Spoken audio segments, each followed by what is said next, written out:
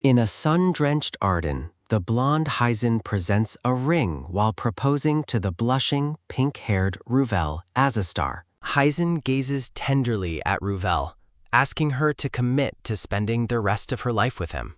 Overwhelmed with shock and joy, Ruvel blushes deeply, her hands flying to her face in utter disbelief at the proposal. Heisen grows anxious that his proposal caused distress, but a frantic chibi Ruvel quickly reassures him that isn't the case. Heisen's status as the youngest swordmaster makes him the ideal match and the perfect package in every way. Ruvel is absolutely ecstatic, squealing with delight at receiving a romantic confession from a main character of such high caliber. Her new reality stems from a famous fantasy novel nicknamed Light Saga, into which she has successfully reincarnated. Heisen is the legendary hero of light and the story's protagonist, destined to save the continent with his holy sword. Though Heisen is adored by all, Ruvel knows he is ultimately destined for the Saint of Light, Maria. In the original narrative, Ruvel was merely an unnamed background character watching the protagonist's fated romance from a distance.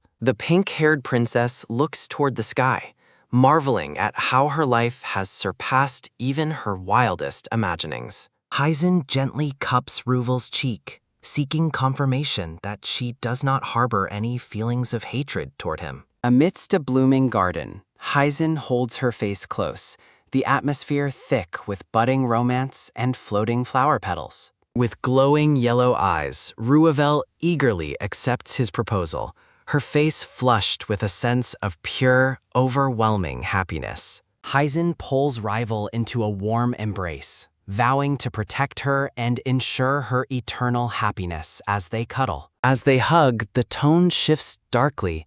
Thorns emerge behind Heisen, whose expression carries a sinister and deeply unsettling smirk. The morning sun illuminates a lavish red room as the quiet sounds of grooming and preparation for the day begin. A cheerful maid brushes Ruvel's hair, marveling at how absolutely stunning the princess looks as she prepares to go out. Princess Ruvel as a star reflects on her new identity, while her maid praises the silken, smooth texture of her long hair. Admiring her reflection, the princess can hardly believe how unrealistically gorgeous her reincarnation has made her look in the mirror. Despite her beauty, she is a royal in name only, cast out from succession and shunned by the cold Empress. Though isolated and estranged from her siblings, the princess remains remarkably undeterred by her difficult and lonely family circumstances. She determines that her isolation actually works in her favor,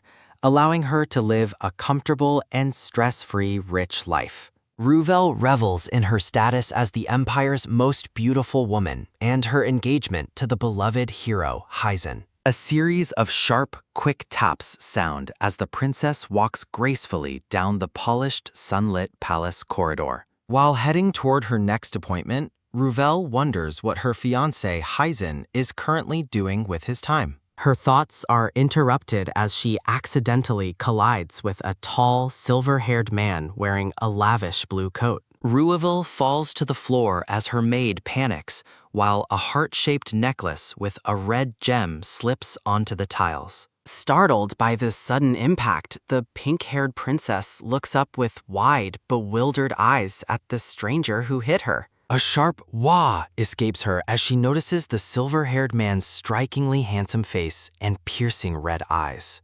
Ruvel is instantly struck by the man's extraordinary handsomeness, her chibi expression conveying her total and utter awe. She stands frozen, unable to look away from the mysterious and beautiful man who has just crossed her path. The silver-haired man stares down at the fallen princess with a gaze that is both intense and completely unreadable. A chilling aura emanates from the man as he looks down at Ruvel with a cold, almost menacing expression. He walks away without saying a single word, leaving the princess to apologize for the collision as he passes by. The sound of his receding footsteps fills the hallway, as Ruvel and her maid are left sitting on the floor. The maid is incensed by the man's blatant rudeness, while Ruvel remains dazed and speechless by the sudden encounter. Ruvel brushes off the offense, taking full blame for the collision and trying to move past the strange, cold interaction. Her sharp eyes suddenly spot a glint on the floor, catching her attention before she can even stand back up. She notices the ornate heart necklace and wonders if the mysterious handsome man dropped it during their accidental crash. Ruvel calls out to her maid, Sarah, reminding her that they are late for their scheduled tea party appointment. A sudden low sound accompanies a glowing blue system window appearing above Sarah's head, showing a maxed-out affection level.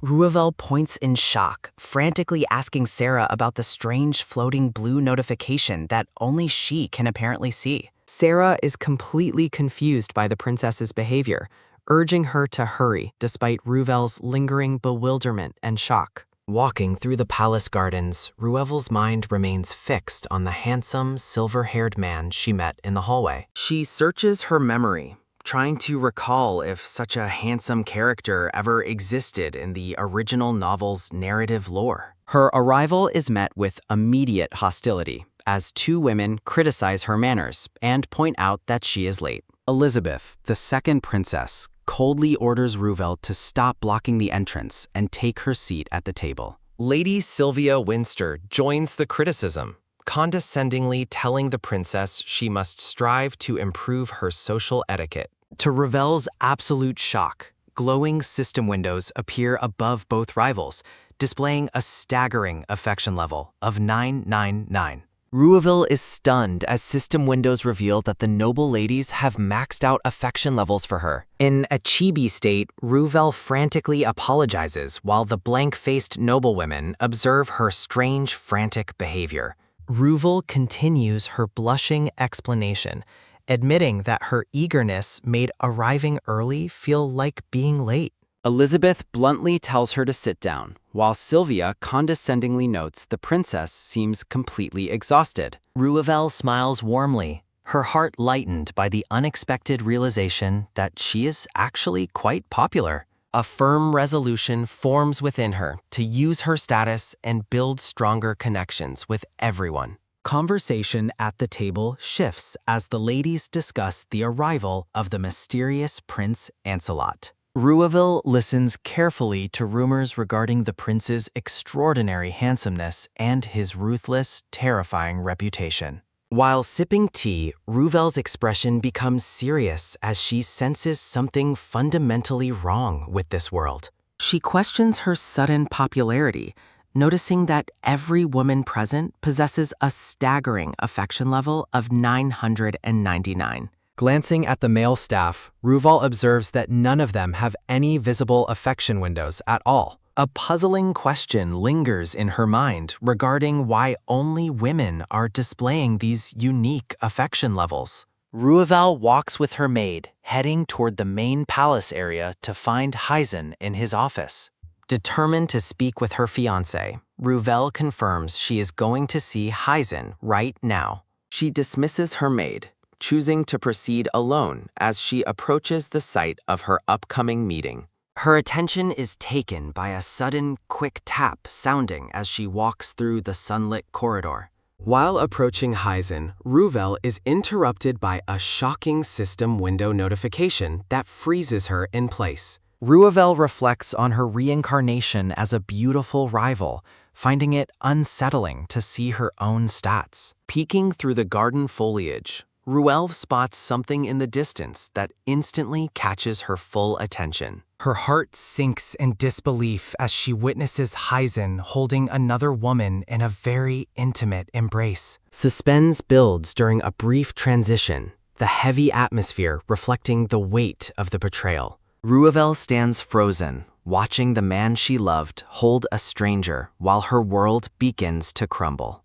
Her eyes widened with profound shock, struggling to process the visual proof of Heisen's blatant infidelity. Ruvel notes with a bitter heart that Heisen is showing the woman a face of pure, devoted love. A sudden chime notification sounds as Heisen turns, startled by a system alert during his secret tryst. Ruvel realizes she isn't in the original novel, but rather in a poorly adopted, shitty version instead. With eyes glowing yellow, Ruvel's disbelief turns into a cold, focused fury at her fiancé's deception. Narration reveals that the original masterpiece was adapted into a controversial game that changed the entire plot. Fans of the original work were outraged, criticizing the game for turning a serious story into a harem. The game's affection system transformed the legendary heroes into dating simulation characters focused on conquering women. Chibi Heisen is portrayed as a womanizer, surrounded by adoring women and floating hearts in a parody. Due to these changes, fans began calling the game a shitty saga to separate it from reality. Even the main heroine, Saintess Maria, was sidelined as the game's mechanics prioritized the new affection system. Ruvel is horrified to discover she is a target in this dating game, not a character in a novel.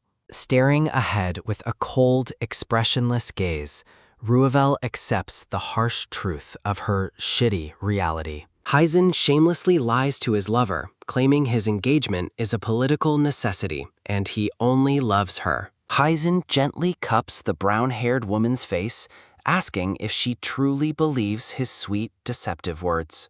A sudden, powerful "ugh" echoes as a fist connects squarely with Heisen's face, catching him completely off guard. The force of the blow sends Heisen sliding backward across the ground in a blur of motion. Heisen sits on the floor in utter shock, clutching his bruised face as he looks up at Ruvel. An ominous shadow falls over Ruvel's face as she looms over her cheating fiancé with terrifying intent. An emergency system window blares, informing Heisen that his affair with Clara has been officially discovered by Ruvel. Ruvel stands with her arms crossed, her eyes radiating a cold, golden light that freezes Heisen in fear. Both Heisen and Clara are reduced to shivering chibis, paralyzed by the overwhelming pressure emanating from the princess.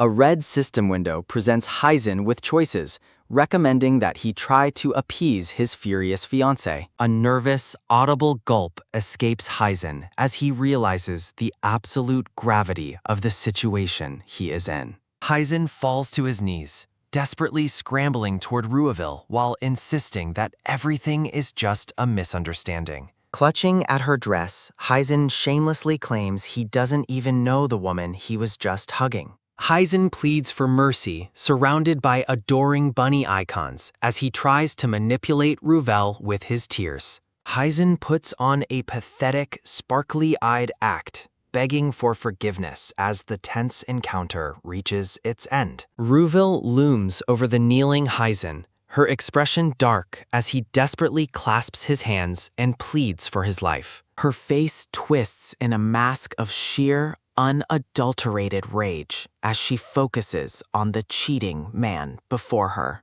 Heisen lets out a terrified eek as he realizes the magnitude of his failure while Ruvel's pressure intensifies. A firm hand suddenly grips Heisen's shoulder, pinning the coward in place as the princess prepares to deal with him. Ruvel wears a terrifyingly polite smile as she holds the trembling hero, who can only stammer her name in fear. Heisen puts on a pathetic, teary-eyed act, begging her to listen as the atmosphere grows increasingly oppressive and volatile. The scene shifts to a quiet evening forest, the vertical lines marking a sharp transition after the explosive confrontation. Back in her chambers, Ruvel lies motionless on her bed, staring blankly at the ceiling in deep, quiet contemplation. A heavy sigh escapes her as she clutches the heart necklace, trying to process the absolute chaos of her reality.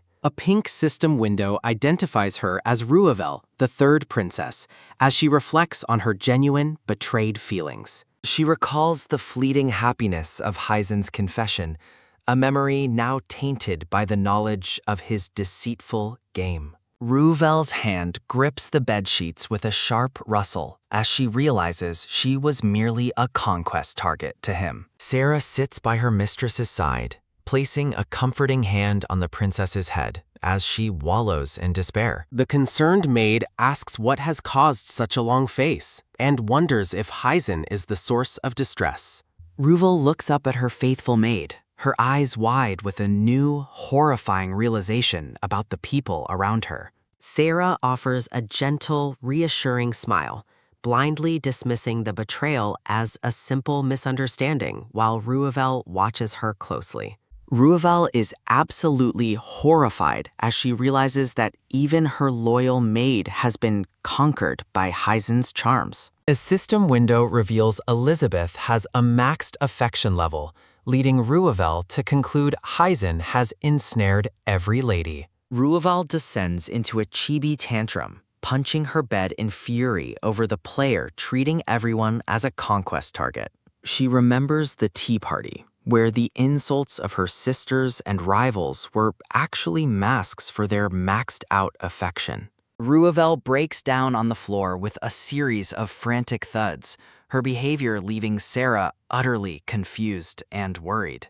A series of swift whoosh sounds fill the room as the princess dashes about in a state of manic, overwhelmed shock. She seethes over her humiliation and Heisen's cowardly escape, her thoughts focused on how dare he run away so hurriedly. Ruvel sits alone in the shadows of her room, the weight of her predicament finally settling over her determined heart. A rhythmic tap sounds as Ruvel approaches the large mirror, her eyes fixed on the reflection of the princess she became. She stares in shock as her own status panel appears in the mirror, wondering why she can see player-only information. Clutching the red gem, she wonders if the stolen heart necklace is the reason for her sudden, strange system access. Ruvel remembers that the panels only started appearing after she obtained the mysterious necklace during her hallway collision earlier.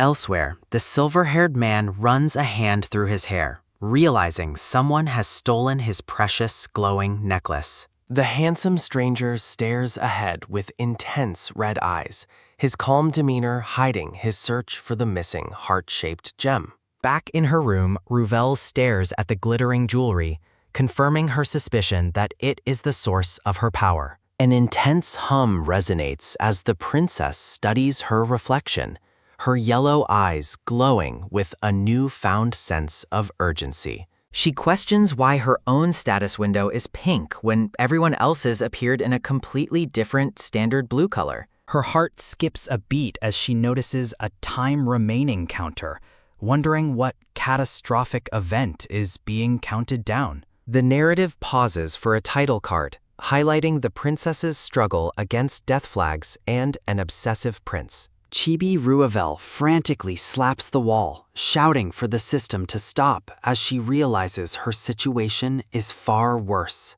She suddenly recalls the concept of awakening, her mind racing to connect the game mechanics to her current dire circumstances. Information about the game's locked progression system surfaces, revealing that a hero's main story only begins after a specific awakening. A chilling thought strikes her as she looks in the mirror. If Heisen's awakening requires his lover's death, she is doomed. She reflects on their engagement, realizing that by accepting his confession, her lifespan was effectively set to end for his benefit. Tears of frustration and fear well up in her eyes as the cruel reality of her death flag finally sinks in. A determined wipe accompanies Ruvel clearing her eyes, refusing to let her life tick down to zero without a fight. With a series of quick slaps to her cheeks, the princess steels herself, resolving to take control of her own survival. Ruvel stands in her lavish room, deciding that her first priority must be ending her relationship with the treacherous Heisen. She paces by her bed with an audible rustle, frustrated that the system still classifies them as lovers despite the cheating. Floating panels clarify the harsh rule, The romantic relationship cannot be broken as long as the formal engagement remains active. Ruvel ponders the difficulty of her task, knowing a royal decree isn't something she can simply cancel on a whim. She visualizes the imposing Empress, remembering that her mother-in-law-to-be is a staunch supporter of the hero, Heisen. A sharp bite sounding accompanies Ruvel gnawing her thumb, her mind working overtime to find a loophole in this rigged game. With a fierce, unwavering glare, Ruvel vows to change her fate, her heart screaming that she absolutely refuses to die. Ruvel walks away, her mind boiling over the discovery that Heisen's cheating is just the beginning of her problems. Entering the library, a sliding sound echoes as the princess begins searching for a way to break her engagement. Ruvel realizes breaking a royal engagement is impossible, yet she discovers a single, dangerous loophole to nullify their contract. Sarah enters to announce a visitor, prompting the pink-haired princess to turn toward her with a wary, questioning look. Ruvel is horrified to learn that Heisen is waiting for her, her eyes widening in a mask of pure shock. Scrutinizing a pink system panel, she questions the sudden appearance of new game titles and confusing player-only information. She recalls the blonde hero's ambition to become a full noble, realizing he only used her to climb society's ladder. The crushing realization that his feelings were entirely manufactured for political gain fills Ruvel with a deep sense of betrayal. Standing alone with eyes glowing yellow, the princess radiates a cold, focused fury at her fiancé's absolute manipulation. A concerned Sarah asks if she will meet Heisen, noticing the intense and dark aura emanating from her mistress. Ruvel coldly refuses the meeting, suspecting the hero only came to prevent her from officially calling off their engagement.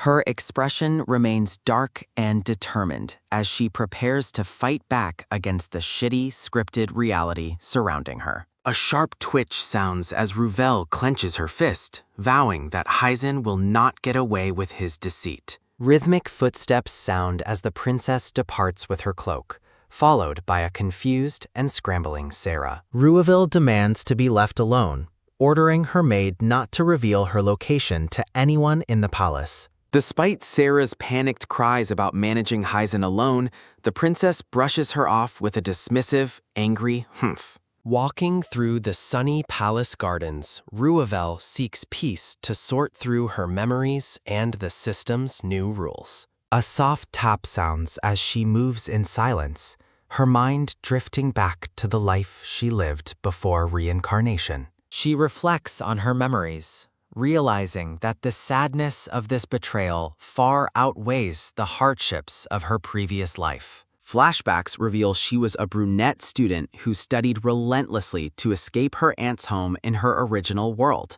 She remembers her joy after finally getting into her dream university right before her fate took a tragic turn. A memory of a drunk driver's headlights and the blood-splattered pavement represents the last thing she saw on Earth. Child Ruvel sits on the floor of her royal nursery, her initial frustration at being reborn turning into deep sorrow. An empty royal bed stands as a quiet transition while the princess continues her internal, memory-filled monologue.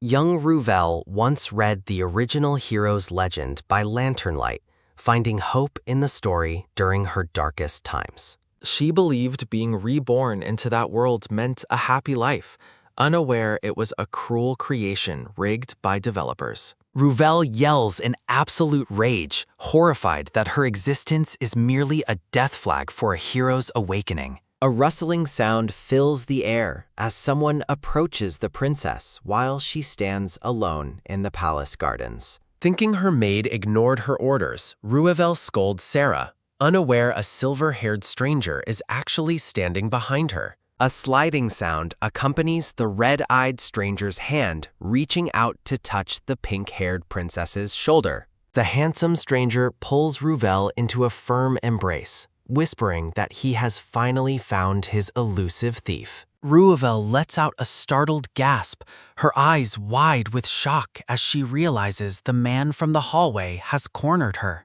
The silver-haired man offers a dark, terrifyingly gentle smile as blue flowers and light frame his sudden appearance. He summons a crackling purple orb, accusing Ruvel of being a thief who stole his precious heart-shaped necklace. A whistling wind sounds as a blast of magic strikes, despite the princess's desperate pleas about a simple misunderstanding. The stranger releases a massive explosion of purple energy, his expression shifting from a calm smile to intense malice. Boom! The force of the magical attack sends Ruvel flying through the air with a terrified, high-pitched scream. Smoke rises from a charred tree trunk as Ruvel looks on in horror at the stranger's overwhelming destructive power. He mocks her speed, calling her a thieving cat as purple energy crackles around his menacingly outstretched hand. Boom! Another energy burst knocks the princess backward, reducing her to a state of shivering, chibi-like fear.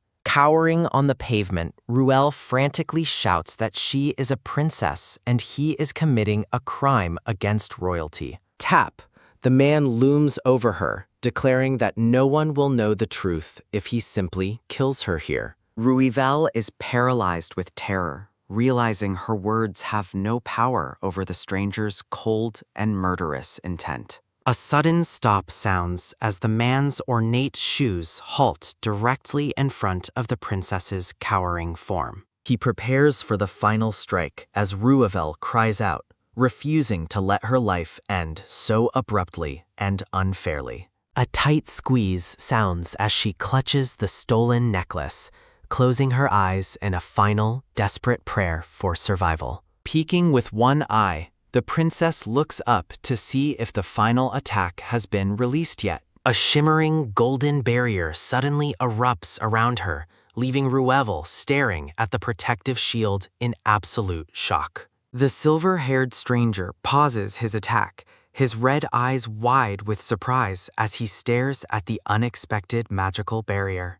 A firm grip sounds as a hand suddenly seizes Ruvel's shoulder, pulling her back into the heat of the confrontation. Prince Ancelot grips Ruvel's shoulders, demanding to know how she performed such an impossible magical feat. His red eyes narrow in suspicion as the silver-haired prince questions why she possesses his unique power. Ruvel is pinned to the cracked earth, her yellow eyes wide with fear under the stranger's overwhelming presence. Sweat beads on the princess's face as she realizes Heisen is approaching, complicating her already precarious situation. Ancelot's expression softens into a deceptive smile while he looms over the pink-haired princess in the sunlight. A playful glint enters his eyes as the handsome stranger addresses her with a soft, lingering word. Chibi Ruvel cringes under Ancelot's hand,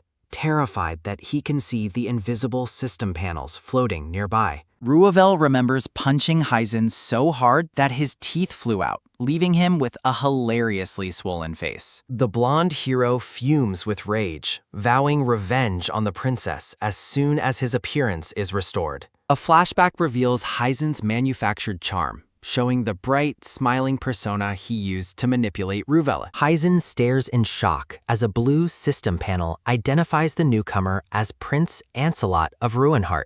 The silver-haired prince maintains a cold, stoic expression, his striking features radiating a natural, regal authority. Heisen grows jealous, frustrated that Ancelot is more handsome even without using expensive, magical, paid items. Pointing an accusing finger, the blonde hero demands to know the stranger's identity while calling out to Ruvel. Heisen is left speechless and sweating, his confidence crumbling in the face of the mysterious and superior prince. A glowing pink panel reveals Ruvel's affection for Heisen has plummeted to a staggering -999. A confused chibi-style Heisen stands in the garden, completely baffled by the sudden change in his fiancé's behavior. A sharp crack sounds as Ruvel coldly threatens to destroy both his remaining teeth and his groin.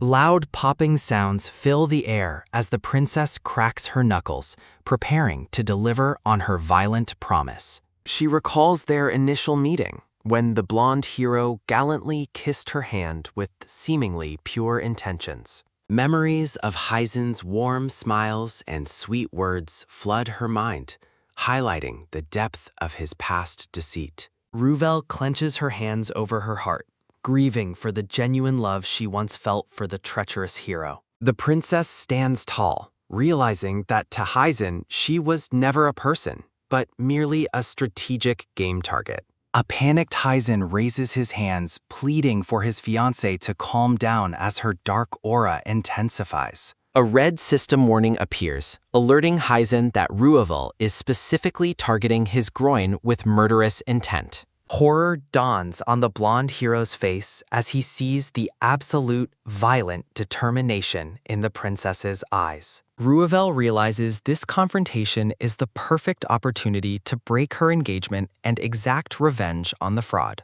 A quick thud sounds as the blonde hero activates his Ruth Steps skill to prepare a hasty retreat. A fast whizzing sound accompanies Heisen's desperate sprint away, leaving the pink-haired princess and Ancelot alone. Ruvel yells after him in frustration, her anger mounting as Heisen flees to avoid her promised retribution. Ancelot looms behind her with a knowing smile, his presence a silent reminder of the necklace he wants back. The silver-haired prince speaks her full name aloud, his voice low and intimate as he addresses the princess. A soft sliding sound accompanies his hand reaching out, his red eyes fixed on Ruvel with intense focus. The princess freezes in shock as the mysterious man's hand moves toward her face in a sudden gesture. A tight squeeze sounds as Ruvel shuts her eyes, bracing for an attack that never comes from the stranger. Flowers and light frame a sudden, romantic embrace as Ancelot pulls the stunned princess into his firm arms. He offers a gentle, radiant smile, his handsome face glowing with a warmth that contradicts his earlier violence. Ruvel stares up at him with wide, trembling eyes, her mind reeling from the confusing shift in his demeanor. In a chibi-style exchange, Ancelot cheekily asks if the princess intends to completely crush the fleeing blonde hero. Leaning close among white roses, the prince offers to let her keep the necklace in exchange for his companionship. A soft hum sounds as Ancelot smiles beautifully, his eyes sparkling as he awaits the princess's inevitable answer. The silver-haired prince gazes at Ruvel with a mixture of amusement and curiosity, enjoying her visible confusion.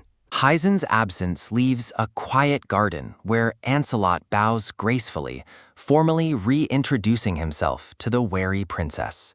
Ruvel looks away, her mind racing to decipher the hidden meaning behind the prince's strange and sudden offer. Glowing thought bubbles confirm Ancelot's desire to remain near her while he stays within the Azastar Empire. The scene is bathed in a soft glow as the two royals stand together among blooming pink flowers. Despite his charm, Ruvel remains suspicious, wondering if he is merely getting close to eventually reclaim his property.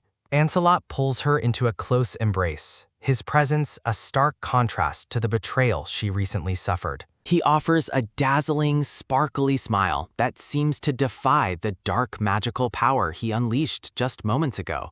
The princess studies him intently, her thoughts focused on Prince Ancelot and what his presence means for her survival. Ruvel sits on her bed, her expression filled with lingering shock from her harrowing encounter with the prince. Ancelot dismisses her questions with a cold air, asking if he truly needs a reason for his actions. The silver-haired prince offers a deceptive, closed-eye smile while claiming their meeting was simply love at first sight. Ruvel explodes in anger, calling him a liar for attempting to murder her the moment they first met. She recalls Sierra's tales about the prince's beauty, which supposedly makes him unforgettable to everyone who sees him. The memory turns grim as Sarah reveals that every woman engaged to the prince has met a mysterious end. A loud "ah" sounds as Ruvel panics, remembering the maid's warning about the murderous prince currently stalking her. Clutching her head, the princess realizes that the handsome stranger is a cold-blooded killer hiding behind royal status. Chibi Ruvel continues to scream "ah" in absolute horror, overwhelmed by the lethal reality of her situation. She clutches the stolen heart necklace, realizing it was the only thing that saved her from Ancelot's magic. Ruvel recalls how the artifact's red light erupted into a protective shield, blocking the prince's destructive purple energy. Despite its owner's dangerous nature, she decides the shady necklace is essential for her continued survival in the palace. Ruvel is amazed to discover that the heart necklace allows her to see the invisible system windows of players. She resolves to use the artifact to monitor Heisen's treacherous behavior until she can safely end their engagement. The princess wonders why the system failed to identify Ancelot, leaving her unable to recognize him without an introduction.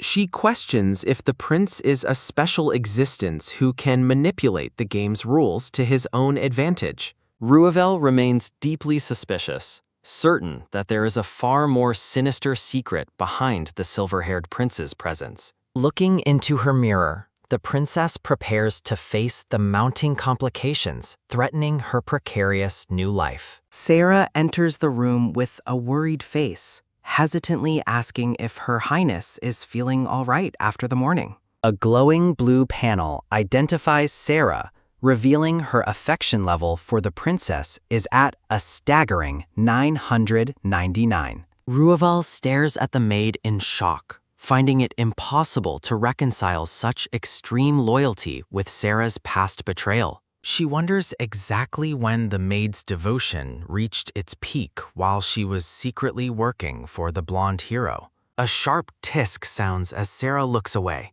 her face burning with guilt as the princess studies her intently. The maid bows deeply, finally confessing that her secret cooperation with Heisen began over 3 years ago. Ruvel's eyes widen in disbelief as she learns the hero's manipulation of her life began years before their meeting. She stands firm as Sarah remains bowed, processing the depth of the web Heisen spun to trap her. Sarah tearfully explains that the hero exploited her trust, using her as a tool to gain proximity to Ruvel. A series of soft pops sounds as Chibi Sarah panics while the princess stands tall, radiating icy authority. Pleading with tear-filled eyes, the maid begs for the princess to believe her and grant her one final chance. Ruvel sighs and offers a measure of forgiveness, placing the ultimate blame for the betrayal squarely on Heisen's shoulders.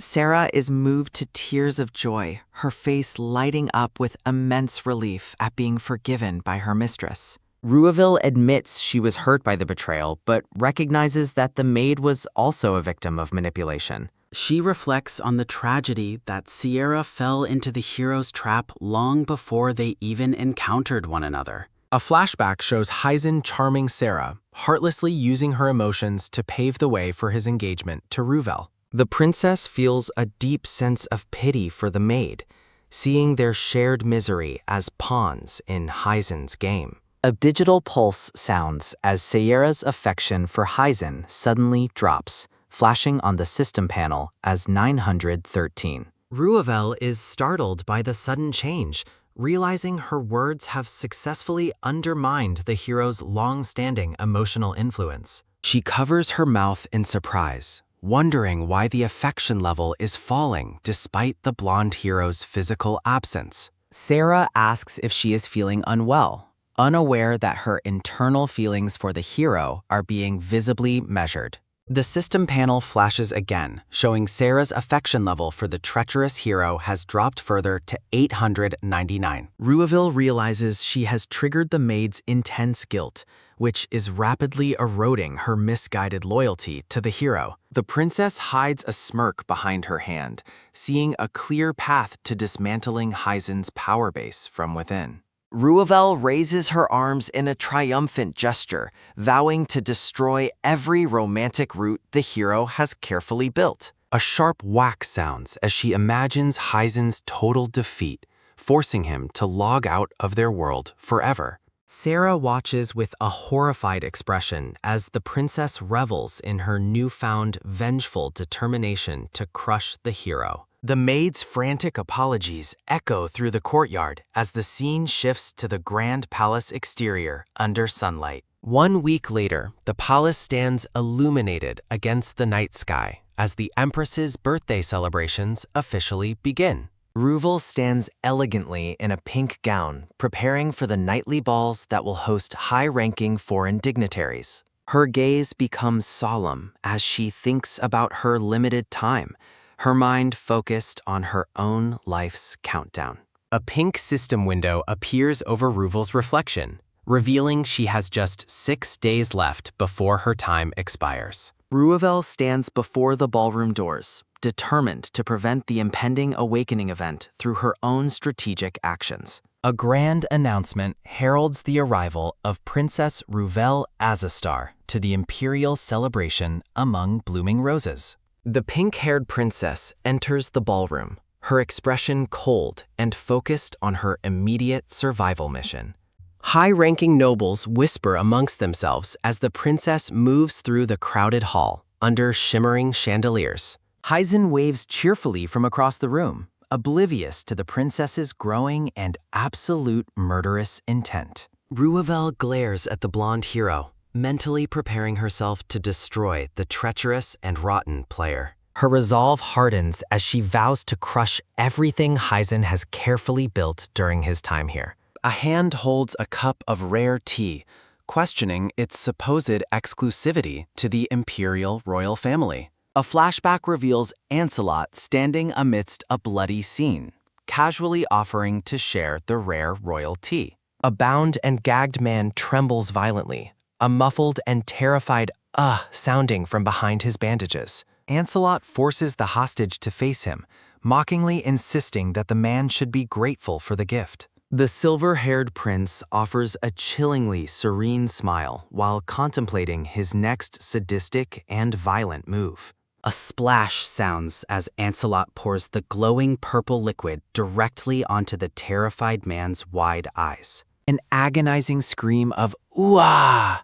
echoes as the mysterious, magical tea takes its horrific and painful effect. The victim collapses into total unconsciousness, his spirit visibly departing his body in a comical, chibi-style display. Ancelot sighs in disappointment, finding the man's quick loss of consciousness to be an utterly tedious bore. A sharp thud sounds as a sword is plunged into a guard's back during the prince's ruthless massacre. Indifferent to his reputation, Ancelot brushes off being labeled as the notorious and feared killer prince. The silver-haired prince's red eyes glow as he recalls his initial, intriguing encounter with the pink-haired Ruvel. He remembers the princess's radiant smile and the gentle floral atmosphere surrounding her among the pink roses. Ancelot gazes down at her in the memory, captivated by her unique and unexpected presence in the palace. Recalling her protective shield, he wonders if Ruvel is the key to finally granting his deep, hidden wish. In the present, Ruvel looks on with wide eyes, sensing a strange and ominous shift in the atmosphere. Ancelot decides to spare her life, finding her survival far more useful than her immediate and simple death. A sharp snap sounds as the prince smiles mischievously, his focus entirely on the pink-haired princess. Looking at a system window, Ancelot expresses his intense desire to see the sneaky little mouse again. The system identifies him as the Prince of Leuenheart, as he anticipates their next and inevitable meeting. Standing amidst his handiwork, Ancelot smiles broadly, his noble status contrasting with his blood-stained and messy attire. The scene returns to the present ball, where the grand staircase is illuminated by sparkling and expensive chandeliers. Ruvel realizes Heisen is only approaching her now because the public setting ensures his safety from her wrath. The blonde hero walks confidently toward her, using the social gathering as a shield against her violent retribution. Frustrated by his presence, the princess covers her ears and mentally tells the persistent hero to shut up. A low hum sounds as they stand close, triggering a specific range-based observation feature of her heart necklace. Ruvel activates the status window, allowing her to scrutinize Heisen's skills, items, and current player levels. She reflects on how she spent the last few days mastering the artifact's hidden and game-like functions. A flashback to a few days ago shows Ruvel's luxurious bedroom beautifully illuminated by the soft morning sun. While drinking tea, the princess explains her discovery of the system window's diverse and powerful observation capabilities. She views Sarah's profile, noting the maid's name, rank, and a current affection level of 538. The system provides a detailed biography of Sarah, highlighting her long-standing history with the imperial royal family. Reveal concludes that these visible stats are intended to help players identify and recruit potential game allies. She further investigates Sarah's romantic preferences, seeking leverage to further secure the maid's absolute loyalty. The princess is repulsed by Heisen's harem-building tactics, taking pride in having successfully sabotaged his conquests. Ruvel manipulates Sarah's emotions by feigning sorrow, successfully weaponizing the maid's guilt against the treacherous hero. Ruvel gossips with Elizabeth, spreading damaging rumors about Heisen slacking off on training and gaining weight. She tells another noblewoman that Heisen lacks basic hygiene, prompting a reaction of absolute and visible disgust. The princess rejoices at her successful character assassination, certain she has ruined Heisen's social reputation forever. She eagerly anticipates the look on his face when he sees his affection scores have completely tanked. Ruvel's eyes narrow with predatory intent, deciding that mere rumors are not enough for her ultimate revenge. She plans a devastating maneuver to completely destroy every remaining romantic route the blonde hero has left. Heisen tentatively approaches the princess at the ball, nervously asking if Lulu is still angry with him. The blonde-haired man pleads for forgiveness, hoping to mend his relationship with the princess. Ruvel remains silent and stoic as the crowd of whispering noblewomen watches her every move. The pink-haired princess feigns a playful smile, while her internal fury toward the hero continues to simmer. She stands before him, her pink gown radiating elegance despite the dark aura surrounding her. A red system panel warns Heisen of the princess's intense and growing murderous intent. The notification window flashes again, confirming her desire to destroy the treacherous player is only increasing. Ruvel gracefully reaches for a plate of dessert, carefully selecting a specific piece for her plan. A quick swoosh sounds as she holds out the strawberry-topped cake, offering it to Heisen. Ruvel maintains a radiant facade while the hero hesitates, sensing the underlying danger in her gesture. The system displays an immeasurable killing intent and a negative affection score of 999. Heisen stares at the cake in disbelief, sweating as he wonders if the princess is actually serious. A dark energy swirls around Ruvel as she playfully urges the blonde man to take a bite. The nearby nobles watch in rapt attention as the princess prepares to feed the hero herself. A shadow falls over Heisen's face as he remains frozen, paralyzed by the princess's unsettling intensity. Heisen checks his digital inventory, reassured that he has a potent antidote ready for any potential poisoning. Ruvel winks mischievously, telling him to hurry up while a suspicious rustle sounds from the crowd. A gulping sound follows as the blonde hero accepts the cake and takes a large bite. A dark smirk plays on the princess's lips as she watches her target swallow the doctored treat. Elsewhere, guards block the blood-stained silver prince, insisting he cannot enter the celebration while disheveled. Ancelot stares down the trembling guard, coldly demanding that the doors be opened for him immediately. With a chilling smile, the silver-haired prince warns of the violent consequences if he is forced inside. The grand ballroom is filled with dancing couples, oblivious to the high-stakes confrontation occurring in the center. Heisen continues to chew the cake, still believing he has successfully navigated the princess's dangerous mood. A sudden, sharp gasp sounds as the blonde man begins to feel a strange sensation in his throat. Heisen's eyes widen in terror as he chokes, his throat burning with an unexpected and painful sensation. Falling to his knees, he desperately begs Ruvel for the antidote as the onlookers watch in horror. Heisen suddenly feels normal again, confused why the poison failed to cause him any permanent harm. Ruvel chides him for swallowing too fast, reaching for a tray of champagne glasses with a smirk. The princess remains poised, her gaze never wavering from the humiliated hero as she holds a glass. Heisen tries to regain his composure, reasoning that Ruvel wouldn't dare commit murder in public. A gulping sound follows as he drinks, unaware that the princess's true trap is about to spring. A horrific pop sounds as Heisen's front teeth suddenly fall out of his mouth in mid-sentence. Ruvel gasps in mock surprise while the surrounding noblewomen recoil in absolute and visible disgust.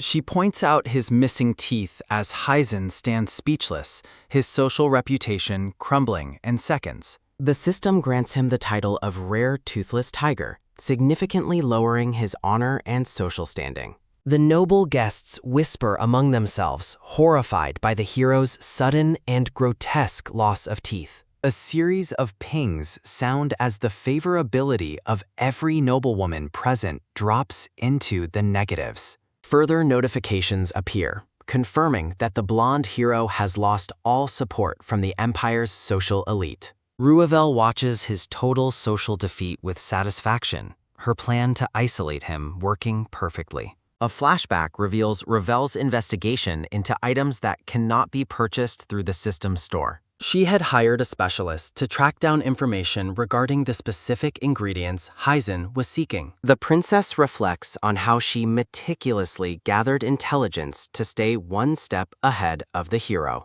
She discovered the properties of Mitska snail slime, a substance traditionally used as a powerful imperial adhesive. Behind her back, she had concealed a bottle of the sticky substance to use against him. Ruvel taunts Heisen mentally, asking him if he enjoyed the sticky taste of the snail's tears. Humiliated, Heisen activates his movement skill to flee the ballroom as a quick whoosh sounds. Ruvel covers her mouth to hide her glee, seeing her vengeful strategies succeed beyond her expectations. A system window notes that Heisen's escape skill is now locked behind a 3-hour cooldown. She recalls being annoyed by his previous escapes and celebrates finally forcing him into a corner. Ruvel realizes the hero's obsession with his own charm was the very weapon she used to destroy him. Ruvel smiles triumphantly as the blonde hero flees the ballroom, his pride shattered by her calculated public humiliation. Standing tall, the pink-haired princess radiates a fierce, burning aura,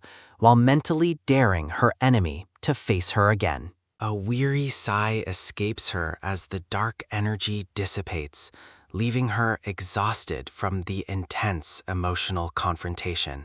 Alone amidst the finery, Ruvel wonders why the blonde-haired man hasn't attempted a pathetic return to the party. The scene shifts to a blonde noblewoman conversing with a man in glasses as the ball continues around them. She offers a warm, radiant smile to her companion, oblivious to the high-stakes drama unfolding elsewhere in the palace. Ruvel looks away pensively, reflecting on the void left by her father and her mother's mysterious knowledge of him. A narrative window confirms that her mother, the Empress, holds absolute power over the entire Azestar Empire. The young princess gazes up at a towering, cold portrait of the Empress, realizing she never received maternal affection. Ruvel concludes that her mother's lack of warmth was simply because she held no value to the crown. A memory of a high fever surfaces, recalling a time shortly after her reincarnation when her mother visited her.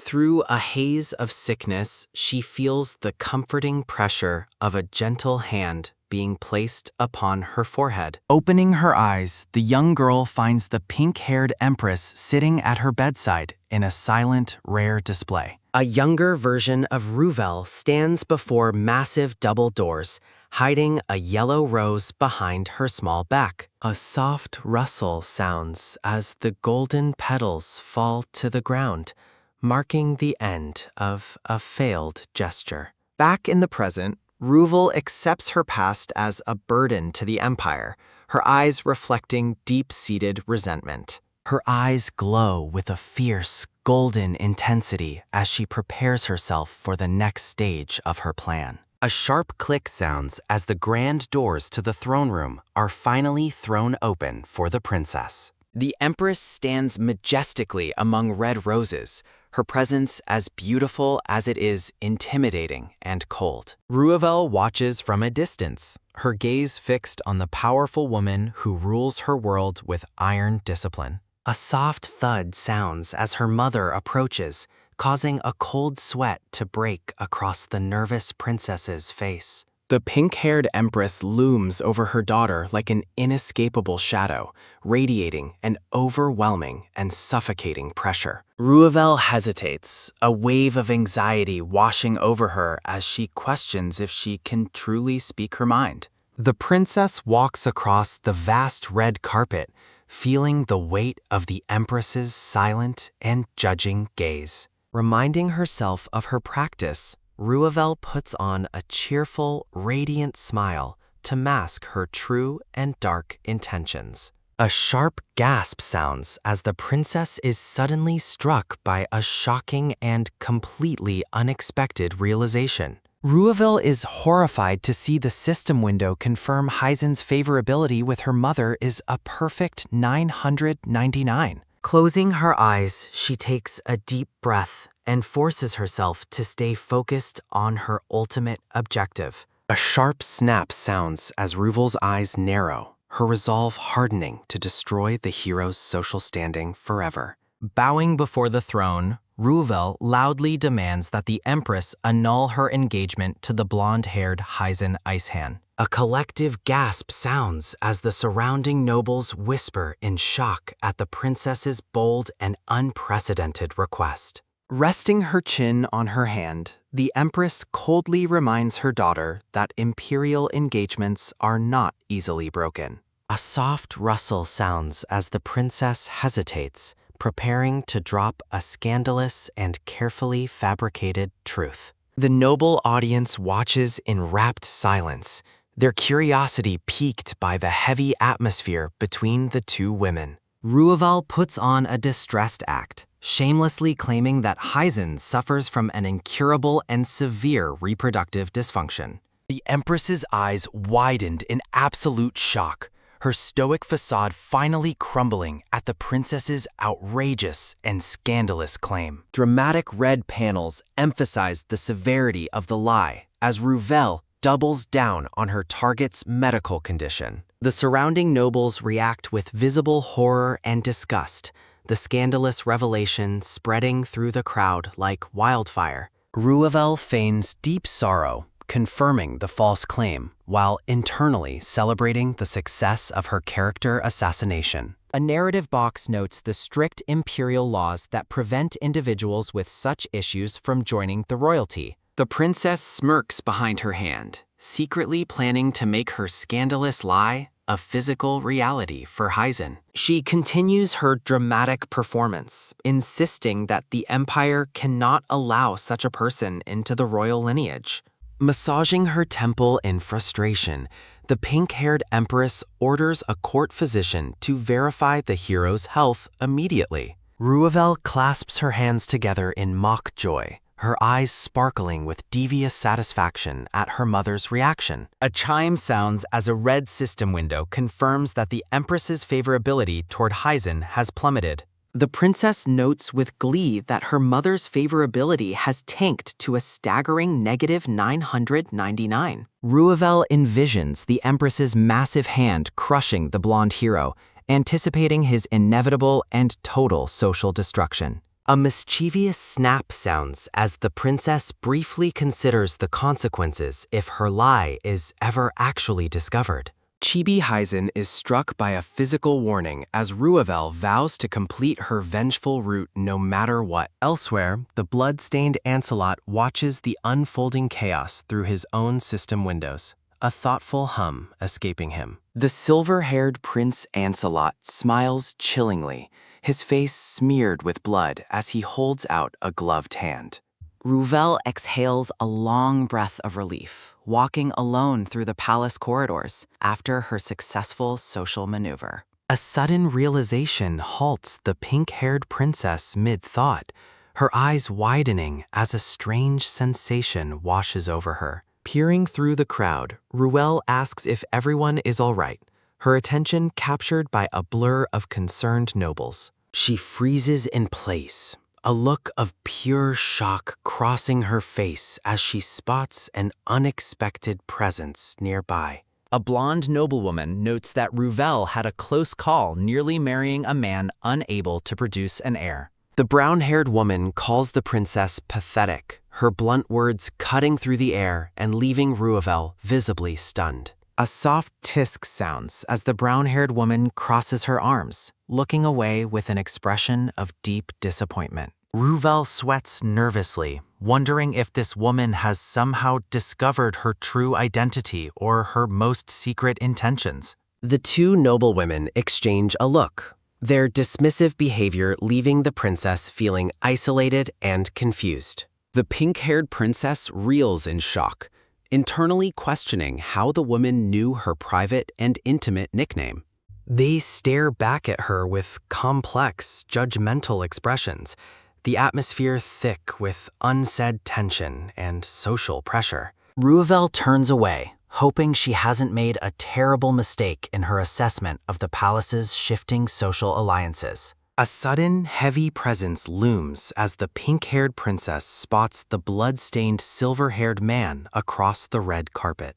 Her heart hammers against her ribs as Ruvel realizes the very man she feared has entered the grand ballroom. Ancelot walks calmly through the crowd, his clothes soaked in blood, as the surrounding nobles watch in silent terror. Ruvel clutches her head in panic, identifying Ancelot as the dangerous murderer she has desperately avoided for a week. She attempts to slip away quietly, her eyes darting around for an exit as she tries to remain unnoticed. A sharp gasp sounds as the princess wonders aloud if the red stains on his clothes are truly blood. Standing tall amidst the finery, the bloodied silver-haired prince scans the room, clearly searching for a specific target. He calls out the name Princess Luber, his red eyes glowing with an intensity that pins Ruvel to the spot. Ancelot closes the distance and takes her hand, yellow roses blooming around them as he forces a polite greeting.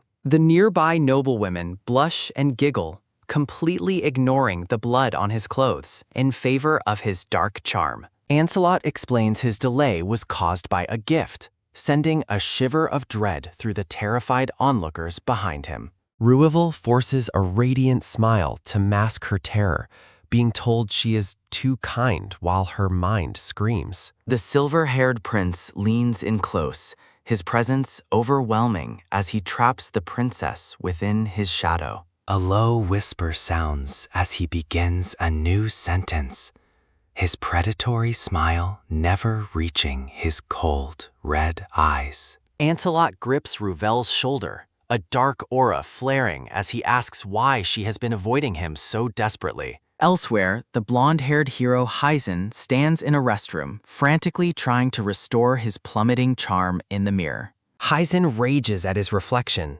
confused why his charm hasn't returned to normal despite equipping his new fangs. He looks down at the sink in frustration, unable to comprehend the system's cruel and unexpected turn of events. A system window notifies him that he has earned the title Seedless Watermelon, causing his honor to drop significantly. Heisen is struck by the horrific realization of what his new title implies regarding his masculinity and reputation. Another chime sounds as a rumor about his reproductive issues tanks his charm stat to a pathetic -1. Heisen shouts in a fit of rage, declaring his intent to quit the game as his frustration boils over. He leans over the counter in silence, the weight of his total social ruin finally crushing his remaining spirit. Desperate, he yells at the system to let him out, his voice echoing against the cold marble of the room.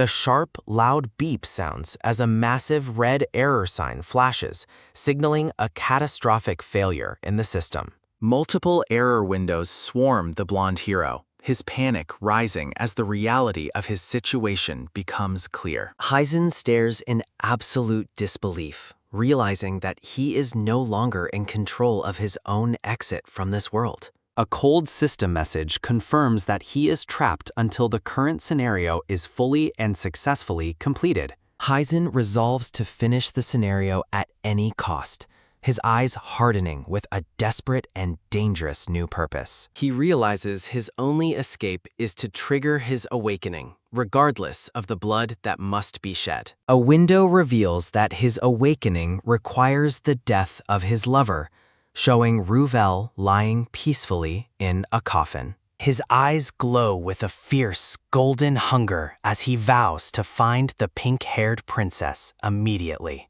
A series of quick thuds sound as Heisen sprints through the palace, driven by the need to complete his dark mission. Bursting through the doors, Heisen finally spots Ruvel standing with the blood-stained silver-haired man he recognizes as Ancelot. He notes that Ruvel always stood out in a crowd, making her the perfect sacrifice for his desperate awakening. Ruvel laughs nervously while speaking to Ancelot, desperately trying to maintain her cheerful facade despite her overwhelming fear. Ancelot smiles knowingly as Ruvel internally screams about his previous attempt on her life, the confrontation turning deadly. Ruvel tries to hide her fear behind a nervous smile while standing before the blood-stained silver-haired Ancelot. Ancelot watches the pink-haired princess with a calm, predatory gaze as she struggles to maintain her composure in his presence. The surrounding noblewomen whisper in awe, completely ignoring the blood as Ruvel's eyes widen in realization of her danger.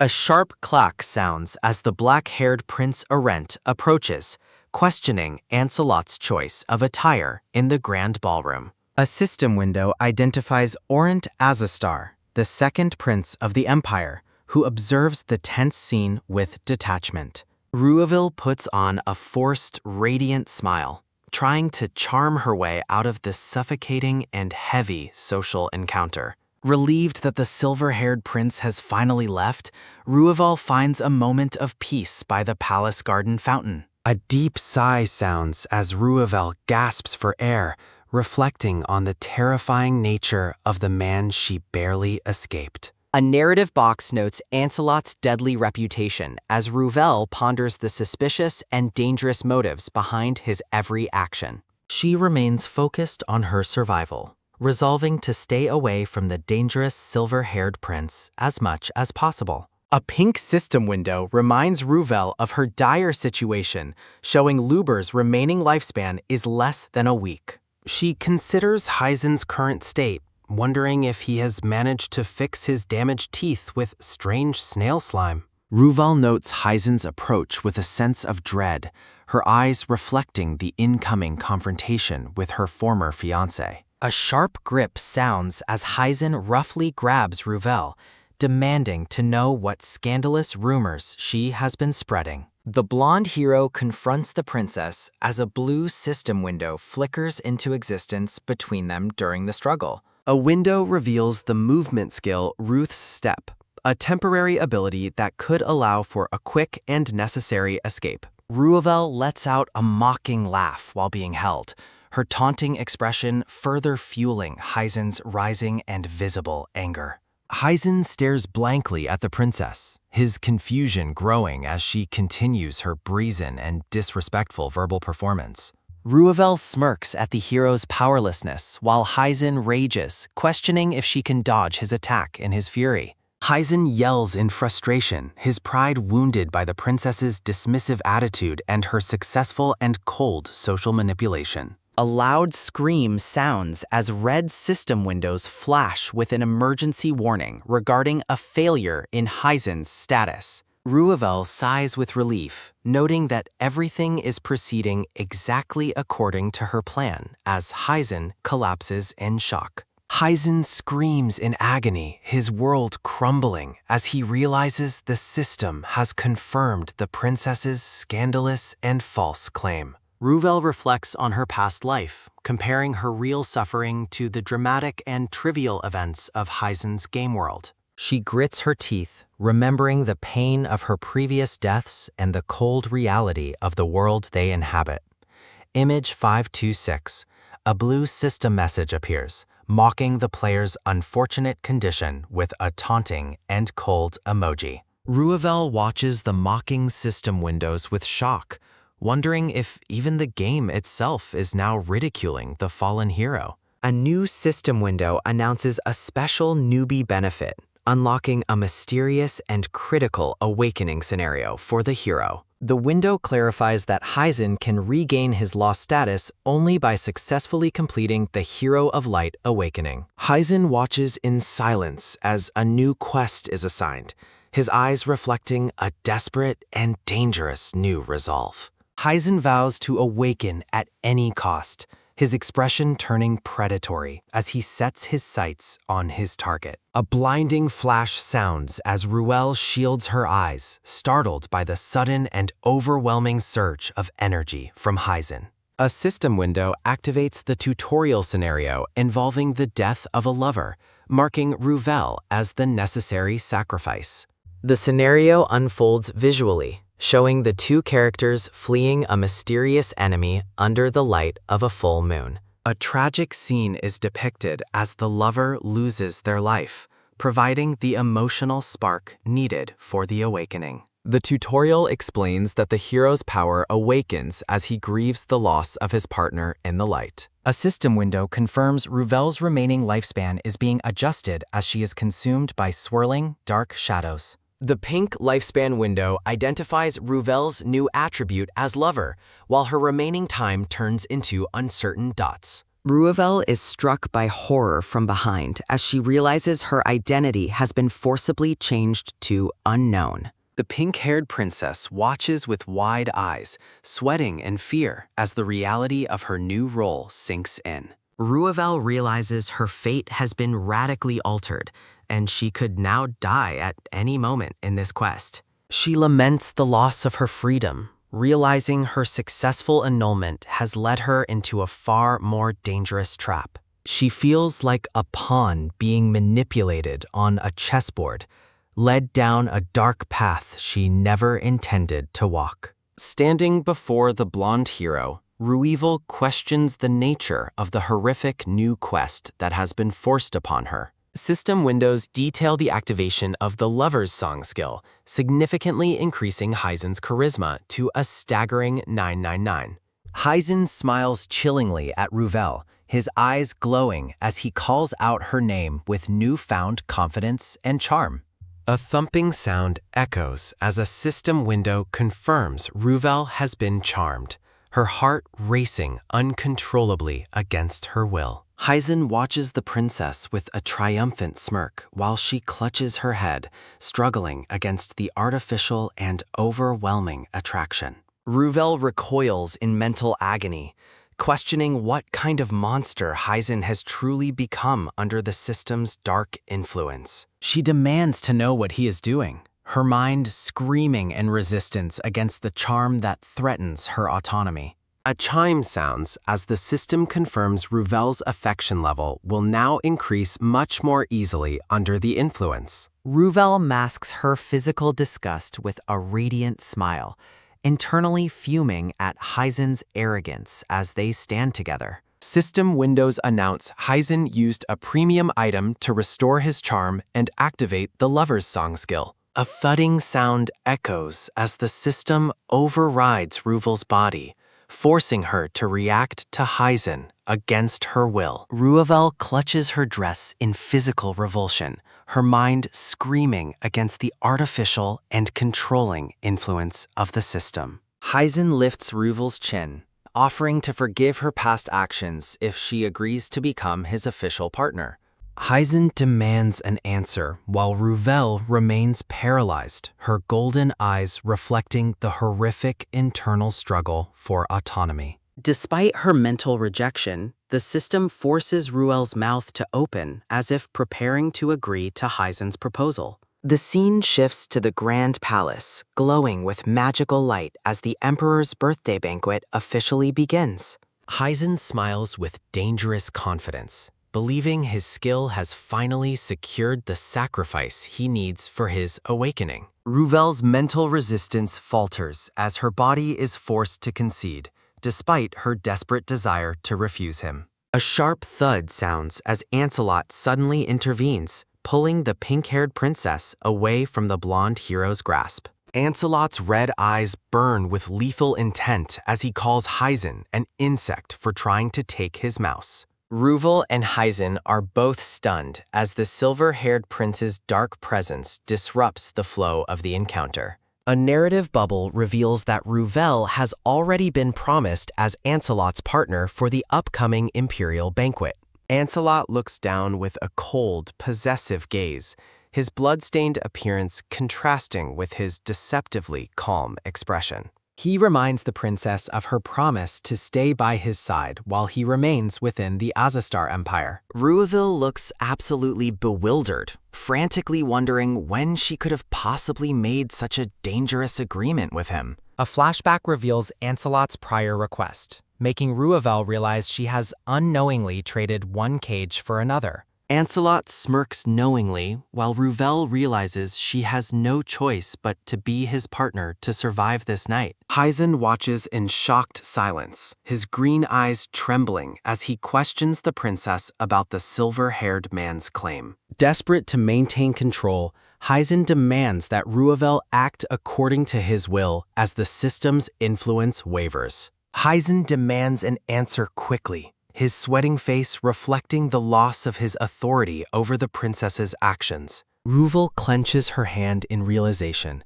feeling the system's coercion finally lift as she regains her physical freedom. The system officially rejects Heisen's offer, confirming that his influence cannot override Ruvel's existing promise to Prince Ancelot. Ruvel clutches her heart, taking a deep breath of relief now that she can finally move and think freely. Ruvel declares Ancelot as her escort, leaving Heisen in a state of shock as he mutters her name.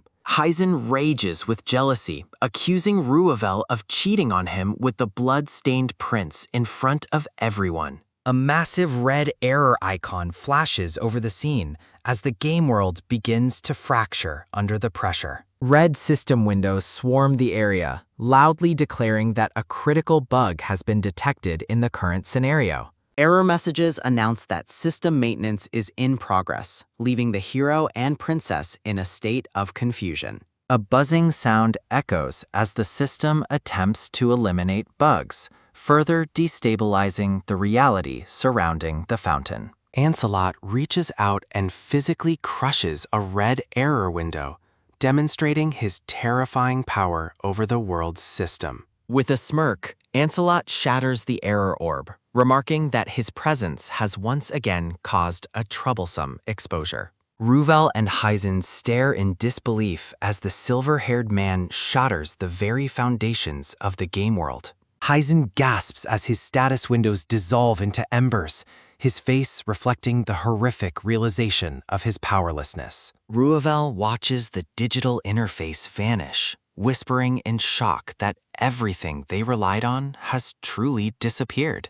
All quest lists, status menus, and Ruvel's pink attribute windows disappear, leaving the characters in total narrative darkness. Ruvel clutches her head as she realizes even her guiding quest is gone, leaving her fate completely unknown. A sharp grab sounds as Heisen roughly seizes Ancelot's collar, demanding to know if this destruction was his doing. Heisen yells in a fit of rage, blaming Ancelot for Ruvel's rejection and the collapse of the system windows. Ancelot remains calm, taunting the blonde hero by asking what would happen if he simply killed him now. Heisen trembles with fear as Ancelot leans in close, his predatory gaze far more terrifying than any system error. Ruvel watches in horror as she remembers Ancelot's reputation as a killer who executes anyone who displeases him. A system notification clarifies that Heisen cannot die until the ending, despite any damage he might receive. Ruvel covers her mouth in dread, watching the two men as the atmosphere turns deadly and suffocating. A thumping sound echoes as Ancelot steps toward the hero, asking with a chilling smile what Heisen expects. Ancelot stares down at the terrified blonde man, his red eyes glowing with a dark and hungry curiosity. The prince approaches with lethal intent, his blood-stained clothes adding to the overwhelming terror of his silent presence. Ancelot's predatory smile widens as he corners Heisen, relishing the fear in the eyes of his supposed rival. Heisen stammers in paralyzed fear while Ancelot's shadow looms over him, a dark omen of the violence to come. Heisen flees the scene at high speed, shouting a hurried farewell to Ruvel as he leaves her behind. Ruvel stands with the blood-stained Ancelot, her hands on her head in shock at the hero's sudden cowardice. Ruvel glances nervously to the side, feeling incredibly uneasy about being left alone with the silver-haired man. A sharp snap sounds as Ancelot adjusts his cravat, his cold, red-eyed gaze fixed on something in the distance. Ruvel realizes this is her perfect chance to make a quick escape while the silver-haired prince is distracted. Ancelot remains silent with his back turned, his blood-splattered clothes serving as a grim reminder of his lethality. Ancelot questions Ruvel's gratitude, suggesting that running away now would be quite ungrateful of the princess. Ancelot closes his eyes and smiles with a chilling calmness that makes Ruvel's blood run cold with fear. Ruvel laughs nervously and agrees with him, her face sweating as she tries to hide her mounting panic. Ruvel waves goodbye, claiming she will give him space to rest while she attempts to back away slowly. A soft hum escapes Ancelot as he watches her with a knowing, predatory smirk on his handsome face.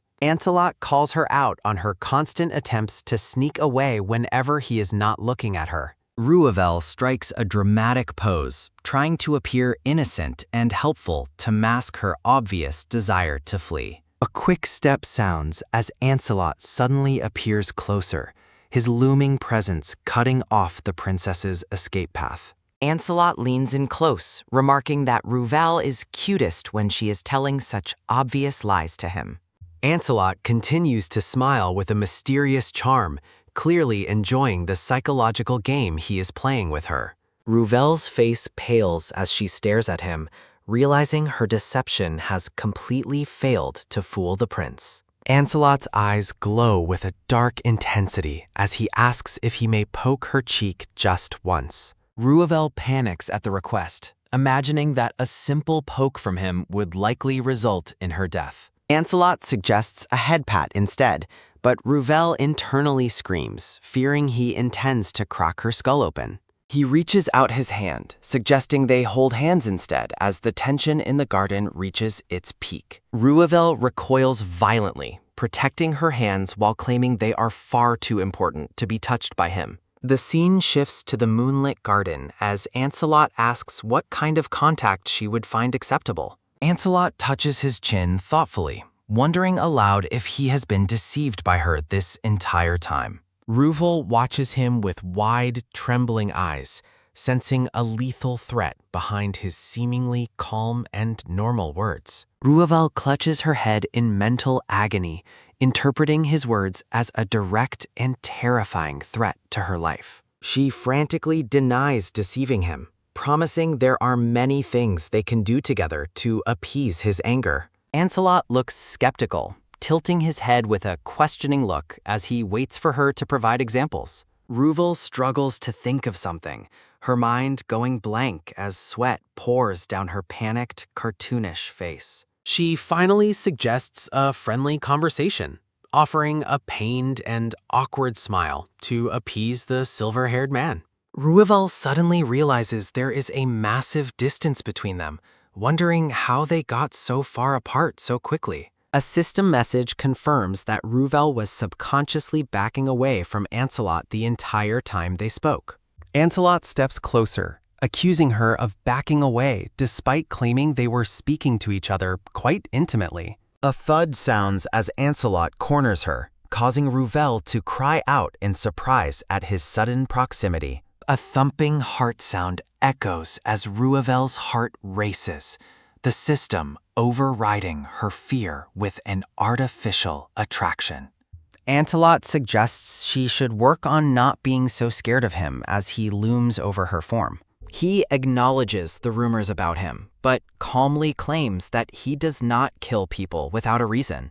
Ancelot laughs softly while dismissing the idea that he is a murderer, much to Ruvel's internal disbelief. Ruvel screams in frustration, reminding him that he literally tried to kill her in the garden earlier tonight. Ancelot admits that her claim is true, his face half hidden in shadow as the atmosphere turns chillingly cold. Ruvel is rendered speechless, her golden eyes reflecting her shock at his blunt and completely unapologetic admission. Ancelot smiles with a strange sadness, causing Ruvel to wonder why he would look so melancholic right now. He agrees to believe her for now, his boots clicking on the stone path as they stand together. Ancelot's eyes narrow as he smiles, a dark and mysterious intent lingering behind his deceptively handsome features. Ancelot gently lifts a lock of Ruvel's pink hair,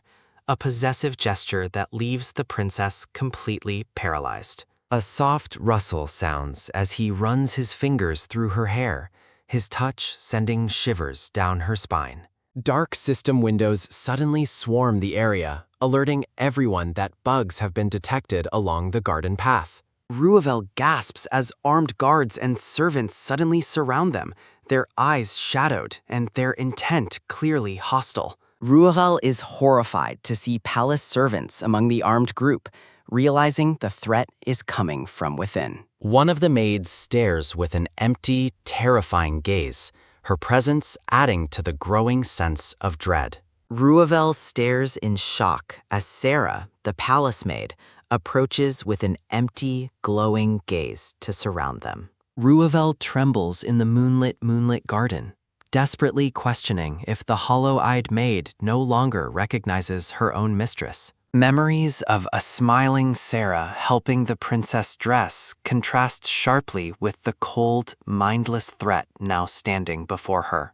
Ancelot places a protective hand on Ruvel's shoulder, dismissively labeling the approaching maid as a mindless mutt of the system. Ruvel's golden eyes widen in confusion as she struggles to understand Ancelot's strange terminology regarding the system. The princess remains frozen in place, her mind reeling as she repeats the silver-haired prince's cryptic and insulting words. Ancelot clarifies that they are system cleaners, while Ruvel remains completely baffled by the talk of bugs and cleaners. The palace servants draw their swords with lethal intent, their once familiar faces twisted into expressions of mindless, mechanical aggression. Ruvel recoils with a terrified cry, realizing that the people she once trusted are now intent on her death. Staring at the gleaming blade, Ruvel realizes these are real weapons and that she might actually die this time. Armed guards in crimson uniforms close in on the pair, surrounding them like a relentless colony of hungry ants. Ancelot summons a glowing, crystalline trident, his expression darkening as he finds the sudden interference of the system annoying. Jagged system windows flash through the air, loudly declaring their intent to eliminate the bug detected within the scenario. Ruvel watches in terror as the guards leap toward her, realizing with horror that she is the intended target. The princess screams and ducks away as a guard lunges at her, barely avoiding a lethal strike from his sword. Ruvel denies being a bug while Ancelot slashes through the attackers, noting they are targeting the weakest person present. Ancelot smirks as he fights, remarking that the system's cleaners are cowardly for choosing to attack the defenseless princess first. Ruvel looks on with a pained expression as Ancelot bluntly states that she clearly looks much weaker than him. The princess gasps and covers her mouth in horror, staring at a fallen body as the violence escalates around her. Ruvel frantically tries to steady her breathing, telling herself to get a grip because now is not the time for tears. A sharp clang sounding, Ancelot swings his glowing weapon to parry a blade aimed directly at the terrified princess's head. Ancelot tells Ruvel to wait while he clears the swarm, causing her to worry about him getting himself injured. Ruvel watches the silver-haired prince fight with incredible power, though she fears the sheer number of enemies might overwhelm him. As Ancelot holds the line against the mob, Ruvel panics, desperately searching her mind for a way to help. Ruvel remembers her defensive shield and realizes she must find a way to activate it to protect them both. Closing her eyes, Ruvel prays for the shield to activate, knowing their survival depends on her finding her own power. The maid Sarah lunges from the shadows, her sword raised for a killing blow, while Ruvel remains paralyzed with fear. Ruvel flinches and braces for the impact, her eyes squeezed shut as the sound of the approaching blade nears. Ancelot suddenly appears and catches Sarah's wrist, reminding the princess that he told her to wait, not sit still. A heavy thud sounding, the threat is neutralized as the mindless maid falls to the ground before the blood-splattered prince. Ancelot turns back to Ruvel with a calm smile, his red eyes glowing as he asks if she is hurt. Ruvel stares at him in disbelief, pointing out that he is clearly the one who has been injured for her. Ancelot stands over the fallen maid, his sleeve soaked in blood, as Ruvel realizes he truly saved her life again. Ruvel wonders why a man who previously tried to kill her is now protecting her at the cost of his blood.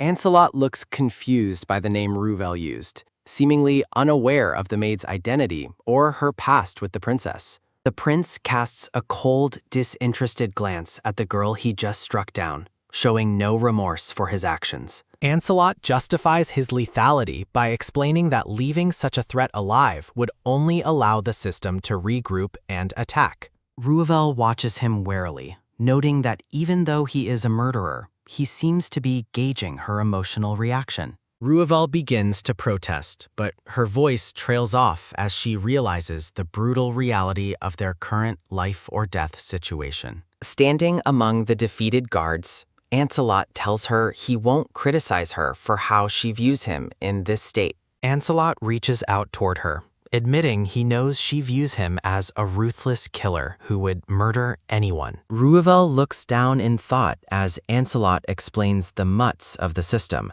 though she internally insists she isn't a bug. Ancelot explains the attack happened because the princess tried to stray from the predetermined scenario set by the world's system. The system's grand scenario is revealed as a rigid structure that labels and eliminates anyone who tries to break free. Ruvel looks away, the weight of the prince's words settling in as she acknowledges the terrifying truth of her existence. Ruvel realizes with dread that by stepping outside the system's framework, she has been permanently marked for deletion. Ancelot and Ruvel stand together in the dark garden, the silence between them heavy with the consequences of their rebellion. A close-up reveals Ruvel's internal conflict as she struggles to process the fact that her world is a controlled simulation. Ruvel questions how Ancelot could possibly know so much about the inner workings and hidden rules of their world. Ancelot looms over the princess with a mysterious smile,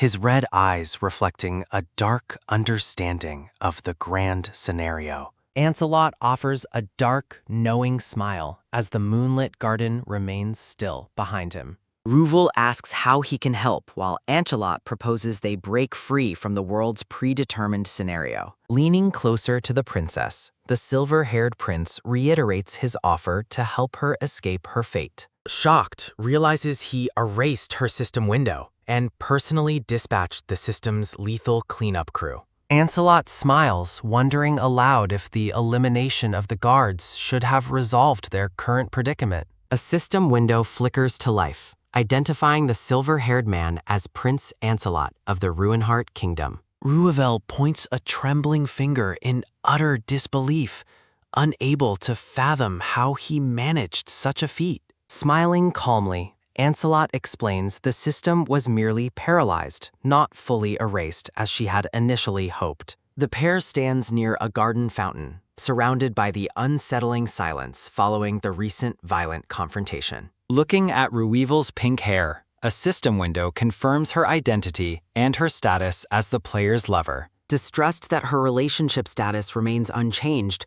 Ruvel resolves to find a way to break her engagement. Ruvel considers exposing her fiancé's infertility, but Ancelot warns that calling off the engagement won't be easy. Ancelot explains that the player will likely attempt to kill her to secure his own awakening before dying. Standing over the princess, the prince warns that her fiancé might murder her to complete his predetermined scenario. Horrified, the princess repeats his chilling warning, her golden eyes wide with the realization of her lethal situation. Gesturing with his blood-stained hand, Ancelot adds that the system's exterminators will hunt her if she rebels. A message confirms she is now a permanent target of the player, making escape virtually impossible for her. Memories of Heisen holding the princess appear as Ancelot warns she is destined to be a sacrifice. Ruvel clutches her pink skirts, mourning the loss of her once peaceful life while fearing her inevitable death. A vision of her fiancé's infidelity highlights the betrayal Ruvel has endured over the past few weeks. Images of fallen allies and attacking guards remind Ruvel that her world has declared a death sentence. The princess looks up with tearful eyes, desperately questioning why her life must end in such tragedy. Ancelot reaches out his bloodied hand toward her, offering a dark salvation in the midst of her despair. Kneeling before her, the silver-haired prince holds her hand and reaffirms his commitment to help her escape. Ruvel stares at her savior with uncertainty, finally asking him who he truly is beneath his handsome facade. Ancelot stands before her, a man notably devoid of any system windows, existing entirely outside the world's rules. Holding a glowing red card, the prince reveals his ability to manipulate the system and change the scenario. With a closed-eye smile, Ancelot describes himself as the most wicked and malicious bug within the system. The scene shifts abruptly to a grand ballroom where an ornate crystal chandelier illuminates the festive atmosphere. On a balcony, a shadowy man identified as the system administrator watches over the palace with interest. Walking along the balcony, the administrator realizes the connection to his cleanup crew has been completely severed. Sipping wine, the administrator of Berlanta is annoyed that a bug has infiltrated the high-security imperial palace. A click of boots sounds as the shadowy figure walks, frustrated by his inability to identify the intruder. Inside the ballroom, a blonde woman in a yellow dress stands among the high society guests of the empire. A pink-haired noblewoman sits on her throne, while an officer in a blue uniform stands by her side. Ruvel stands among the crowd of aristocrats, her bright pink hair and dress making her stand out easily. Ancelot looks downward with a soft, enigmatic expression as the light glints off his elaborate silver jewelry. Squalling, the shadowy administrator dismisses the player as useless after failing to handle the detected bug properly. Ancelot and Ruvel walk through the palace, the prince noting that the player's intended sacrifice was stolen. The administrator decides he must intervene personally to help the struggling player achieve his necessary awakening. Hiding under a blanket, the blonde Heisen desperately reminds himself that he is the world's main character. Heisen remembers his past confidence when the game's entire system revolved around his desires as the player. The image of a smiling Ancelot haunts Heisen, who remains terrified by the man who threatened him. Shaking uncontrollably, Heisen realizes that without his system window, he is completely powerless against a lethal threat. A shadow looms over the terrified player who remains haunted by memories of his shameful flight from Ancelot. Heisen's humiliation grows as he recalls being seen in a state of utter terror by his silver-haired rival. Throwing off his blanket with a voice a-scream, the blonde man declares his desperate desire to exit the game. Red warning windows swarm around him, coldly stating that he cannot exit until the current scenario is complete. Heisen shouts in frustration at the system's refusal to let him escape his increasingly terrifying reality. A loud crash and scream echo through the room, startling a servant standing outside with a letter. Heisen holds a blue vase, looking genuinely confused as he processes new, startling information. Heisen recalls his distant relationship and a past tournament duel with the dark-haired second prince, Arendt. Heisen and Arendt stand back to back, fueled by mutual contempt for one another's birth and status. A sudden crinkle sounding, the blonde-haired man wonders what kind of scheme is being plotted against him. Heisen reacts with fury and shock upon reading a letter questioning his current relationship with Ruvel. The letter reveals rumors that Ancelot will escort the pink-haired princess, a claim Heisen refuses to believe. Heisen reminds himself of his perceived effort, insisting that Ruvel belongs only to him, not his rival. With an unhinged expression, Heisen declares that his fiancée is the necessary sacrifice required for his awakening. A red system window outlines a chilling, clear condition. His lover must die before a large crowd. Heisen envisions Ruvel's death at the hunting tournament, a cold smile crossing his face as he plans. Looking down at the letter, Heisen resolves that he will take matters into his own hands and kill Ruvel. The silver-haired prince, Ancelot, remains stoic, his red eyes reflecting a silent, dangerous awareness of the situation. Heisen doubles down on his lethal intent, plotting to murder the princess during the upcoming hunting tournament. Peaceful boats glide across a sunlit lake, contrasting with the dark, murderous intent brewing within the palace. Ruvel sits at an outdoor picnic, surrounded by noblewomen while she struggles with her internal fears. The pink-haired princess looks distant and troubled, her golden eyes reflecting the weight of her hidden burden. Ruvel remains haunted by the warning Ancelot gave her just 2 days ago regarding her fiancé's true nature.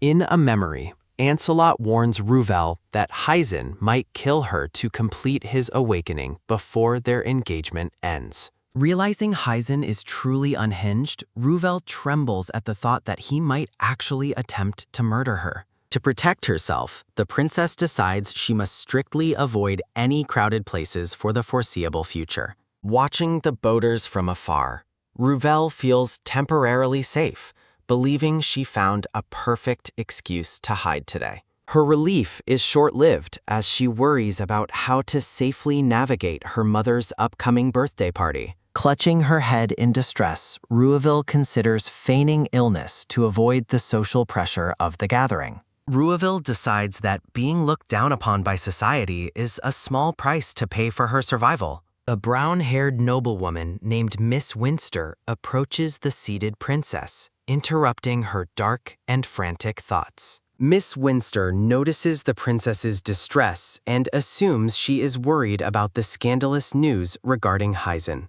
A blonde-haired woman with red eyes asks Ruvel if she has heard the shocking rumors about Heisen. The surrounding ladies whisper among themselves, describing the events of the previous day as utterly scandalous. The gossip confirms the public revelation of Heisen's infertility, and the ladies offer the princess their mock pity. Another noblewoman joins the conversation, eager to discuss the details of Sir Heisen's embarrassing social downfall.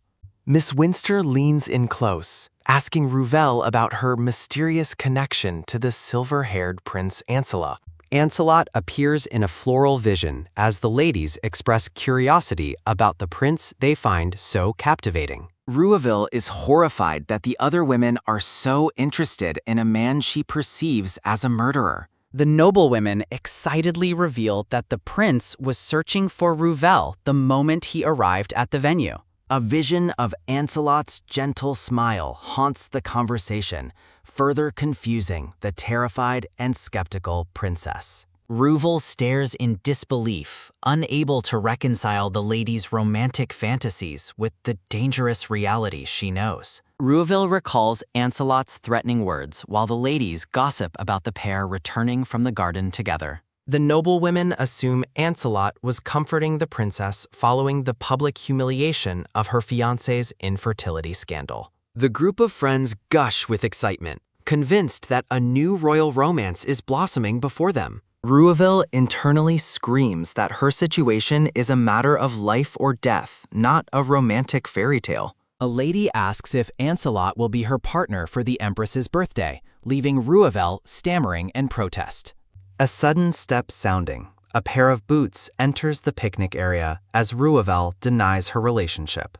Heisen appears suddenly at the picnic, his face partially obscured as he stands before the gathered ladies. Miss Winster looks up in surprise as she realizes the man they were gossiping about has arrived. Ruvel's eyes widen in terror as she finds herself face to face with the man she fears most. Heisen greets Ruvel with a thin smile, questioning why she isn't participating in the royal hunting tournament. Ruvel's hand trembles as she desperately tries to maintain her composure and calm herself in his presence. Ruvel scans the area, relieved to find far fewer than 100 people present to witness any violence. She tries to reassure herself that Heisen wouldn't dare pull anything dangerous in such a public setting. A sudden grab sounding, the blonde man's hand lunges forward and roughly catches the terrified princess's arm. The blonde Miss Winster confronts the uninvited Heisen, demanding to know why he is intruding on the picnic. Heisen scoffs at the request,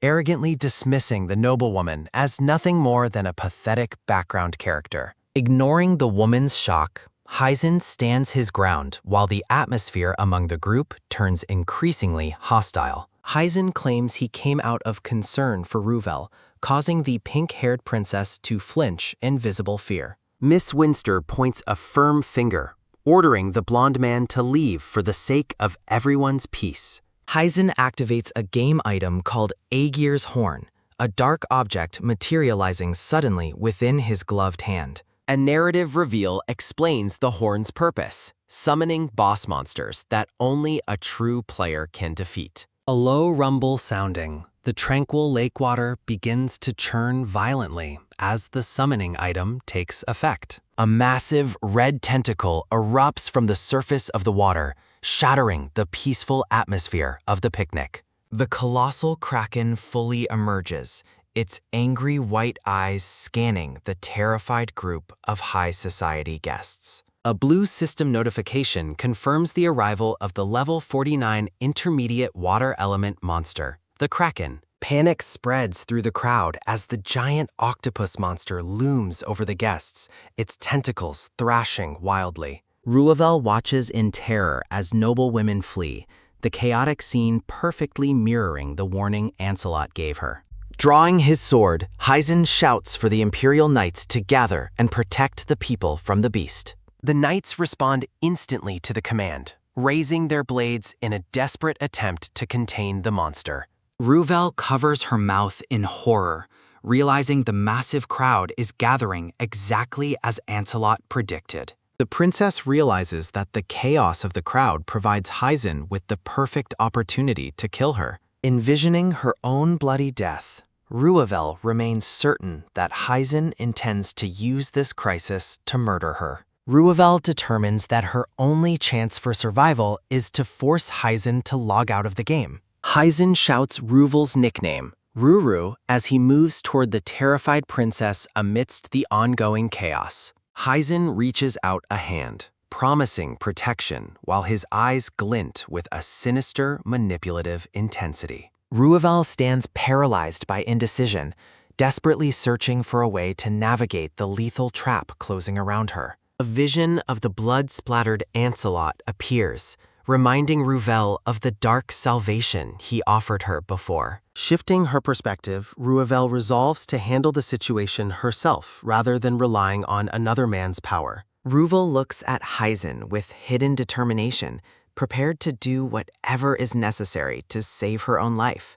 Heisen continues his performance of the protective hero, beckoning the princess to come closer to him. Ruvel realizes Heisen is actually the most dangerous threat present, far more lethal than the rampaging kraken. The princess decides she has no time to analyze his plan. She must act immediately to disrupt it. A sudden step sounding, Ruvel begins her countermove, moving toward the man who intends to be her killer. Ruvel clings to Heisen, hiding her face against his chest to simulate a state of utter, helpless terror. Heisen smirks with victory, reassuring Ruvel of his strength while believing his murderous plan is succeeding perfectly. Looking over his shoulder, Ruvel's golden eyes sharpen as she prepares to execute her own desperate scheme. A heavy impact sounding, the pink-haired princess suddenly shoves Heisen away with a burst of surprising strength. Heisen stumbles backward, his face frozen in confusion as he loses his footing and balance.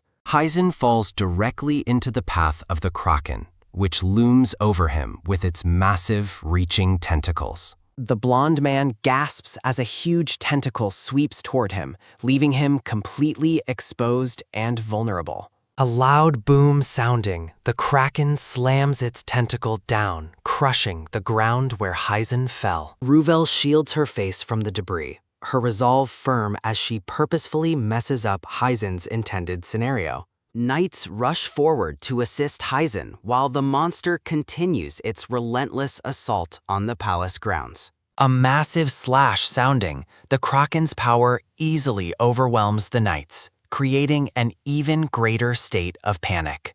Heisen kneels in the dirt, struggling to recover while the monster he summoned proves too powerful for him. Ruvel realizes that because Heisen summoned the boss, no one else is capable of fixing this disastrous situation. Standing before her struggling fiancé, Ruvel knows he must die in the game to be forced out. A red system window commands Heisen to kill his lover to finally trigger his long-awaited awakening. Looking exhausted and terrified, Heisen wonders how he can possibly succeed in such a desperate, chaotic situation. A heavy thud sounding, Heisen is sent flying through the air by the monster's overwhelming force. The blonde man is struck again, his once confident demeanor completely shattered by the lethal reality of his summon. A blue system window appears before Heisen's motionless body, coldly announcing that the player has died. Ruvel acts out her role as the grieving fiancé, gasping in horror at the public death of Heisen. Ruvel is relieved, knowing that for a player, death is merely the means of logging out of the world. Ruvel sighs with relief, believing the nightmare of Heisen's presence and the monster's threat is finally over. A sudden exclamation sounding, the princess clutches her head as a blinding light disrupts her temporary moment of peace. A quick thud sounding, Heisen's body arches in the light before he falls motionlessly onto the grass. Ruvel stares in wide-eyed shock at the unexpected and eerie resurrection of the man she thought was gone. A firm step sounding, Heisen rises with his sword drawn, his face darkened by a murderous and shadowed intensity. A frantic running sounding, the blonde man charges at Ruvel while shouting the silver-haired prince's name in a rage. A sharp slash sounding, Ruvel narrowly avoids a lethal blow as Heisen's blade cuts through the air above her. Ruvel demands to know the reason for this madness, but Heisen merely responds with a cold and dismissive click. Heisen smiles cruelly, claiming the princess exists only to die for the sake of his own heroic narrative. The pink-haired princess retorts with fury, refusing to accept being used as a disposable tool for someone's ego. Heisen erupts into hysterical laughter, mocking the very idea of Ruvel being a person instead of a mere character. Raising his ornate blade again, Heisen commands the princess to stop her complaining and accept her intended fate. The blonde man bellows a final threat at the prince he despises while preparing to strike down the princess. Ruvel recoils in terror, realizing her fiancé has completely descended into a state of irreparable and lethal insanity. Paralyzed by fear, the princess desperately searches her surroundings for anyone capable of saving her from this lethal trap. A sudden movement sounding, Ruvel snaps her head around as she notices a group of armed men nearby. Spotting a pair of Imperial Knights, Ruvel believes she has finally found the salvation she so desperately needs. Ruvel screams for help, informing the approaching knights that Heisen is actively trying to murder her on the spot. The knights respond coldly, claiming Heisen is her only protector, before their expressions twist into sinister, unnatural smirks. Ruvel is stunned into silence, realizing the men she hoped would save her are actually her enemies. A heavy approaching sounding. The brainwashed knights corner the princess and order her back to Heisen's side immediately. Ruvel realizes with horror that the knights are being puppeted by one of Heisen's high-level and manipulative game skills. Ruvel collapses to her knees, sobbing for help as the red gem in her necklace begins to glow brightly. A heavy impact sounding. Ancelot suddenly appears before the princess, mocking her for her previous cold and distant behavior. A light step sounding. The silver-haired prince steps forward and invites Ruvel to use him however she wishes. Ancelot stands tall with a glowing white spear, noting that she has finally called for him at the end. Amidst a bed of roses, the prince's presence shifts the atmosphere of the battlefield into something hauntingly beautiful. Ancelot offers a gentle but unsettling smile, his red eyes fixed on the terrified princess kneeling behind him. Ruvel looks up at her unexpected savior, stammering in confusion about why the prince has appeared here now. The silver-haired man asks if she wasn't the one who summoned him to this chaotic and dangerous scene. Ancelot gestures toward the glowing red necklace, explaining that its power is what brought him to her side. A sudden shimmer sounding. Ruvel realizes she inadvertently triggered a hidden mechanic that summoned the dangerous and mysterious prince. Ancelot gazes at the charging Heisen while Ruvel worries about finding a way to disrupt the game's scenario. The silver-haired prince smiles, instantly understanding the nature of the systemic struggle the princess is currently facing. Ruvel looks at him with desperate eyes, asking if he has a plan to stop the ongoing madness. Ancelot gives a mysterious and knowing grin, his confidence contrasting sharply with the princess's frantic and panicked state. A sudden snap sounding. Ancelot declares himself a bug while performing a gesture that ripples through reality. A glitchy crackle sounding. A system window identifies him as the Prince of Ruinheart before the text distorts. A heavy thud sounding. The system identity window transforms into a red notification labeling Ancelot as a system bug. Ruvel's jaw drops in disbelief as she watches the prince fundamentally rewrite the world's governing and fixed rules. The princess marvels at Ancelot's terrifying ability to manipulate his own system data with such effortless and precise skill. A sharp clashing sounding. Ancelot effortlessly parries Heisen's sword strike with his luminous and glowing spear. Heisen recoils in panic, his mind racing as he tries to understand how Ancelot became a system bug. The silver-haired man remains calm, offering a cryptic and mocking response to the blonde man's frantic questions. Ancelot leans in close, mockingly asking Heisen to guess the true nature of the power he is facing. A sudden impact sounding.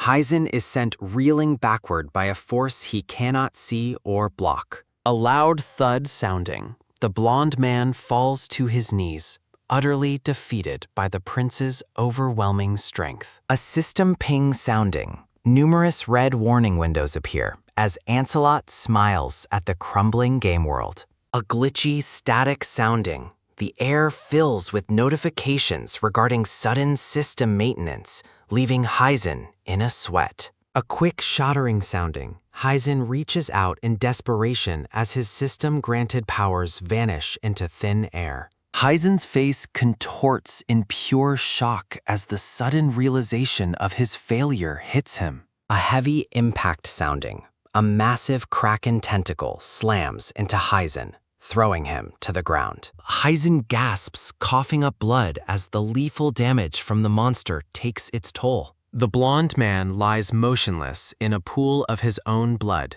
his life finally ending. Ruvel and Ancelot stand over Heisen's corpse, the atmosphere silent and heavy with the smell of blood. Ruvel stares down at the dead player, her eyes fixed on the man who intended to kill her. Ruvel picks up Heisen's ornate sword, looking at it as if it were a strange artifact. Ruvel realizes the lack of a revival window confirms Heisen's death is permanent in this world. A terrifying screech sounding. The kraken looms over the battlefield, its rage still unquenched. Standing alone, Ruvel looks up at the massive beast that now threatens everyone remaining. Ruvel realizes that while Heisen is gone, the threat of the kraken remains very much alive. Panicking, the princess wonders who can possibly defeat a monster that the supposed protagonist failed to kill. A sudden ping sounding. Blue system windows appear, apologizing for the delay and confirming a successful handover. Ruvel stares in disbelief as a glowing system window hovers directly in her line of sight. The system confirms that the death of a lover and the presence of a crowd have met the conditions. Ruvel is baffled, questioning how the awakening triggered when she was the one who was supposed to die. A blinding flash sounding. A pillar of divine light erupts around Ruvel, overwhelming her senses. Power surges through Ruvel, her pink hair fluttering wildly as the world acknowledges her new status. Ruvel looks at her glowing hands, realizing that she has inherited the system's lethal power. Ancelot offers a satisfied smirk, observing the spectacle of the princess's sudden and unexpected awakening. Ancelot congratulates the stunned princess on her awakening while she struggles to process the chaotic reality. A system window identifies Ruvel as a level 11 swordmaster, officially labeling her the world's new player. Ancelot informs her that she is now the protagonist and must accept the burden of her new role. A heavy thud sounding. Ancelot points toward the kraken, commanding Ruvel to defeat the rampaging monster. Ruvel hesitates in fear until a massive tentacle crashes down, nearly crushing a terrified civilian nearby. A woman's desperate cry sounding. She begs for salvation as the kraken's destruction closes in on her. Looking at the red gem on her neck, Ruvel finds the resolve to act instead of watching others die. Ruvel recalls the image of the heroic Heisen, the man who was supposed to be the world's savior. A sharp, shattering sounding. The image of Heisen's heroism breaks as Ruvel decides to write her own story. Gripping her blade amidst a field of roses, Ruvel prepares to face the monster with newfound determination. Ruvel charges headlong toward the massive kraken, her movements blurred by a burst of superhuman speed. A fierce shout sounding, Ruvel leaps into the air and swings her sword at the towering beast. A thunderous boom sounding. A massive explosion of light follows Ruvel's strike, cleaving through the kraken. Standing amidst the aftermath, Ruvel breathes heavily and wonders if she actually managed to kill the boss. Ruvel is stunned, realizing she just accomplished a feat reserved only for the world's strongest protagonist. A sudden movement sounding, Ruvel jumps in surprise as a man approaches her from behind. A loud cheering sounding. The palace knights and civilians erupt in praise for Ruvel's incredible display of skill. The woman Ruvel saved thanks her tearfully, her eyes shining with gratitude for her princess's bravery. Ruvel looks at the woman in silence, finally understanding the true weight of being a protector. Ruvel acknowledges that without her intervention, everyone present would have met a gruesome end. The crowd of survivors looks on in relief as the immediate nightmare of the Kraken finally ends. A frantic running sounding, the Empress rushes toward the scene with a look of extreme distress. Ruvel is confused by her mother's sudden appearance and the sheer desperation in her movements. The pink-haired princess notes that her mother looks as though she were actually worried about her well-being. Looking at a portrait of the Empress, Ruvel contrasts the cold image with the woman now running toward her. Ruvel stares ahead with a hollow expression, unable to fully trust the display of maternal concern. Ruvel rationalizes that the Empress likely just rushed over after receiving news of the monster's appearance. The Empress demands an immediate update on the situation, her voice sharp with authority and worry. A knight bows before the Empress, informing her that a kraken emerged from the palace lake. The knight reports with a somber expression that Sir Heisen died while attempting to slay the monster. The black-haired man notes that the princess fortunately awakened her sword talent during the heat of the crisis. The light pink-haired Empress confirms the news that her daughter Ruvel fought the monster using a heroic sword strike. A sharp command sounding, the Empress orders her knights to follow her lead, while Ruvel stands silently nearby. A sudden flicker sounding, the Empress turns her gaze toward Ruvel, who looks visibly uneasy under the intense attention. Ruvel is startled when her mother demands she come along immediately, leaving the princess in a state of shock. A soft pouring sounding, tea flows into a decorative cup as the two royals settle into a private meeting. A polite bow sounding, a maid serves the royals in a lavish room, while Ruvel remains quiet and tense. A quiet clink sounding, Ruvel avoids her mother's eyes while the Empress observes her from across the tea table. A sudden snap sounding, the Empress drinks her tea and notes that Ruvel is still avoiding direct eye contact. Ruvel looks up with wide, startled eyes, feeling the weight of her mother's scrutinizing and very intense gaze. The Empress remains composed, her poise reflecting her authority while she continues the difficult and strained royal conversation. Looking at her mother, Ruvel is baffled to see the system indicates the Empress's affection is surprisingly high. Ruvel wonders if her mother's favor stems from residual feelings for the man she was once supposed to marry. Ruvel attempts to explain her actions, stammering that the sudden shift in events just happened without much planning. The Empress shares that reports claim Ruvel stayed and fought because she was traumatized by Sir Heisen's sudden death.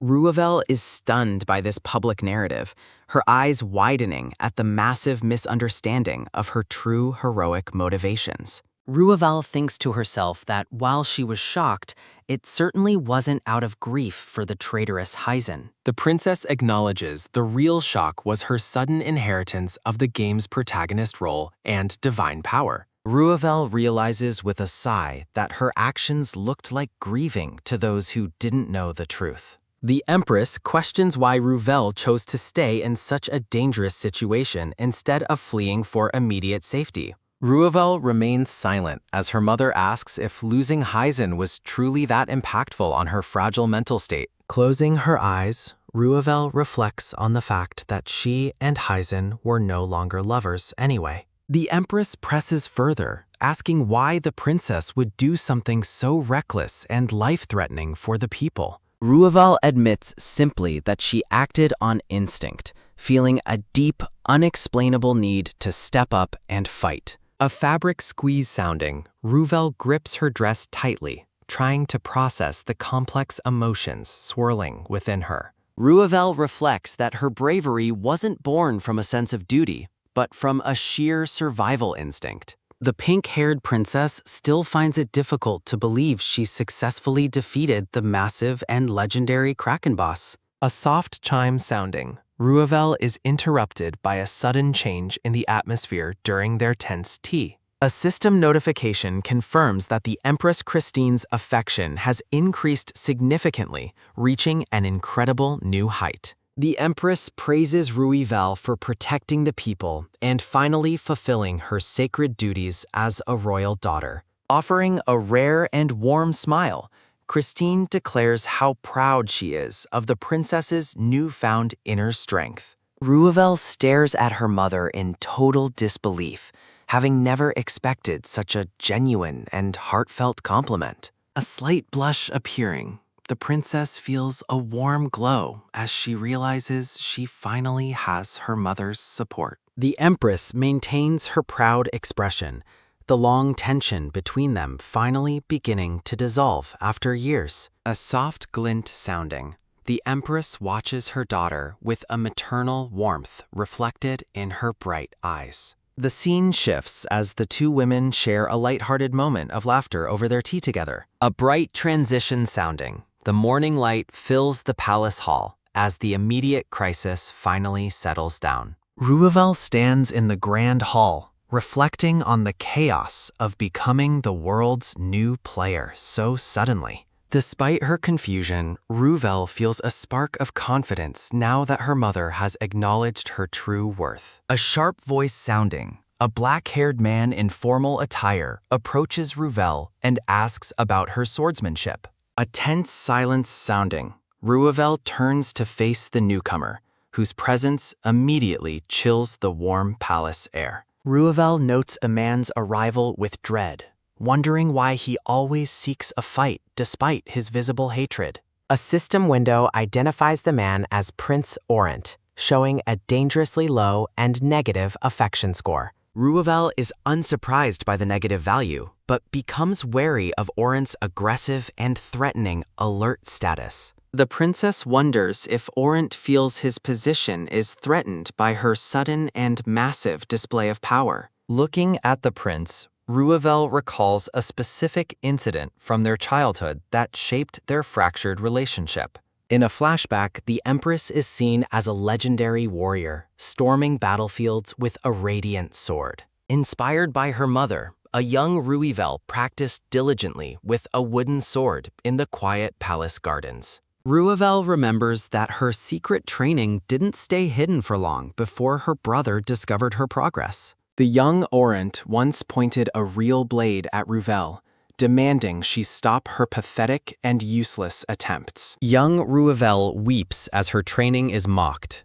being told she only brings shame to her mother. The young Prince Orant sneers, calling her a disgrace and demanding she stop her useless training sessions immediately. In the present, Ruvel stares at Orant, wondering if he has viewed her as an enemy since childhood. Ruvel addresses the black-haired man as her brother, her voice steady despite the tension between them. A sharp gasp sounding, Orant reacts with shock as Ruvel asks if he's bothered by her private meeting. Ruvel observes Orant's visible discomfort, finally understanding the source of his long-standing resentment toward her. Facing his feet, Ruvel bluntly asks if he is curious about the details of her conversation with their mother. A soft huff sounding, Ruvel notes Orant has never spoken to their mother alone, causing a vein to pop. Enraged, Orant shouts at her for her insolence, raising his hand as if he intends to strike her. A rapid running sounding, Ruvel's blonde-haired sister rushes into the hall, shouting her name to intervene. A sharp twitch sounding, Orant stops his aggressive advance, looking annoyed by his sister's sudden and timely arrival. A heavy walking sounding, Orant retreats from the scene while the blonde-haired woman reaches out for the princess. The blonde sister checks Ruvel's face with deep concern, frantically asking if she sustained any physical injuries. A stunned silence sounding, Ruvel touches her cheek, staring blankly as she processes the close call with Orant. The blonde-haired woman looks at Ruvel with sorrowful eyes, her expression full of maternal-like protection and worry. A soft shimmer sounding, Ruvel looks back at her sister, feeling the weight of the protection she provides. Ruvel reflects that, despite the palace's coldness, her blonde sister always stood up for her against their brothers. Looking at the blonde-haired woman, Ruvel realizes the truth through the hidden system words floating above her. Ruvel offers a small, genuine smile, touched by the unwavering loyalty her sister has shown her through the years. The sister dismisses Ruvel's unspoken gratitude, smiling warmly as she maintains her role as the family's gentle mediator. The two princesses share a moment of levity, their laughter echoing through the hall as the tension fades. The sister reports that all the ladies from the lake are safe, having successfully returned home without harm. A bead of sweat appearing, Ruvel realizes her sister has completely misunderstood her past relationship with the traitorous Heisen. A soft exhale sounding, Ruvel walks through the garden, frustrated that her sister won't believe her lack of feelings. Ancelot appears suddenly in the moonlight, his silver hair and red eyes glowing with a mysterious, knowing aura. Flowers bloom in the garden as the scene focuses on Ruvel, who remains trapped in her thoughts.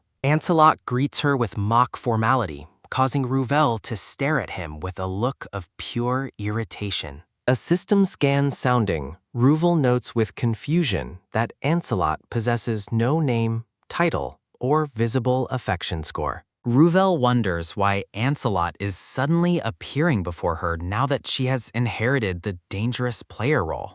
Standing face to face, the silver-haired man observes the pink-haired princess, the atmosphere between them thick with unspoken questions. A fabric rustle sounding, Ruvel clutches her dress tightly while confronting Ancelot about his role in her awakening. Ruvel accuses the man of knowing her fate from the beginning, suspecting him of manipulating the entire crisis. The princess points out that he showed no surprise when she activated her powers during the battle with Heisen. A light chuckle sounding, Ancelot smirks and lies that he was just as clueless as she was. Ruvel glares as Ancelot backtracks, admitting he simply thought her awakening might be a possible outcome. Ruvel recalls his previous promises to help her escape the situation, feeling she was led into a trap. Ancelot points out that without his intervention, she would have been killed by Heisen, justifying his secretive actions. Ruvel calls him a rotten bug, shouting in frustration, while Ancelot closes his eyes with a dismissive look. Gripping her dress, Ruvel declares her hatred for the game, wishing she were no longer the world's player. Ancelot questions her resentment, suggesting that being the protagonist is better than being discarded as a mere tool. The silver-haired man offers a sharp, predatory grin, his red eyes focused intently on the struggling princess. Ruvel turns away, her pink hair cascading down her back as she contemplates the heavy burden of her destiny. A faint vision sounding, memories of heroism and duty flash before Ruvel, highlighting the weight of the world. A fabric squeeze sounding, Ruvel realizes being the protagonist means gathering comrades to face the legendary light dragon.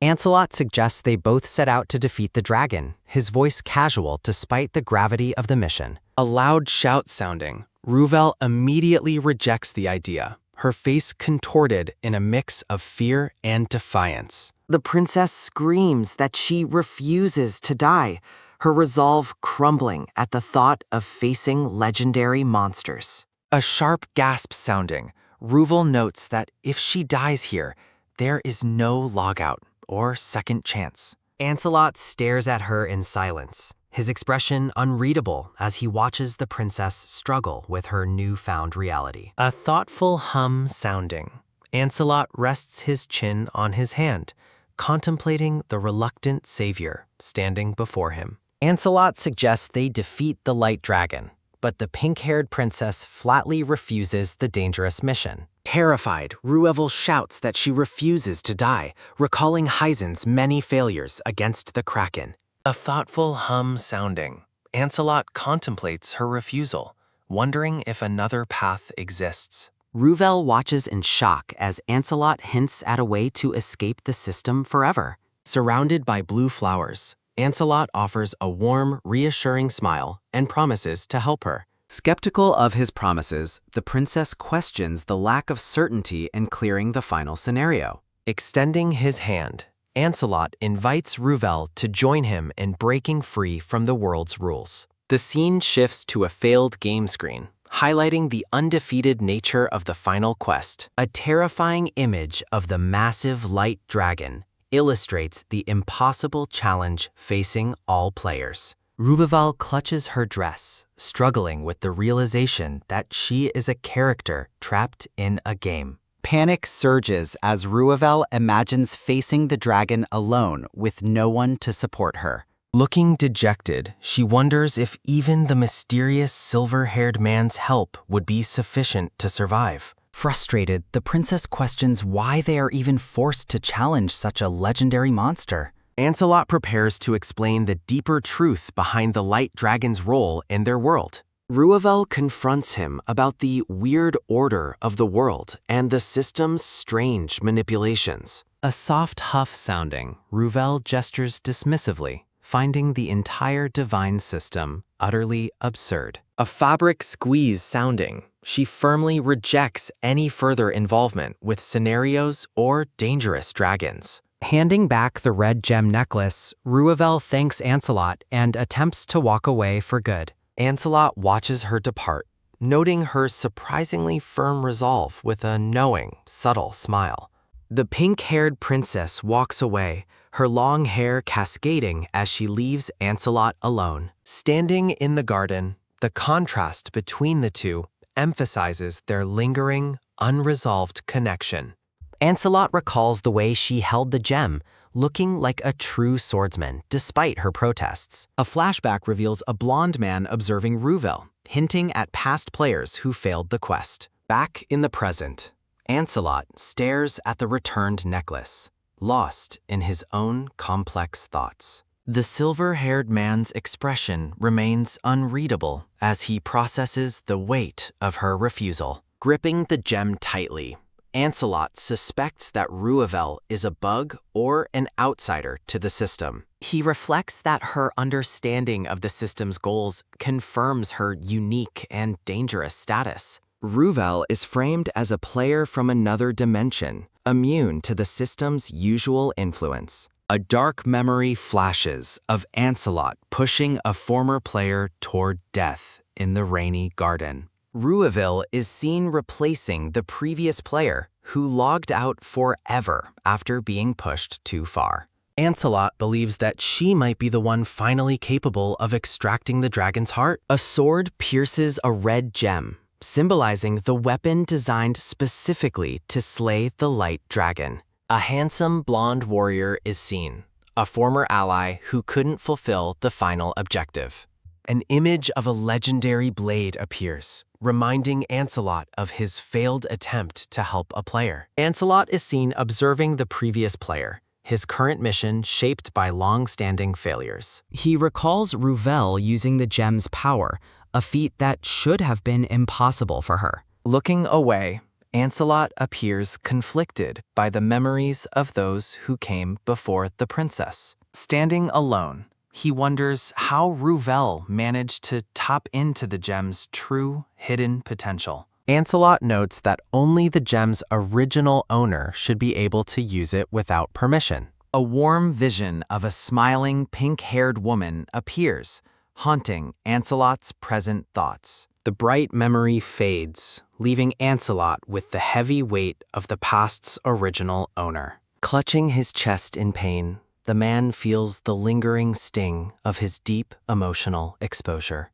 Dismissing his feelings, Ancelot lets the necklace hang as he prepares to continue his cold mission. Walking down the long hall, Ancelot distances himself from the warmth Ruvel briefly provided. His red eyes glow with purpose, as the objective to kill Helheim remains his primary focus. Narrative text confirms he traveled to the Azizstar Empire solely to see this quest finished. Standing amidst bloodstains, Ancelot remains a grim figure, committed to the dragon's eventual downfall. He resolves to stop exposing himself, regardless of who eventually awakens as the world's savior. A final, radiant image of Ruvel smiling amidst white flowers serves as a bitter contrast to his mission. Touching his face, Ancelot is reminded of the original owner, his resolve wavering despite his coldness. Ancelot looks down thoughtfully, clutching the red gem necklace while reflecting on the heavy weight of his knowledge. Ruvel stands with her arms crossed, staring ahead with a look of silent, stubborn resolve. A weary sigh sounding, the pink-haired princess rubs her temple, feeling the mounting exhaustion of her situation. Ruvel remains defiant, thinking to herself that she will never give in to the system's demands. A soft hum sounding. Ruvel's eyes widen in surprise as a blue system window suddenly materializes before her. The system window practically begs for attention, wailing in text and pleading for her to view the scenario. Horrified and confused, the princess wonders if the game's interface is actually throwing a crying tantrum. Ruvel reflects that the system is acting far more erratic and emotional than it ever did for Heisen. A dismissive huff sounding, Ruvel ignores the interface's desperate cries as she chooses to walk away. 2 days pass, and maids attend to Ruvel in her lavish room to prepare for her mother's birthday party. Looking at her reflection, the princess realizes that Ancelot has been notably absent for the last few days. She notes the strange role reversal, as she was once the one avoiding the silver-haired man. Ruvel finds it impossible to believe that a man capable of breaking the system could simply fall ill. The princess walks through the palace corridors, her mind preoccupied by the rumors surrounding Ancelot's health. A soft breeze sounding, she imagines him resting among flowers and wonders why he didn't ask to be her partner. A heavy tick sounding. The grandfather clock shows that the evening ball is set to begin at 6 o'clock. Ruvel peeks through the curtains, contemplating whether she should actually go and pay the mysterious man a visit. Standing by the grand window, the pink-haired princess looks out at the palace grounds with a lingering sense of doubt. Frustrated by her own concern, Ruvel shouts internally, wondering why Ancelot's absence is bothering her so much. A quick click sounding, Ruvel stomps her foot in irritation, blaming the silver-haired man for her current mental state. She feels it is only natural to be worried when someone so persistent suddenly vanishes without a word. A loud thud sounding, Ruvel's heart races as she blushes, quickly denying to herself that she cares for him. A sharp tap sounding, the princess stops abruptly when she encounters a group of noblemen in the hallway. A dark-haired man gives her a cold, piercing glare as the two pass each other in the corridor.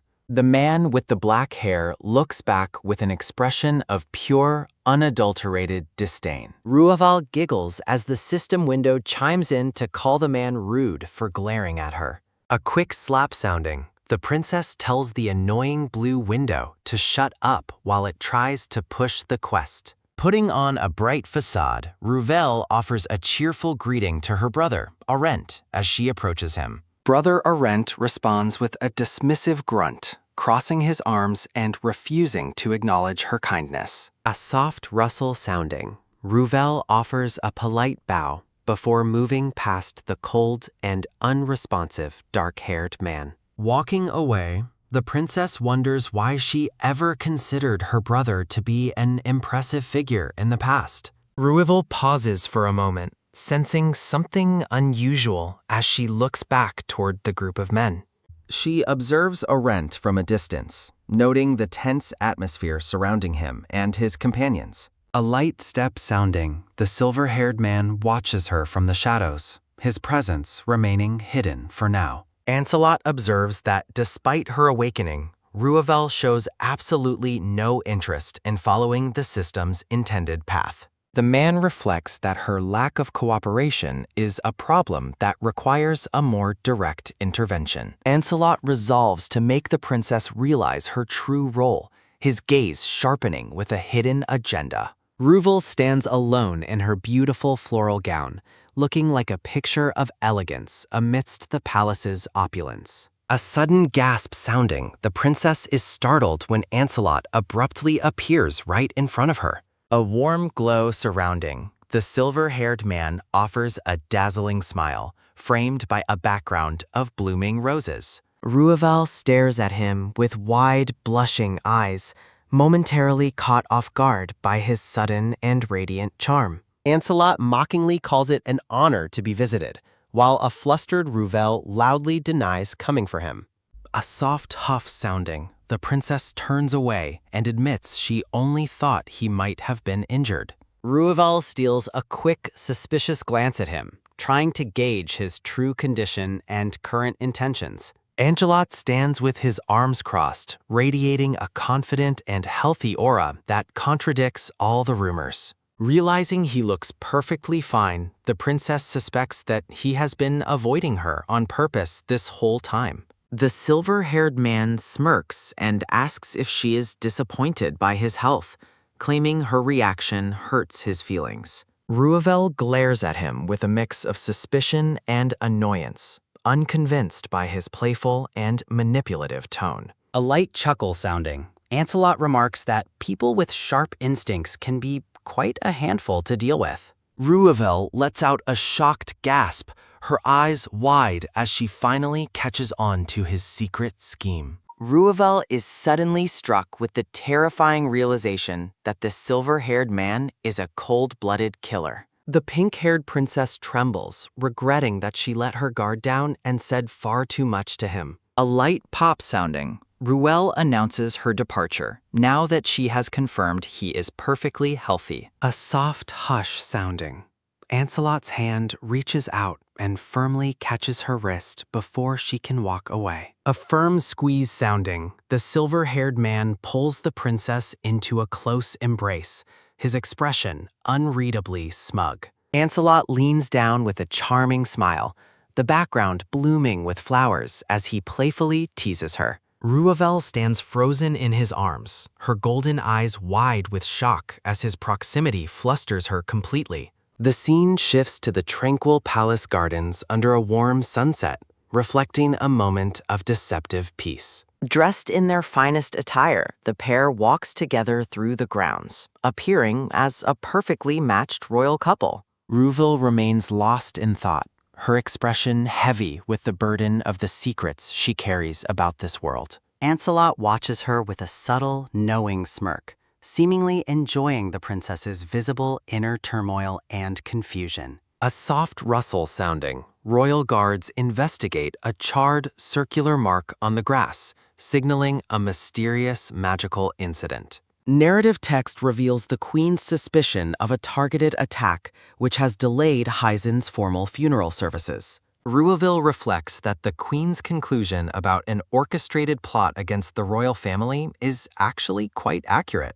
Ancelot gazes back at her, his red eyes sharp as he considers the hidden players moving behind the scenes. He speculates about a mysterious figure, possibly a servant of the system, who provided the monster's horn. The princess argues that unleashing monsters in a crowded place is an unforgivable act, regardless of the objective. Ruvel insists that the current situation is far too dangerous, her voice filled with genuine concern for the kingdom. Ancelot leans closer, his intense gaze forcing the flustered princess to fall into a stunned, silent pause. Memories of the bloody garden incident resurface, highlighting how close they came to a catastrophic international scandal. The princess recalls Sarah, a maid who was once a part of her daily life before everything changed. Narrative text notes the disturbing apathy of the palace staff regarding the sudden disappearance of their fellow maids.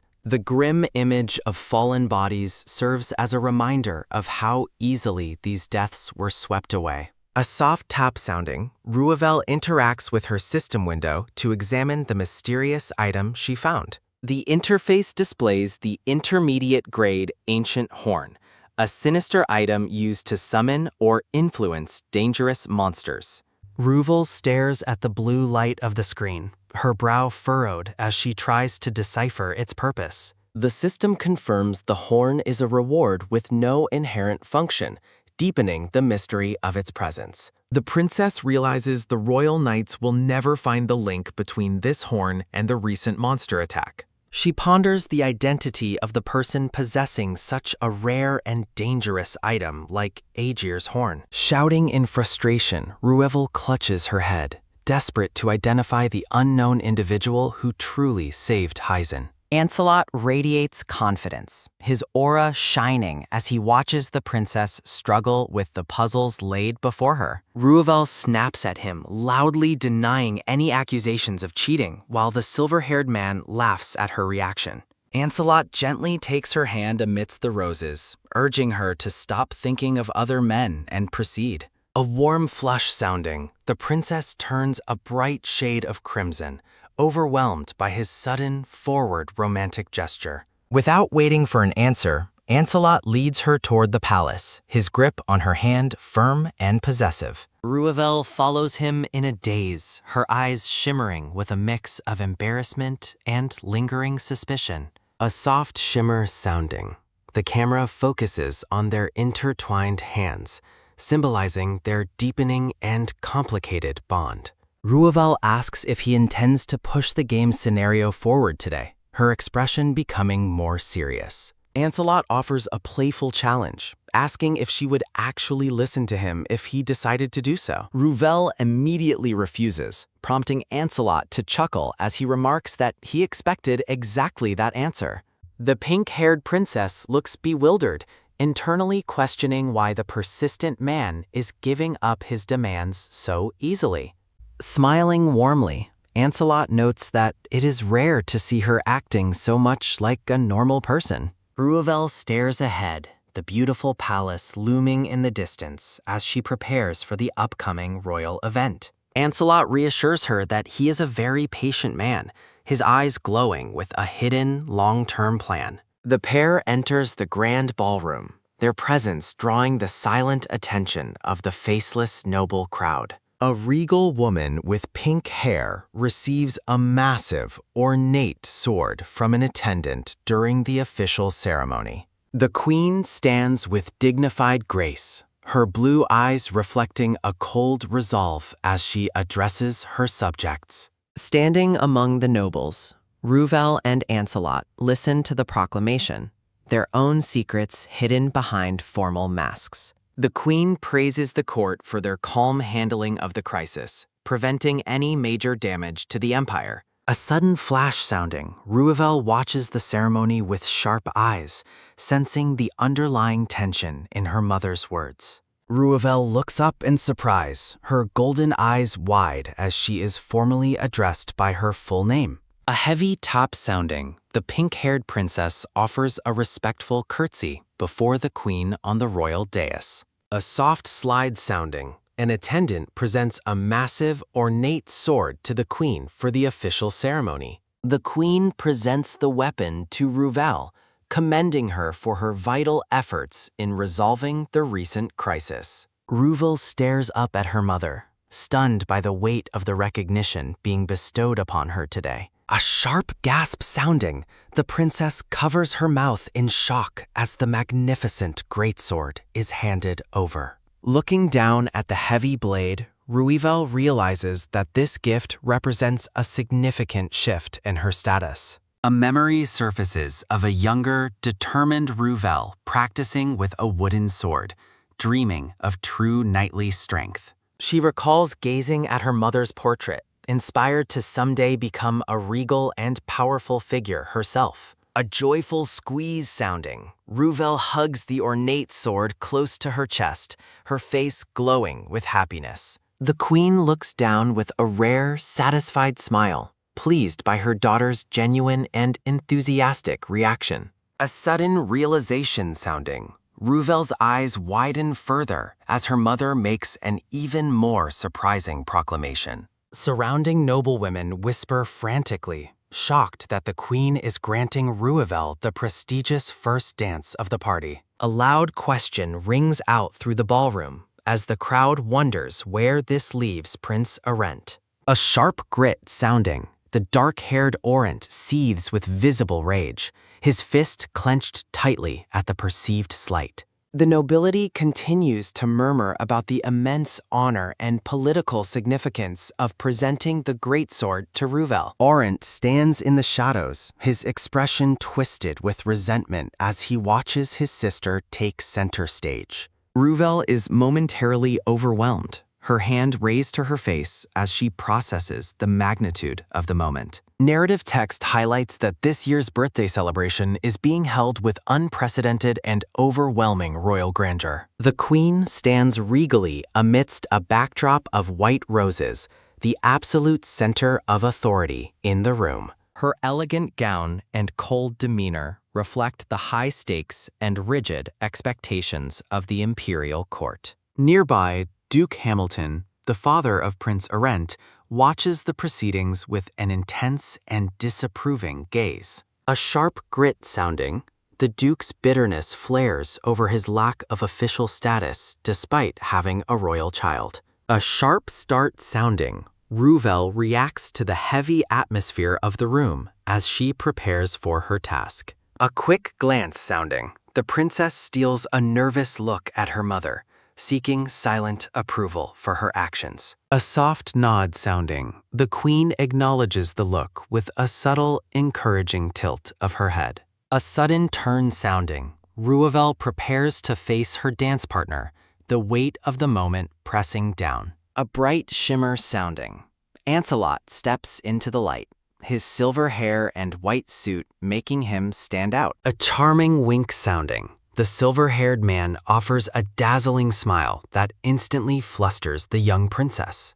High-pitched squeals sounding, the surrounding noble ladies are completely captivated by Ancelot's radiant and handsome appearance. Ruvel lets out an audible groan of annoyance, her internal frustration mounting as she deals with his presence. She glares toward him, her expression a mix of weary irritation and lingering suspicion regarding his true motives. Ancelot remains perfectly composed, his red eyes fixed on the princess as he waits for her next move. A soft step sounding, the silver-haired man approaches with confident grace, his height looming over the flustered princess. A gentle kiss sounding, Ancelot takes her hand and bows deeply, performing the perfect courtly greeting before everyone. A warm flush sounding, Ruvel's face turns bright red as the crowd watches the pair with intense curiosity. The music begins, and the two start their dance, their movements fluid despite the princess's obvious internal conflict. Ruvel studies his calm face, her mind racing as she recalls the strange conversation they had earlier. Ancelot's previous claim of being a patient man echoes in her thoughts as they move across the floor. She reflects that he truly looks like someone who has been waiting for this exact moment for years. The princess remains lost in thought, her gaze fixed on the man who seems to know her every secret. A quick blink sounding, Ruvel snaps back to the present, focusing on the steps of the royal dance. A sharp huff sounding, she glares up at him, but Ancelot only responds with a knowing, smug smirk. A light chuckle sounding, the silver-haired man is clearly amused by the princess's continued and futile resistance. A sharp gasp sounding, Ruvel is momentarily caught off guard by his sudden proximity and intense, focused gaze. A sharp sounding, she leans away, her face burning with embarrassment as he playfully teases her. A soft sigh sounding, the princess looks down, awkwardly noting that the ballroom floor is unusually clean today. Looking back at him, she feels the weight of the complicated and deepening bond forming between them. Ruvel speaks his name softly, her voice filled with a mix of uncertainty and a demand for answers. Ancelot responds with a dazzling, polite smile, maintaining his role as the perfect gentleman amidst the grand ball. Ruvel looks startled, her golden eyes wide with shock as the atmosphere of the party begins to intensify. Despite his elegant and refined appearance, Ancelot's lack of ballroom experience becomes painfully obvious during the dance. The silver-haired man's steps are a complete mess, clumsily treading across the floor as they move together. A sharp gasp sounding, the princess trembles as his rhythm remains completely off, threatening her feet. Ancelot admits this is his first time dancing, leaving the pink-haired princess in utter disbelief. Stunned, Ruvel questions how a prince of a nation could have never received formal training for such events. Ancelot glows with a radiant aura, seemingly unaffected by his poor performance or the princess's clear frustration. Ruvel recalls his reputation as a murderer, making her initial fear of the silver-haired man feel justified. The pair continues their dance amidst a sparkling atmosphere, their contrast in skill drawing the attention of everyone. The silver-haired man leans in, asking the princess to focus exclusively on him as they navigate the floor. Ruvel retorts that she can dance significantly better than him, even without putting in any focus at all. Ancelot finds her sharp resistance truly funny, but the princess is far from amused by his laughter. The princess desperately maneuvers her delicate feet to avoid being stepped on by his heavy and clumsy shoes.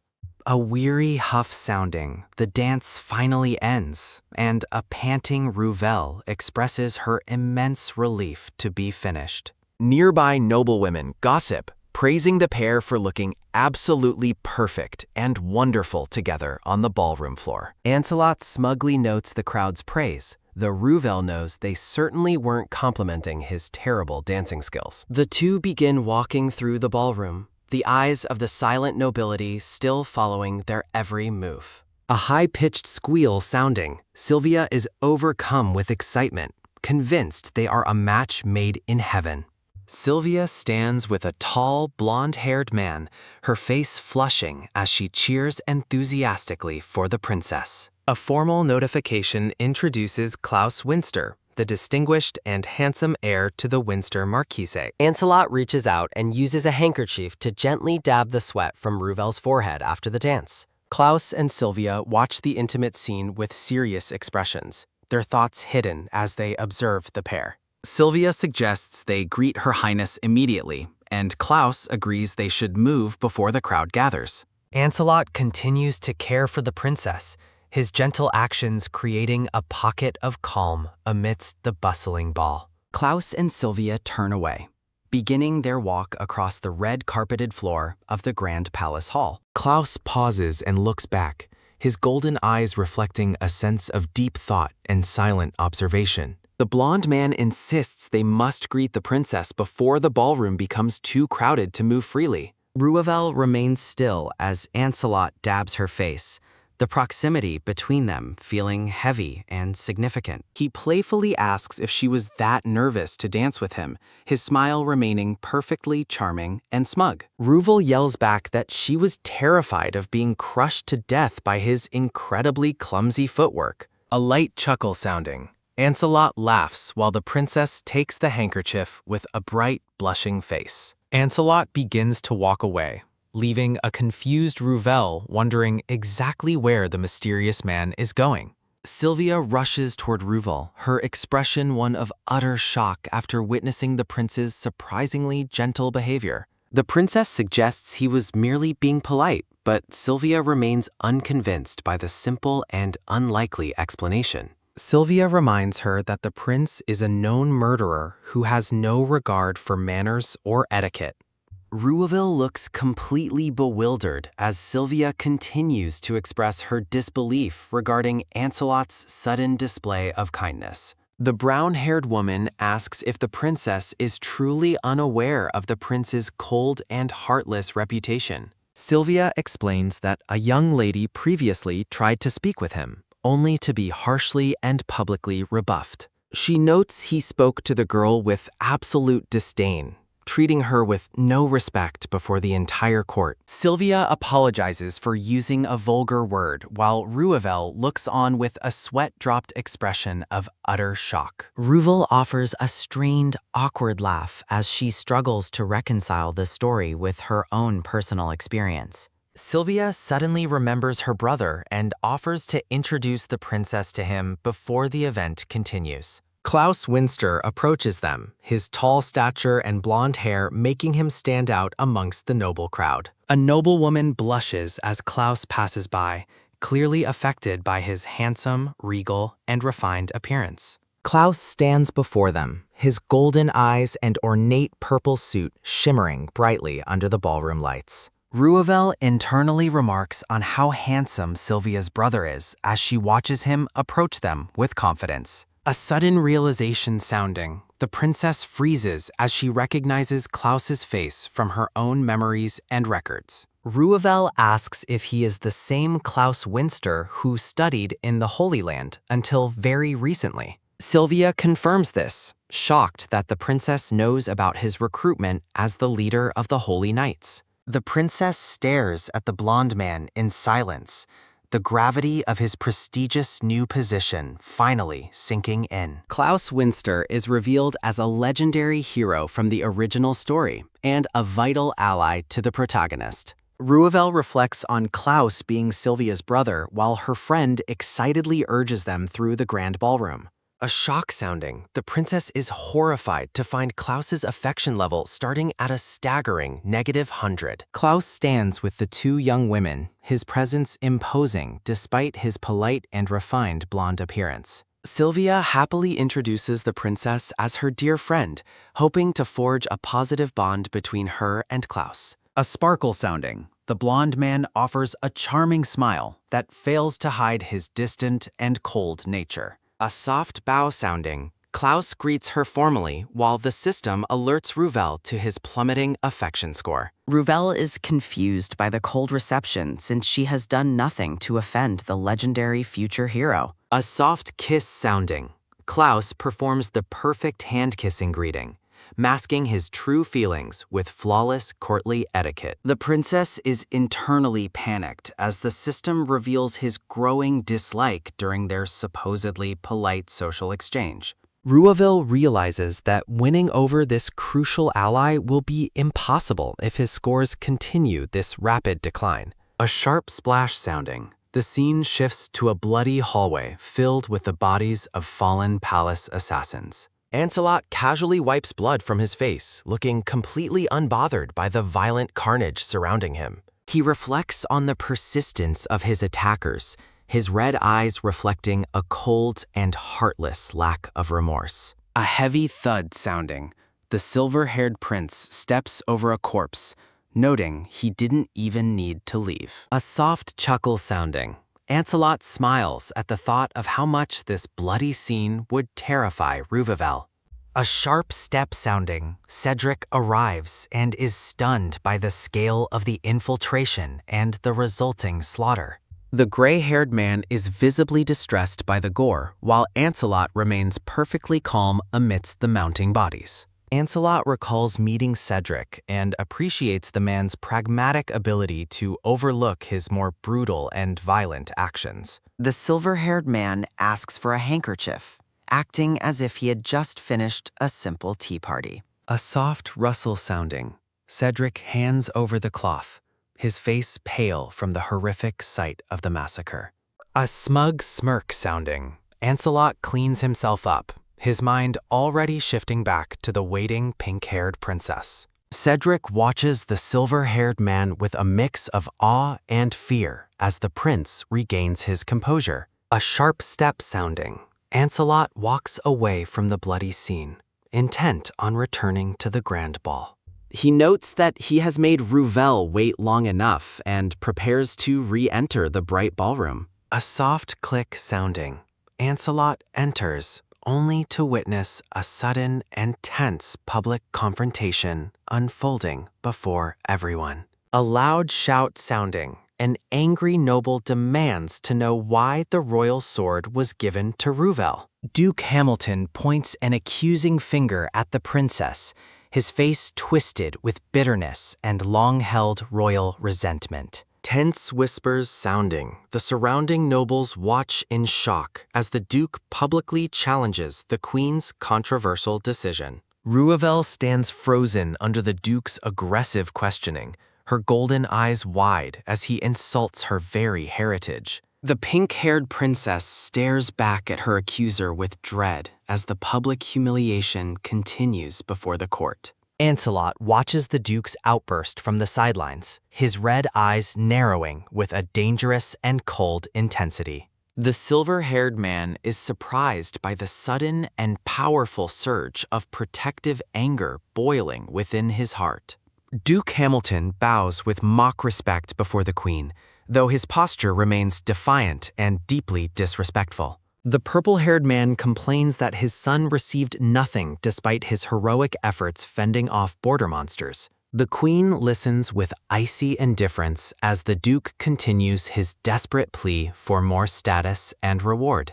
A sharp clap sounding, the Duke points at Ruvel and calls her an illegitimate princess, shocking the room. Ruvel is paralyzed by the cruel public insult, her golden eyes filled with pain at the Duke's boldness. Duke Hamilton fumes with self-righteous indignation, convinced the Queen's favor of the princess is an absolute outrage. A low growl sounding, the Queen asks the Duke if he is finally finished with his long tirade. A sharp gasp sounding, her powerful aura flares as she demands to know if he dares question her decision. She dismisses him coldly, stating that a joyous royal ball is no place for such tiresome and petty disputes.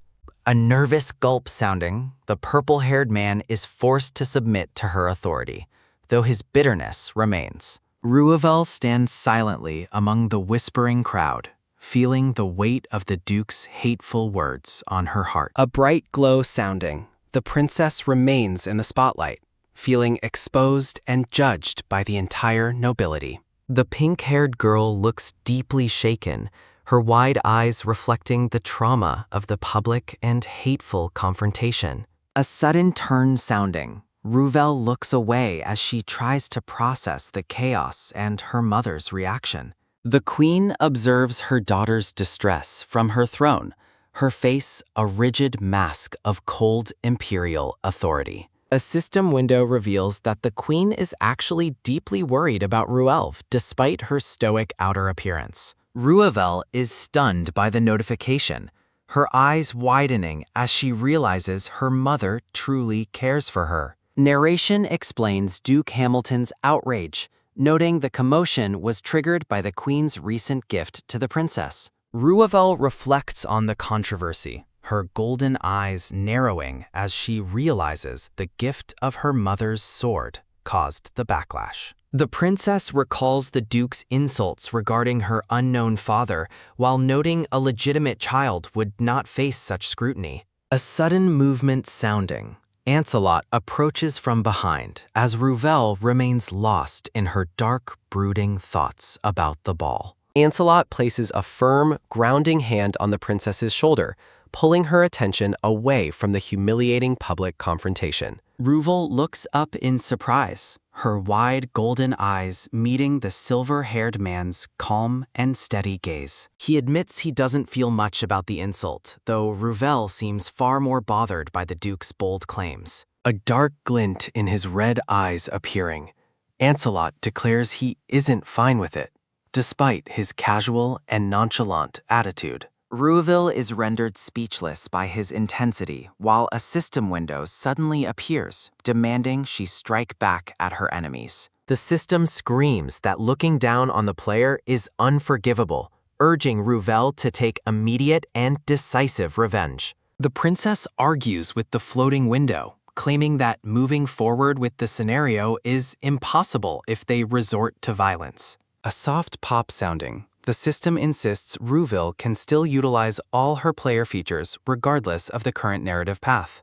Ancelot finds the idea of revenge entertaining, while Ruvel desperately tries to ignore the system's aggressive and tempting suggestions. A frustrated shout sounding, the system entity demands to know why a mere human is staring at it.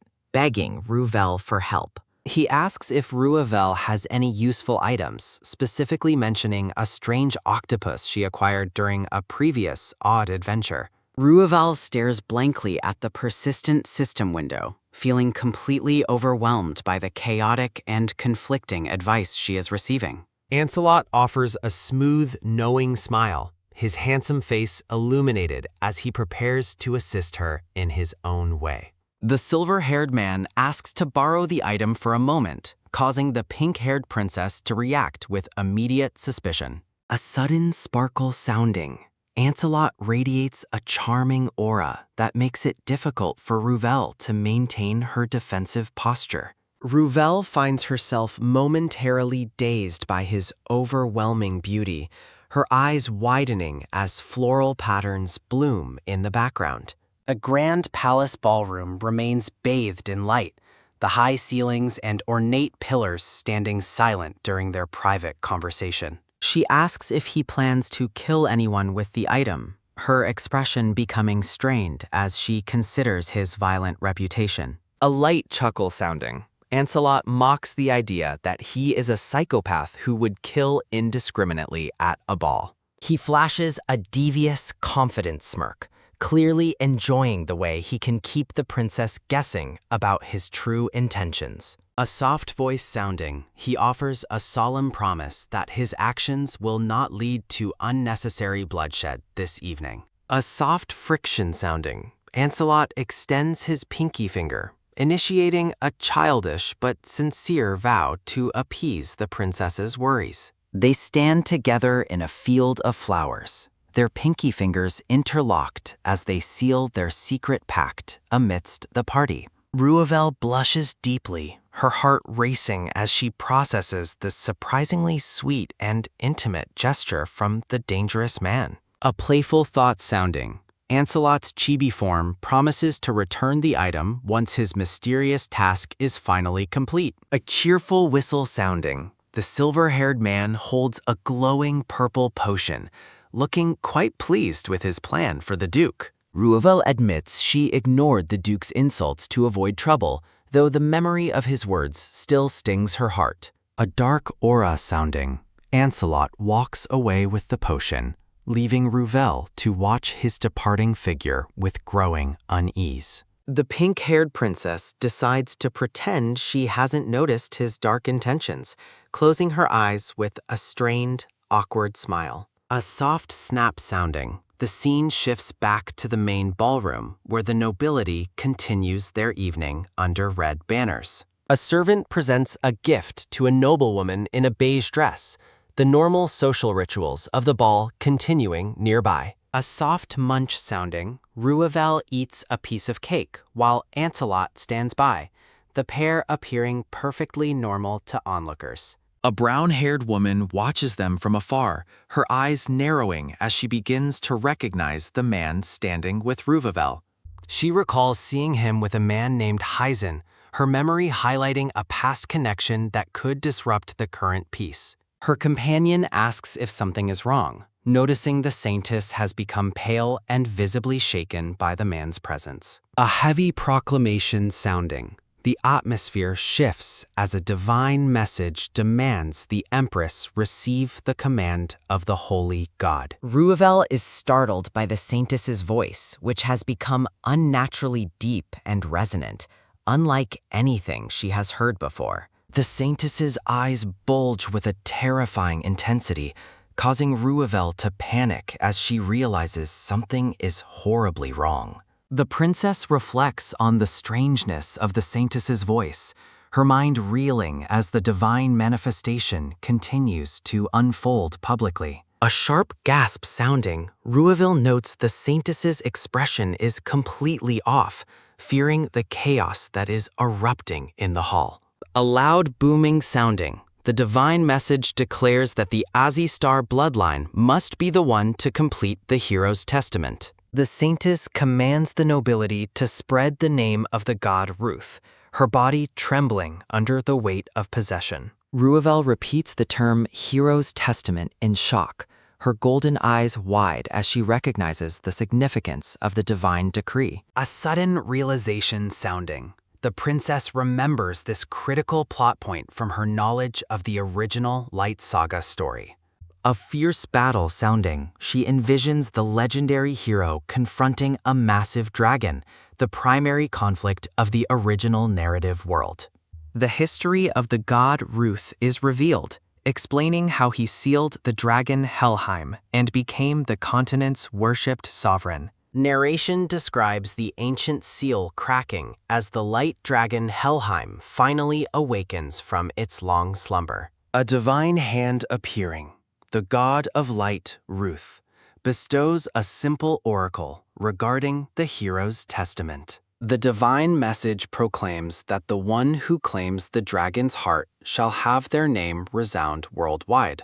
Ruvel looks on with deep concern, her golden eyes reflecting the weight of the unfolding divine prophecy. The queen sits stoically as the oracle demands the A-star bloodline complete the difficult hero's testament quest. A sharp shout sounding, the pink-haired princess protests the illogical demands placed upon her family by the gods. A soft friction sounding, Ancelot places a grounding hand on the princess's shoulder to calm her growing agitation. A low whisper sounding, the silver-haired man directs her attention toward the saintess's strangely vacant and terrifying eyes. Ruvel focuses her gaze, her wide golden eyes narrowing as she attempts to understand his mysterious and urgent warning. The saintess stares back with hollow gray eyes, her expression devoid of any human soul or personal will. A sharp gasp sounding, the princess is taken aback by the eerie and unnatural sight of the woman's face. Ruvel realizes she has seen those soulless gray pupils before, linking this moment to a dark past event. Ancelot dismisses the entity as a mere watchdog or janitor of the system, his red eyes filled with disdain. The princess recalls a woman named Sarah, who was once a romantic interest but became a system cleaner. He identifies the possessed woman as the most powerful dog serving the hidden interests of the mysterious game system. A sharp pop sounding, the system window expresses deep offense at being referred to as a common dog. The floating window grows suspicious of Ancelot's knowledge while Ruvel tries her best to ignore its frantic protests. Ancelot offers a knowing smirk, his handsome face illuminated by a devious confidence as he observes the princess's struggle. A dark aura appearing, he explains that the system administrator can forcibly turn specific people into brainwashed cleaners. The saintess is shown in prayer, though the narration emphasizes that her faith is now a hollow shell. She remains a puppet, acting solely according to the administrator's cold instructions rather than her own divine will. Ruvel is horrified by the revelation that the saintess of Tarl Kingdom is being controlled like a mindless doll. Ancelot maintains his calm and enigmatic smile, watching as the princess processes the terrifying truth about their world. Ruvel's golden eyes tremble with realization as the magnitude of the system administrator's interference finally sinks in completely. The princess recalls Sira's bizarre behavior, noting how the girl had acted like a completely different, hypnotized person. A dark swirl appearing, she realizes both Sarah and the saintess are victims of the same cruel manipulation. A soft rustle sounding, Ruvel clenches her dress as she wonders if everything is orchestrated by the administrator. The pink-haired girl suspects these events are threats designed to force her to proceed with the dangerous scenario. A fierce fire sounding, she envisions the hero's testament sword, noting that completing the task is nearly impossible. A bloody hand appearing, the narration warns that any royal sent on this journey may never return alive. Ruvel considers the overwhelming influence of God Ruth while a dark-haired woman manifests power in the background. A frustrated groan sounding, the princess feels trapped by the unfair and lethal expectations of the divine oracle. A digital chime sounding, A system window announces that her internal anger level has significantly increased. Ancelot explains that while cleaners usually eliminate bugs, this one is being perfectly controlled for a specific purpose. A sudden turn sounding, he concludes their boss is nearby, leaving Ruvel to stare out at the night. The princess wonders about the true identity of the enemies who are pulling the strings of their reality. A shadow looms over a man with a wineglass, suggesting someone gave a cursed horn to Heisen. A tight grip sounding, Ruvel clenches her dress, fuming over how cleaners are used as mindless tools. They discuss the mysterious origins of the horn, suspecting the administrator's direct involvement in the border monster incident. Ancelot looks down with a cold, analytical gaze, confirming that this sabotage is undoubtedly the system's deliberate work. A grim vision appearing, the princess imagines the brainwashed cleaners who died after being used by the heartless administrator. Bodies lie scattered on the ground in her mind, a stark reminder of the cost of the system's games. A sudden spark sounding, Ruvel declares she will no longer allow the system administrator to toy with people's lives. Her golden eyes burn with resolve as she vows to stop watching others be pushed around by fate. A soft chime sounding, the scene shifts as the birthday party concludes and a new day begins. Ruvel sits at a lavish dining table,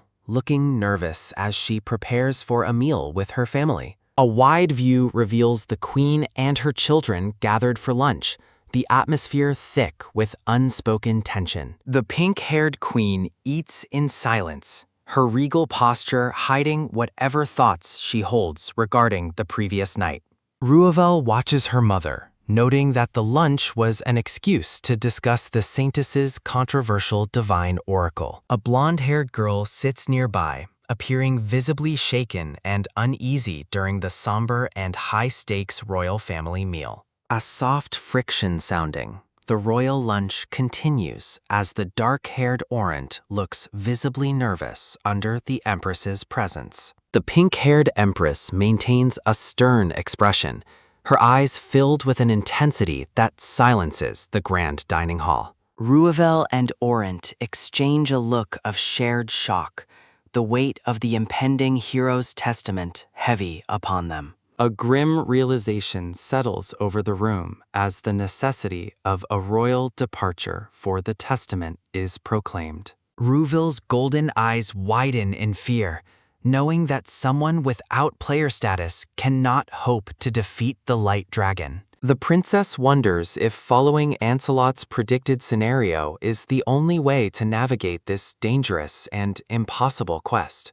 A system notification reveals that Orant Azastar is feeling overwhelming fear, his body trembling as cold sweat pours down. Ruvel watches her brother's visible terror, questioning the source of his profound cowardice despite his public reputation as a warrior. A floating window details Orant's status as a revered monster subjugator, though his actual bravery seems to be lacking. Ruvel recalls Orant's role in the original game's first scenario, noting the stark contrast between legend and current reality. She reflects on his low level, remembering a time he couldn't even defeat the beginner-level Heisen in a duel. A vision of the blonde Heisen appears, highlighting his status as a mere beginner during their past encounter. Ruvel and her blonde companion conclude that Orant is fundamentally too weak to face the legendary dragon Helheim. She questions how Orant managed to subjugate monsters at the border if his combat skills were truly so inferior.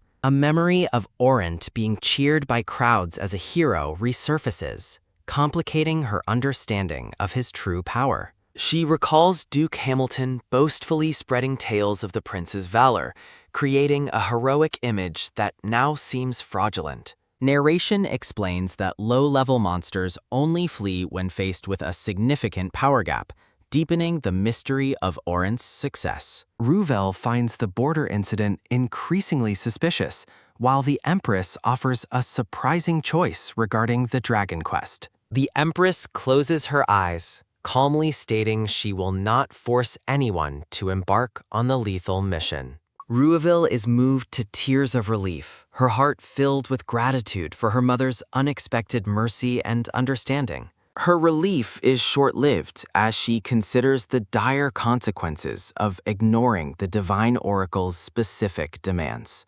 The history of the Grand Temple is revealed, showing its immense influence over the continent through the god Balder. A heavy thud sounding, the Empress slams her fist onto the table, asserting her supreme status over temple servants. She declares that the Grand Temple poses no threat to her authority, her purple eyes glowing with a fierce resolve. Ruvel, Orent, and their companion are stunned into silence by their mother's bold and potentially blasphemous proclamation. The princess admires her mother's strength, realizing that such defiance against the Holy Order is typical of the Empress. Ruvel reflects on the Empress's poor relationship with the long-haired Pope, noting the friction between the throne and temple. She realizes her mother's hatred is entirely one-sided, a deep-seated contempt that refuses to be swayed by holy influence. A memory shows the Empress looking annoyed as she receives gifts from the temple, her disdain for the Pope evident. She habitually tosses the Pope's annual offerings into storage, refusing to even acknowledge his attempts at reconciliation. The pink-haired Pope is shown in prayer, his persistent kindness appearing either deeply merciful or calculated.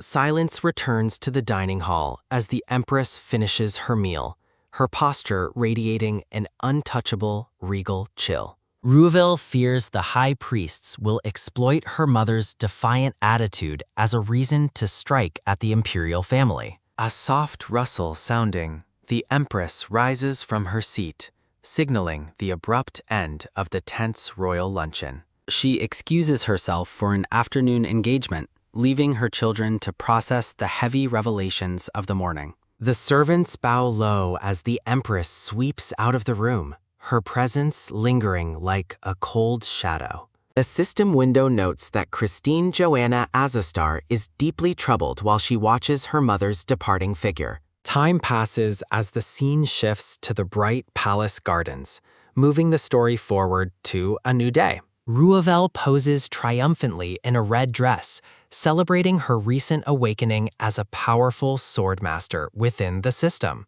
A soft rustle sounding, the pink-haired princess steps outside, accompanied by her loyal maids for a walk in the sun. Ruvel notices an unusual commotion and asks her headmaid if something significant has happened within the palace. A sharp gasp sounding, the maid reveals the shocking news that Duke Hamilton has suddenly and completely gone bald. The maid explains that the Empress's mood soured after the meeting was postponed due to the Duke's bizarre hair loss. Rumors begin to swirl among the palace staff, fueled by the mystery of the Duke's sudden physical transformation. The maid whispers a terrifying theory that the Duke's son, Orent, might be next to lose his hair. Ruvel laughs nervously as the maid grows suspicious, her frantic denials barely hiding her internal panic and guilt. The princess recalls Ancelot's devious plan for revenge, realizing his mysterious potion worked a bit too effectively.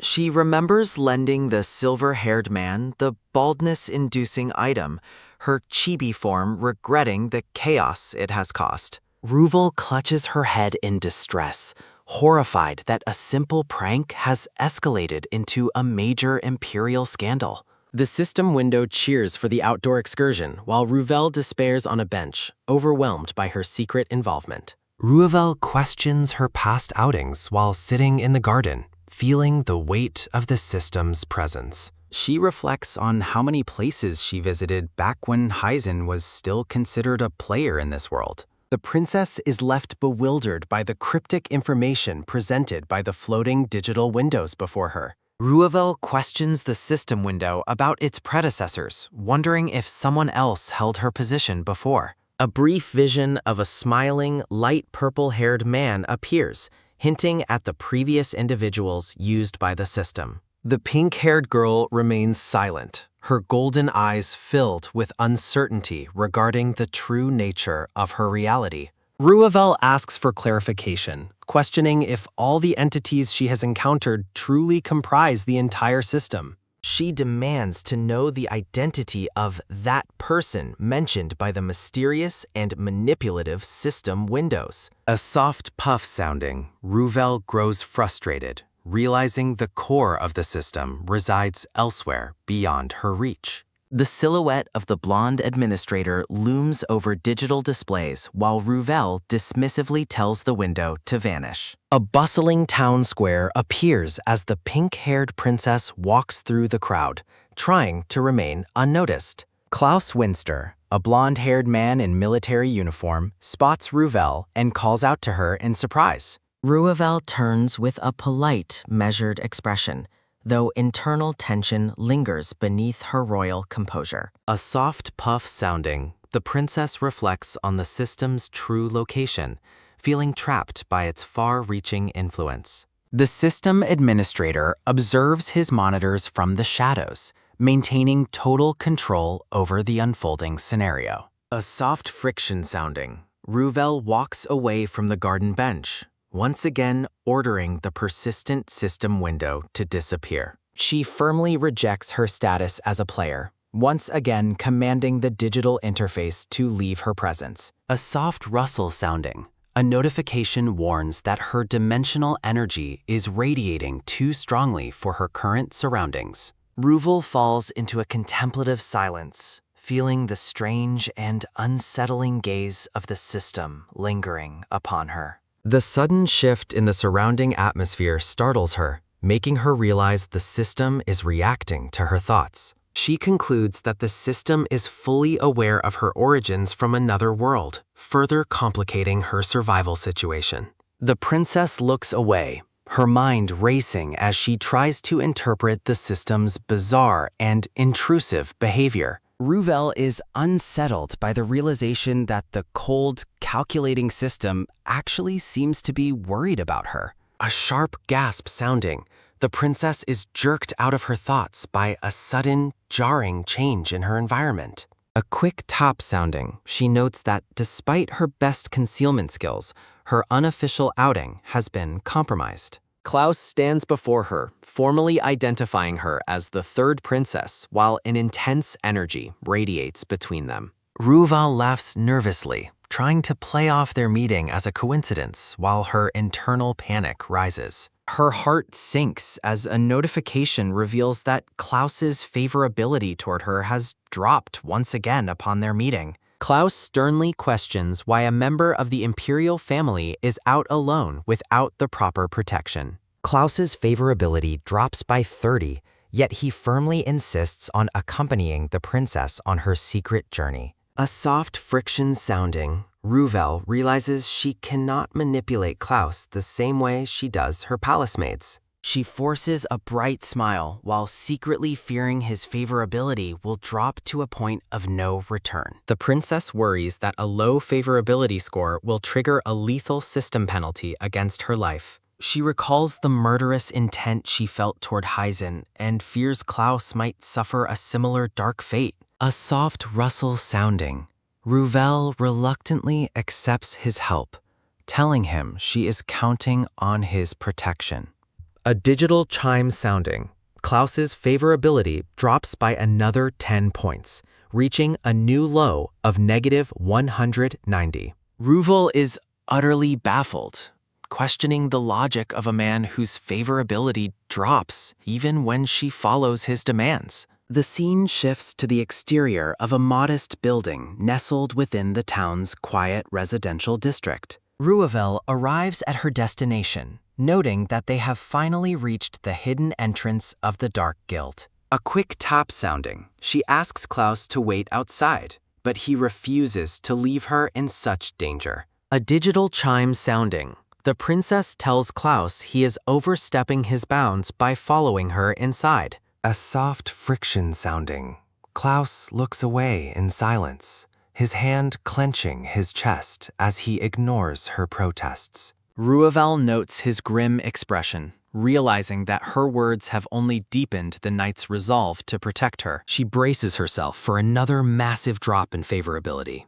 dreading the system notification that is sure to follow. Klaus' golden eye is shown in a sharp close-up, reflecting a deep, unspoken intensity as he watches the princess. To her shock, a notification reveals that Klaus's favorability actually increased by 10 points despite her harsh words. A sharp gasp sounding, Ruvel is completely stunned by the unpredictable shift in the knight's internal emotions. A soft friction sounding, she walks forward, deeply confused by the illogical way favorability is determined for him. Ruvel reflects on the differences between the blonde Klaus and his sister, noting their fundamentally opposite temperaments. They are greeted by Lavender, a brown-haired merchant and branch representative for the mysterious dark guild Brillanta. Looking around the bright office, Ruvel realizes the dark guild is surprisingly less shady than she had initially imagined. A close-up shows the back of the princess's pink hair, intricately styled into buns adorned with small golden flowers. Lavender claps her hands cheerfully while Ruvel looks on, surprised by the branch representative's overly energetic and friendly reception. A sudden, bright John sounding, Lavender presents a collection of bizarre items, including a suspicious book and a peacock feather. System windows describe a holy book that weakens faith and a proposal ring with an absurdly high success rate. A separate notification details a fan of the wind peacock's tail feathers capable of summoning actual typhoons. Ruvel is appalled by the shady nature of the items and the staggering price tag presented on the receipt. A soft "sue" sounding. Ruvel's hands move in a blur as she impulsively decides to purchase the entire collection. Ruvel holds up a gold coin with a regal flair, ordering the guild to deliver everything to the palace. A shimmering close-up captures Ruvel's golden eyes and a triumphant smile as she spends an exorbitant amount of money. A sharp "da-ba" sounding. Lavender is overwhelmed by the princess's massive payment, her face twisted in comical, tearful shock. Lavender hands over a gold-bordered membership card, explaining that it allows the princess to make future guild requests. Lavender makes OK signs with her fingers, warning the pink-haired girl that guild services will be quite expensive. Ruvel expresses her disappointment that the guild branch currently lacks any new horns in their stock for her. A quick cheera sounding, Ruvel glances sideways as she realizes she won't be finding the specific items she needs. Looking at a floating system window, Ruvel laments that her single old horn isn't enough to claim any rewards. Ruvel and the merchant girl both gasp in shock at a sudden and startling discovery within the guild's storage. Ruvel is horrified to see a massive stash of old monster horns, realizing someone else has been collecting them. A close-up of Ruvel's eye highlights her growing dread as she contemplates the sheer number of horns exchanged here. Ruvel is perplexed knowing that besides Heisen's kraken, no monsters should be appearing within the imperial capital. Cheerful chibi octopuses celebrate on a balcony, representing Ancelot's successful and petty revenge plot against Duke Hamilton. Klaus Winster waits by a grand carriage, extending a hand to help Ruvel as she prepares to return home. Surrounded by glowing lilies, Klaus helps Ruvel into the carriage, their proximity creating a tense and formal atmosphere. A flash of red-eyed intensity shows Ancelot's mood souring as he spots Ruvel returning with another blonde-haired man. The scene repeats the image of Klaus escorting Ruvel through the flowers, emphasizing Ancelot's jealous and brooding perspective. Ancelot's cold, angry expression is shown again, underscoring his deep displeasure at seeing the princess with the knight. A soft "suta" sounding, Ancelot walks down a palace hallway while holding the purple baldness-inducing potion bottle. A devious "nia" sounding, Ancelot smiles as he recalls successfully pouring the appearance alteration potion on the Duke's head. Angry chibi octopuses scream as Ancelot considers using the remaining potion to make Prince Orant completely bald as well. Despite his current petty actions, the narration notes that Ancelot isn't typically the type to enjoy harassing others. Ancelot imagines Ruvel's delighted laughter and hopes his chaotic prank will bring a genuine smile to her face. A soft patsu sounding. Ancelot closes his eyes with a content smile, satisfied with his role in the scheme. A quick pita sounding. Ancelot pauses as he senses the presence of others approaching him in the palace corridor. Ancelot examines the purple potion bottle, questioning his own motives for going to such troublesome lengths for the princess. He holds the bottle tightly, the light reflecting off the glass as he reflects on his increasingly uncharacteristic behavior. A soft sa sounding.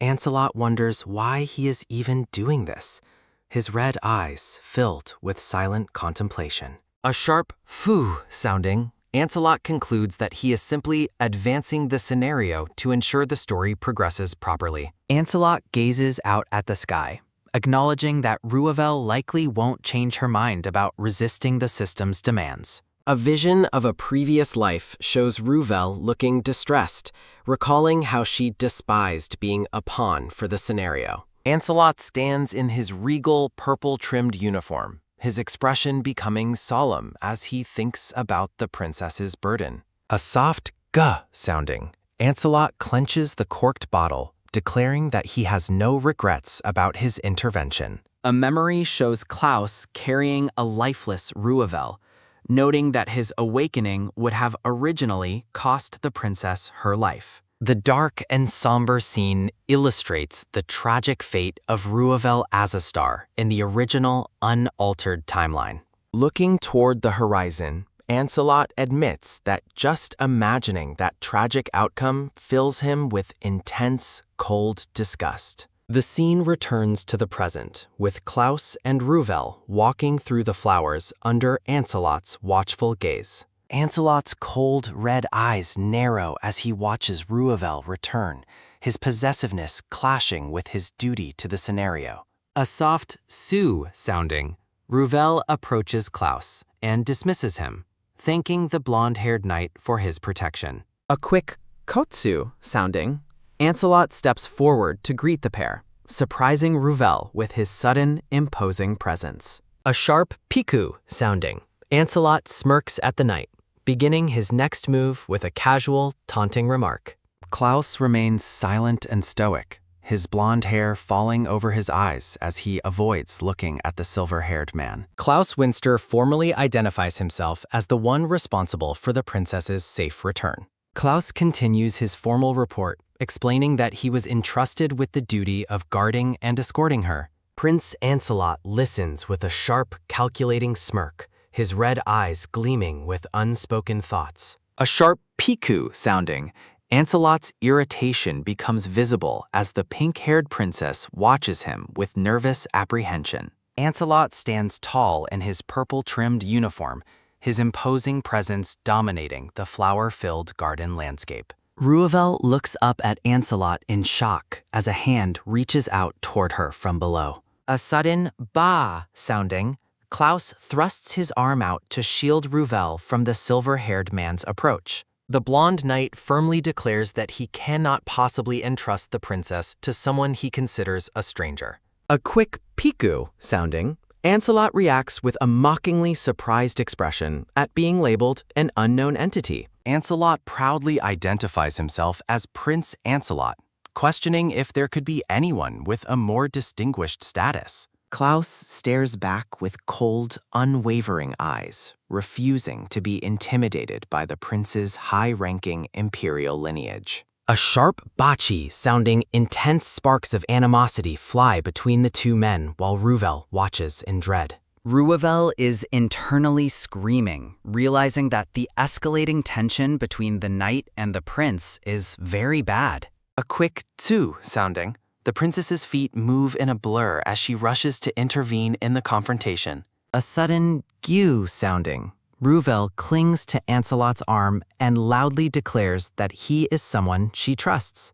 Klaus is visibly taken aback, his eyes widening as he processes the princess's public defense of the prince. A soft PETA sounding. Klaus freezes in silence as Ruvel reminds him that Ancelot escorted her previously. Ruvel forces a bright smile and a playful wink, trying her best to dissolve the heavy atmosphere. The pink-haired girl is surprised to see a sudden, unexpected shift in the blonde knight's stoic facial expression. Ruvel is utterly confused when a system notification reveals that Klaus's favorability toward her has actually increased. Ruvel gives a genuine, delighted smile, relieved that the favorability score didn't drop even further into the negatives. Ruvel happily walks away while holding Ancelot's arm, leaving a stunned Klaus standing alone among the daisies. Ancelot looks down with a cold, piercing gaze, his red eyes filled with silent, intense contemplation.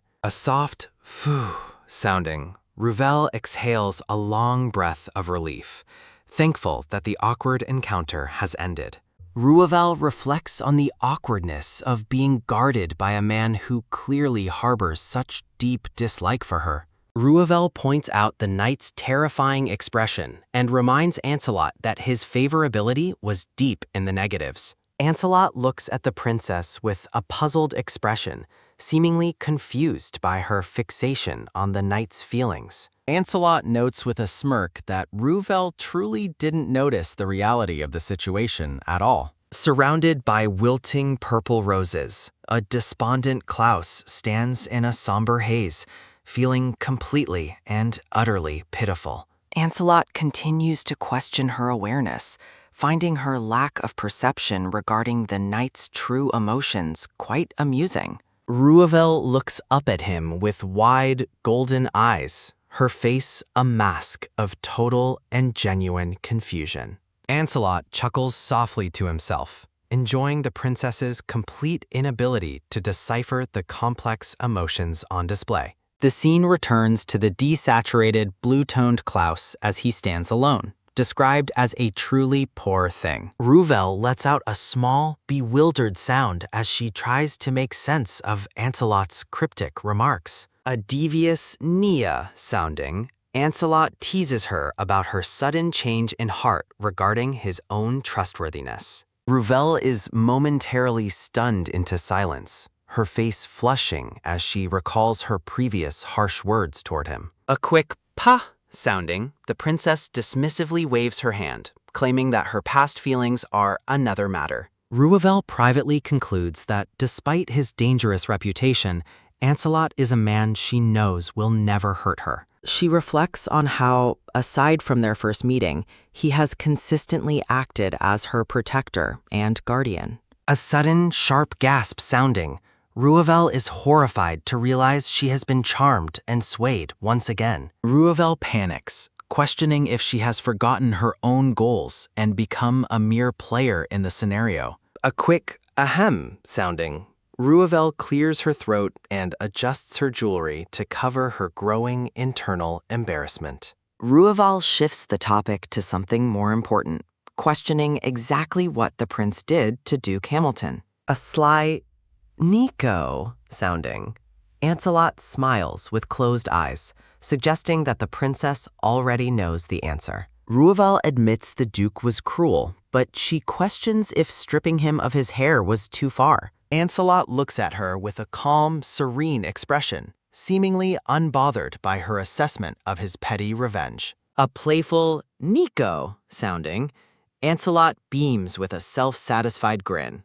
clearly enjoying the memory of his prank. A soft Pori sounding, Ruvel touches her face and admits that the rumors actually made her feel refreshed. A quick G sounding, Ancelot stares at the princess with a warm, lingering gaze as she smiles to herself. A soft Sarah sounding, Ancelot leans down close to the pink-haired girl, his eyes filled with unspoken intensity. Blushing as his hand touches her face, Ruvel is stunned as Ancelot calls his actions a mere bribe.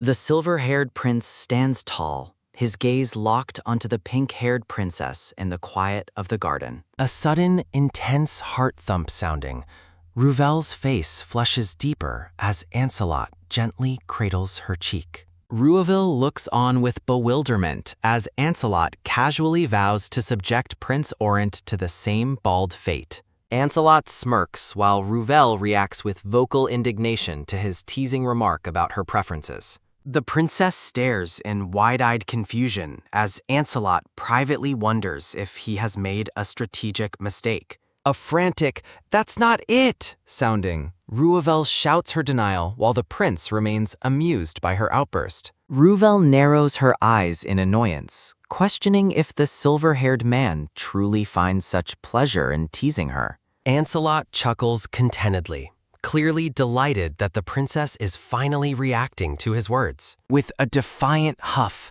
Ruvel turns away, refusing to let him see how much his teasing affects her. A quick phew sounding, Ruvel storms off while Ancelot promises to wait until her feelings eventually shift. The two walk side by side through the palace grounds, the atmosphere between them shifting toward a tentative truce. Ruvel finally realizes the absurdity of Ancelot's bribe, his grand plan to strip her enemies of their hair. A joyous aha sounding, Ruvel bursts into genuine laughter at the sheer petty brilliance of his gift. Ancelot watches her with a softened expression, seemingly captivated by the princess's sudden display of mirth. Wiping a tear of laughter, Ruvel's eyes sparkle as the silver-haired prince observes her with quiet fascination. The princess composes herself, looking back at Ancelot as the remnants of her laughter linger in the air. Ruvel apologetically admits she was lost in thought, while Ancelot maintains his stoic yet attentive posture. She firmly declares that no amount of bribery will change her mind, and Ancelot listens with contemplative eyes. A soft swoosh sounding, Ancelot smiles, acknowledging that the princess truly possesses an unwavering spirit. Ruvel offers a soft, genuine smile in return, appreciating the rare moment of mutual understanding between them. Standing at a distance, the princess watches Ancelot, the weight of their shared secret hanging in the air. Ancelot reaches into his coat, asking if she would prefer a different kind of incentive instead. Ruvel gasps in shock, her hand flying to her mouth as she anticipates what he might show her. Ancelot presents a blackened, unused beginner's horn, leaving Ruvel completely speechless with surprise at the discovery. He explains he found the incriminating items hidden within Duke Hamilton's bedroom during his recent visit. Ruvel's mind races as she questions why the Duke would secretly possess tools used for luring dangerous monsters. A grim realization strikes. Prince Orent didn't bravely defeat monsters. He purposefully lured them into civilian areas. The scene shifts to nobles gossiping about Orent's rising fame and his growing potential as the next emperor. Ruvel understands the truth. The monsters weren't afraid of Orent. They were part of a manufactured heroic narrative. A vision of Prince Orent shows him smirking wickedly while clutching the same monster-luring horn. Consumed by fury, Ruvel calls him a monster for sacrificing innocent citizens just to bolster his imperial authority. She recalls the heavy casualties in border villages, lives lost solely to facilitate Orent's rise to power. Ruvel suspects a deeper conspiracy involving the Duke, her brother, and the mysterious system administrator. Clenching the horn with trembling hands, the princess vows that she cannot allow such cruelty to continue. A sharp crackle sounding, lightning flashes as Ruvel decides that she must intervene to save the empire. She imagines a dark future where Orent's tyranny leads the Azistar Empire to complete and utter ruin. Ruvel's expression becomes solemn as she ponders how to break this devastating news to her mother. She looks up at Ancelot, questioning his motives or perhaps seeking his continued help in this matter. Ancelot stares back with an unreadable expression, his red eyes reflecting a cold and calculating resolve. A soft Nico sounding, the prince smiles knowingly, as if he has already anticipated her righteous reaction. A firm grip sounding. The two join hands in a solemn pact, marking the beginning of their cooperation. Ruvel beams with confidence, certain that using the horn as evidence is their most effective strategy. Against the backdrop of the palace gardens, Ancelot declares that seeing her happy would be his greatest reward. A devious Naya sounding, Ruvel reflects on how useful the prince's strategic mind has truly become. The scene shifts to the grand palace halls, where a desperate voice cries out, claiming to be framed. Guards drag Duke Hamilton away as he pleads for his life before the Empress and the watching princess. A soft fury sounding, the Empress looks overwhelmed while Ruvel observes the Duke's downfall with quiet satisfaction. Ruvel smirks confidently, ready to reveal the full extent of the conspiracy to her mother. A memory shows the unsuspecting Duke arriving with a gift, completely unaware he was walking into a trap. Ruvel fans herself with a peacock feather fan, her golden eyes fixed on a scene unfolding before her. A quick sounding, Duke Hamilton's wig flies off as he scrambles to catch a falling item. While the Duke is distracted by his lost hair, Ruvel successfully swaps the gift box for a replica. A soft go-go sounding, the Empress enters the garden and sternly questions the cause of the unsightly commotion. A quick flick sounding, the Empress dismissively turns away from the desperate, bald Duke as he begs for mercy.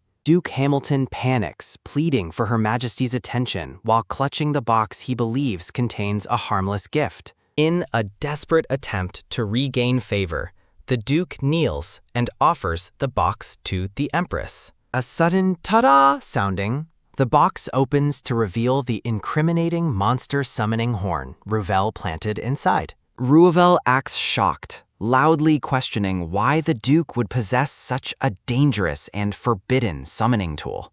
Duke Hamilton is paralyzed with fear, his face turning pale as he fails to explain the horn's presence. Ruvel identifies the item as a horn used to lure monsters, pointing out its dark and sinister purpose. She claims she learned about the dangerous artifacts from Prince Ancelot, further cementing the Duke's apparent guilt. Ruvel explains that carving such a horn allows a user to summon terrifying beasts at their command. The Duke stares in silent horror, realizing he has been completely trapped by the princess's clever scheme. The Empress gazes down at the Duke with a cold, piercing look of absolute disappointment and suspicion. A soft foo sounding, the Empress admits the situation is intriguing, her eyes reflecting a calculated curiosity. Ruvel reflects on her mother's sharp instincts, knowing the Empress has already begun to deduce the truth. Taking immediate action,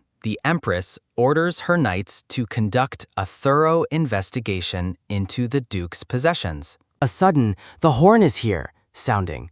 Knights discover another hidden horn tucked away within a secret compartment. From her throne, the Empress watches as the knights present the undeniable proof of the Duke's treachery. The artifact is revealed as Aegir's horn, the legendary tool used to summon the Kraken to the coast. Ruvel walks through the palace grounds, confident that her mother will eventually uncover every layer of the conspiracy. A joyous gee sounding, the princess stretches her arms, finally feeling a sense of relief after the long day. A soft cheera sounding, Ruvel looks back at the palace towers as night falls over the Azastar Empire. Imperial knights storm the second prince's residence, dragging away everyone associated with the treacherous Prince Orant. Ruvel stands alone on the palace walkway, her expression pensive as she considers the fallout of her actions.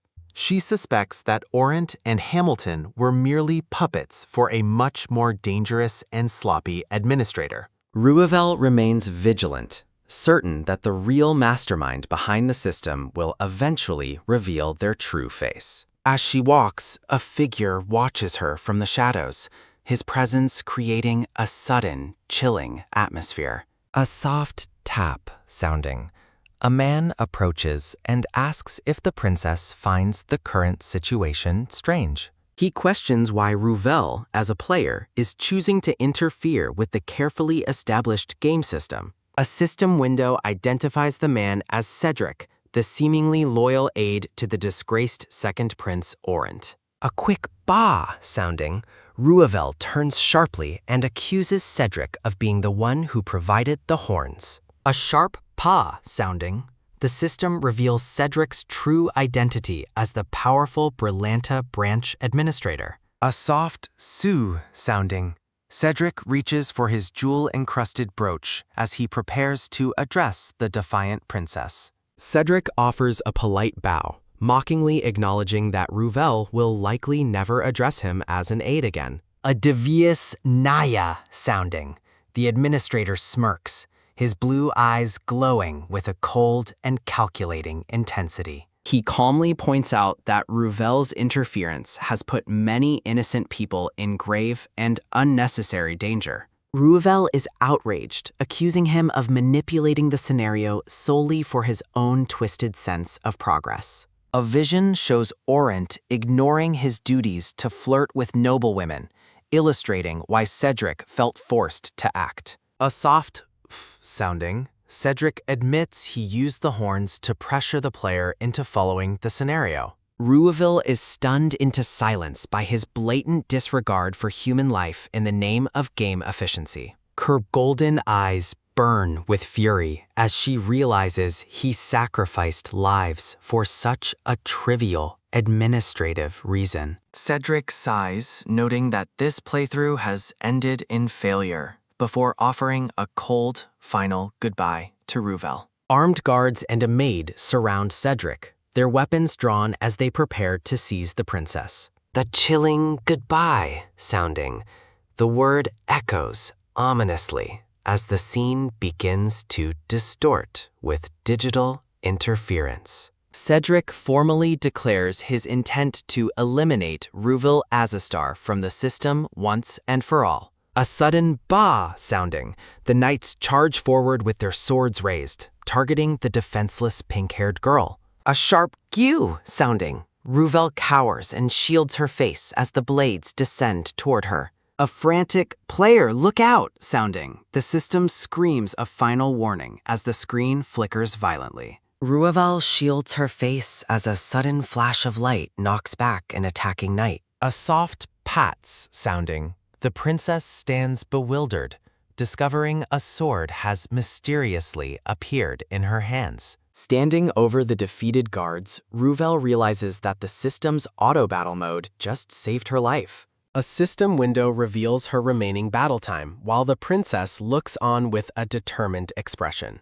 A soft "f" sounding, Ruvel grips her weapon tightly, knowing she must end this fight quickly. A sharp "geary" sounding, Cedric grits his teeth in frustration, witnessing his ambush fail so unexpectedly. Ruvel confronts him, declaring that a lowly messenger doesn't have the authority to judge the system's order. Cedric smirks wickedly, undeterred by her words as he prepares to unleash another wave of violence. A sharp "pachin" sounding, Cedric snaps his fingers and commands his remaining forces to eliminate the princess. System notifications announce the order to eliminate Ruvel as guards and maids encircle the lone girl. Ruvel refuses to back down, determined to find a way to survive this desperate and overwhelming situation. A mysterious, glowing book suddenly manifests before her, radiating an intense and holy golden energy. A soft para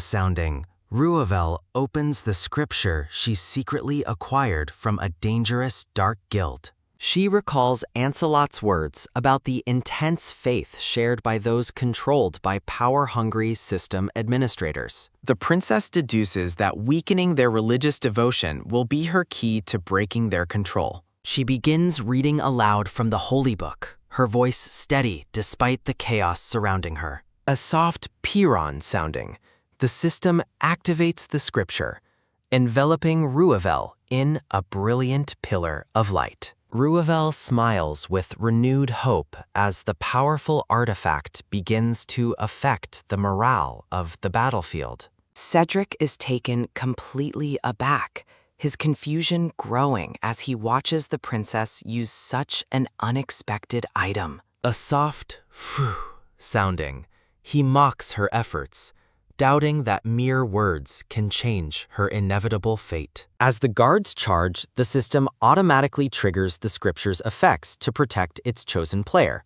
A soft pats sounding, the book glows with blinding intensity, momentarily stunning everyone in the garden. Multiple system alerts signal the rapid consumption of the scripture as Cedric's forces begin to waver. The ancient pages reveal intricate magical circles, channeling power to disrupt the administrator's dark influence. Cedric screams in fury as his carefully constructed trap falls apart right before his eyes. Ruvel observes the guards' sudden hesitation, knowing their lack of true devotion makes them vulnerable now. The battle ends abruptly as Cedric falls to his knees, surrounded by his unconscious and defeated subordinates.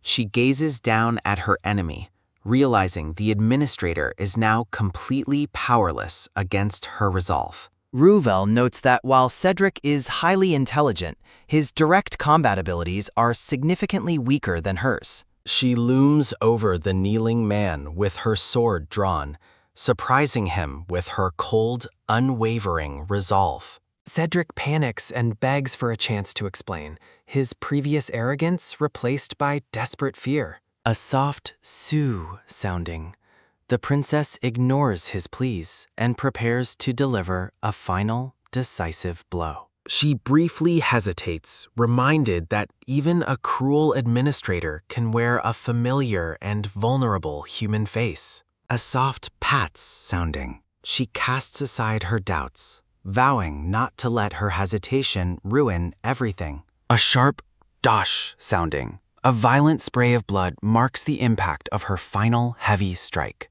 Cedric collapses as his digital form begins to fragment and dissolve into the cold palace air. A quick pa sounding, the administrator's physical presence vanishes in a brilliant and sudden flash of white. A soft sue sounding, the lingering blood and digital remnants slowly fade away from the garden floor. Ruvel stands alone in the silence, processing the weight of having eliminated such a major threat. She smiles with relief, but her victory is cut short by a sudden, agonizing jolt of pain. A quick gunya sounding. The system interface flickers violently as a massive internal glitch occurs. A soft pats sounding. A terrifying bug notification appears, causing the system to scream in frantic alarm. Ruvel is horrified as a red error window floats before her, signaling a catastrophic system failure. An internal vision shows her heart being constricted by strange energy as she gasps in sudden pain. A soft ang sounding. The system panics and asks if she is all right while she begins collapsing. A soft piron sounding. Red emergency windows flood the screen as the system attempts forced adjustments. The princess falls to her knees, clutching her chest as the bug wreaks havoc on her body. A soft gew sounding. Ruvel weeps in agony while the system watches her condition rapidly deteriorate. She slumps forward on the tiles, her strength completely spent from the intense and painful system interference. Ancelot rushes to her side and catches her, his expression filled with deep concern and shock. Clutching her chest in agony, Ruvel fears for her life while Ancelot offers his support. Tears stream down the princess's face as the silver-haired man gently consoles her. Ancelot offers a reassuring smile, promising that the worst of the pain has passed. A soft sue sounding. He wipes away her tears and confirms her safety. A gentle pawn sounding. Ancelot pulls the trembling girl into a protective, comforting embrace. Surprised by the sudden affection, Ruvel freezes in his arms while processing her narrow escape. She slowly relaxes against him, the exhaustion of the battle finally catching up to her. The pair walks through the moonlit garden, leaving the scene of the violent encounter behind. Ruvel looks ahead with wide, golden eyes, her mind racing with questions about her status. Still shaken, the princess asks Ancelot to explain the bizarre events she just witnessed. The silver-haired man explains that the system is ruthless toward anything that disrupts its established order. Ruvel listens intently, her gaze fixed on the man who seems to understand the system's secrets. She recalls his previous confession, noting he seemed completely unfazed by his own bug status. A soft "phoo" sounding, Ancelot admits he has grown accustomed to the recurring system pain. Ruvel is horrified, unable to fathom how anyone could get used to such excruciating suffering. A quick tosh sounding, he reaches out to touch the radiant red necklace she wears. Ancelot insists she keep the jewel, hinting that it serves a much greater purpose. He reveals the necklace masks her from the system, as her status window returns to normal. Ruvel gazes at the golden window in shock, relieved to see the error messages have vanished. A soft "gew" sounding, she clutches the warm gem and asks for its true identity. Ancelot reveals the artifact is the heart of a light dragon as a massive shadow looms.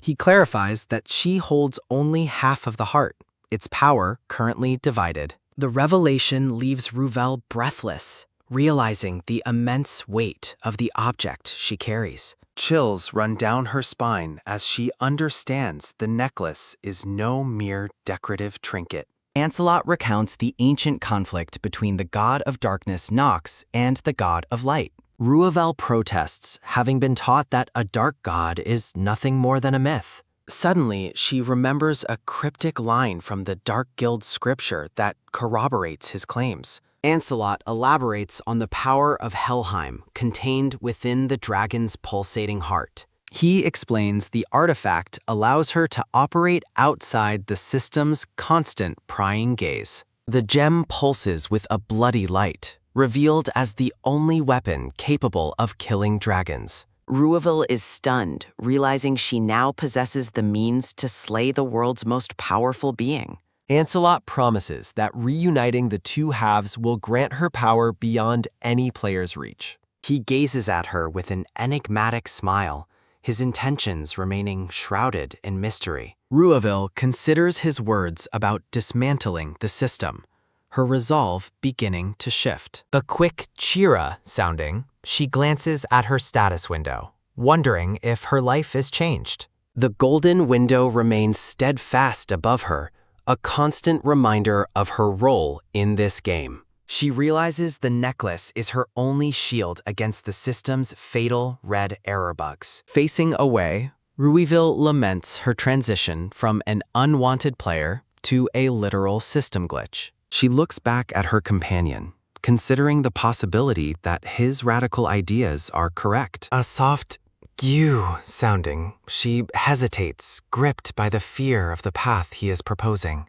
Looking up at him, she questions why a man of his stature would help her. Ancelot takes her hand and solemnly vows to protect her throughout the trials ahead. Ruvel is touched but remains puzzled by his unwavering commitment to her safety. She searches his face for answers, finding only a calm, determined expression. Standing before the moonlit palace, she offers a tentative thanks, while remaining wary of his goals. Ruvel asks if his ultimate plan is to use the heart to destroy the game system. Ancelot delivers a blunt refusal, his smile widening as he denies her assumption. The princess is taken aback by his bluntness, her confusion growing by the second. He declares his true target is the death of the light dragon, Helheim itself. Ruvel stares in silence, realizing she truly does not understand the man standing before her. Ancelot gazes forward with an intense, red-eyed stare, his heart set on the light dragon's ultimate demise. Ruvel looks down at the artifact in her hands, reflecting on the incomplete fulfillment of an ancient prophecy. She clutches the fractured red gem, the weight of her shared destiny pressing heavily upon her spirit. As the chosen heroine of light, the princess lies in a ceremonial bed of flowers, her journey cut short. Lightning tears through the sky as the world plunges into sorrow following the loss of its radiant light. Ancelot stands before a spectral, glowing image of the girl, struggling to recall the details of her face. He reaches toward the shimmering vision, haunted by the memory of the excruciating pain that followed her death. The silver-haired man looks away, the phantom of the princess remaining a constant, glowing presence by his side. A soft "gew" sounding, he clenches his fist,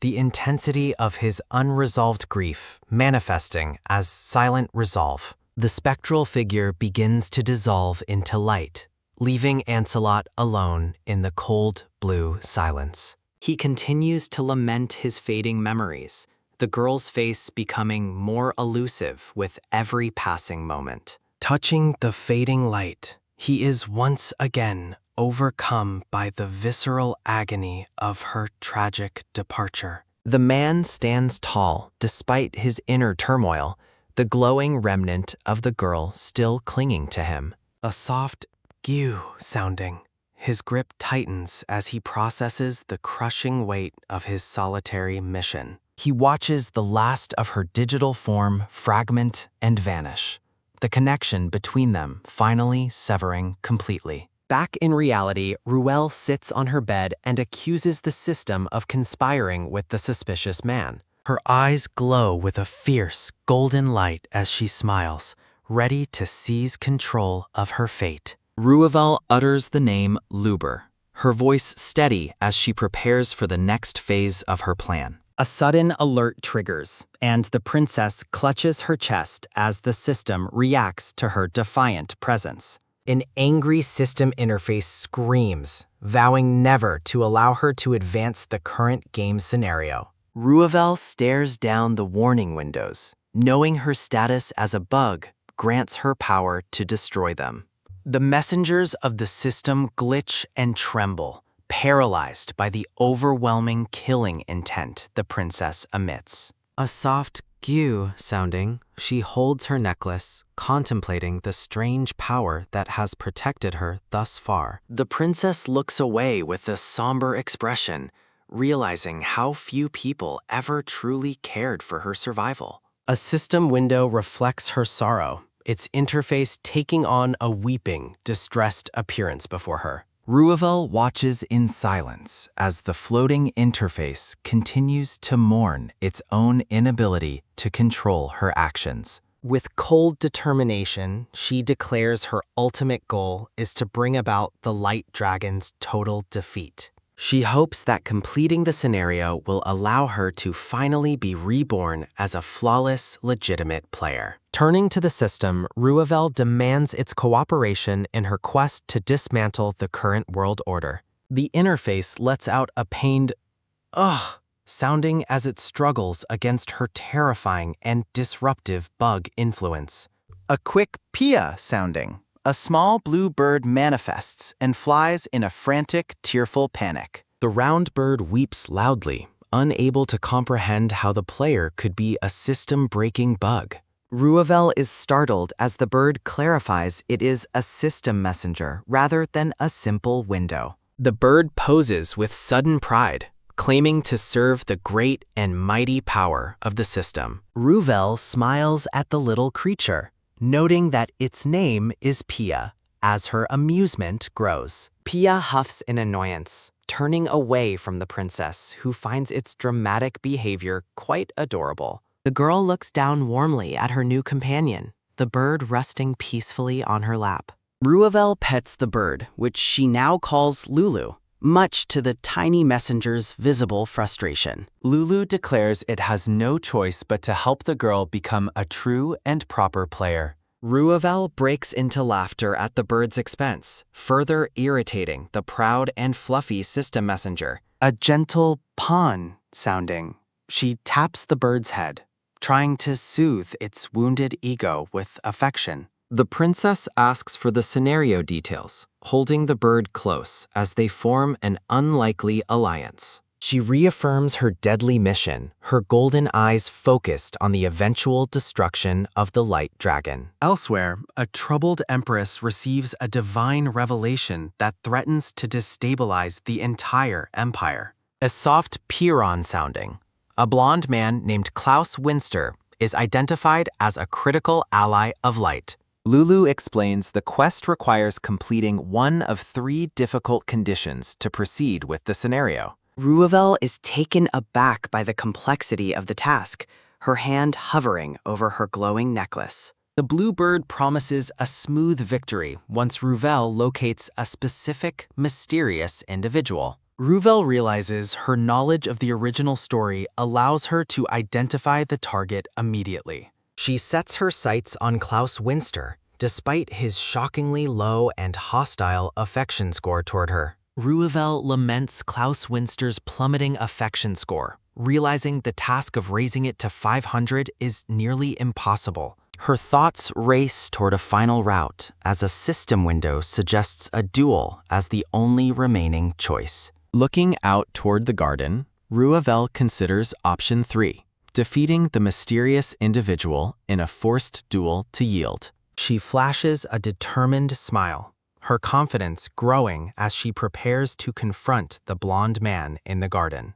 Klaus Winster sits alone at a small table, his stoic presence dominating the quiet, sun-drenched balcony. The blonde man remains expressionless, his sharp golden eyes gazing forward as he enjoys a solitary afternoon tea. Ruvel recalls rumors of the pair's past closeness, the memory contrasting sharply with the current tension between them. A soft "gew" sounding, his grip tightens around his teacup, reflecting the internal turmoil he struggles to conceal. Klaus's expression shifts to one of irritation, the memory of her involvement with another man clearly bothering him. He closes his eyes, dismissing his annoyance as merely natural for a loyal subject of the Azastar Empire. The memory of the princess with a disgraceful prince resurfaces, fueling his disdain for her past choices.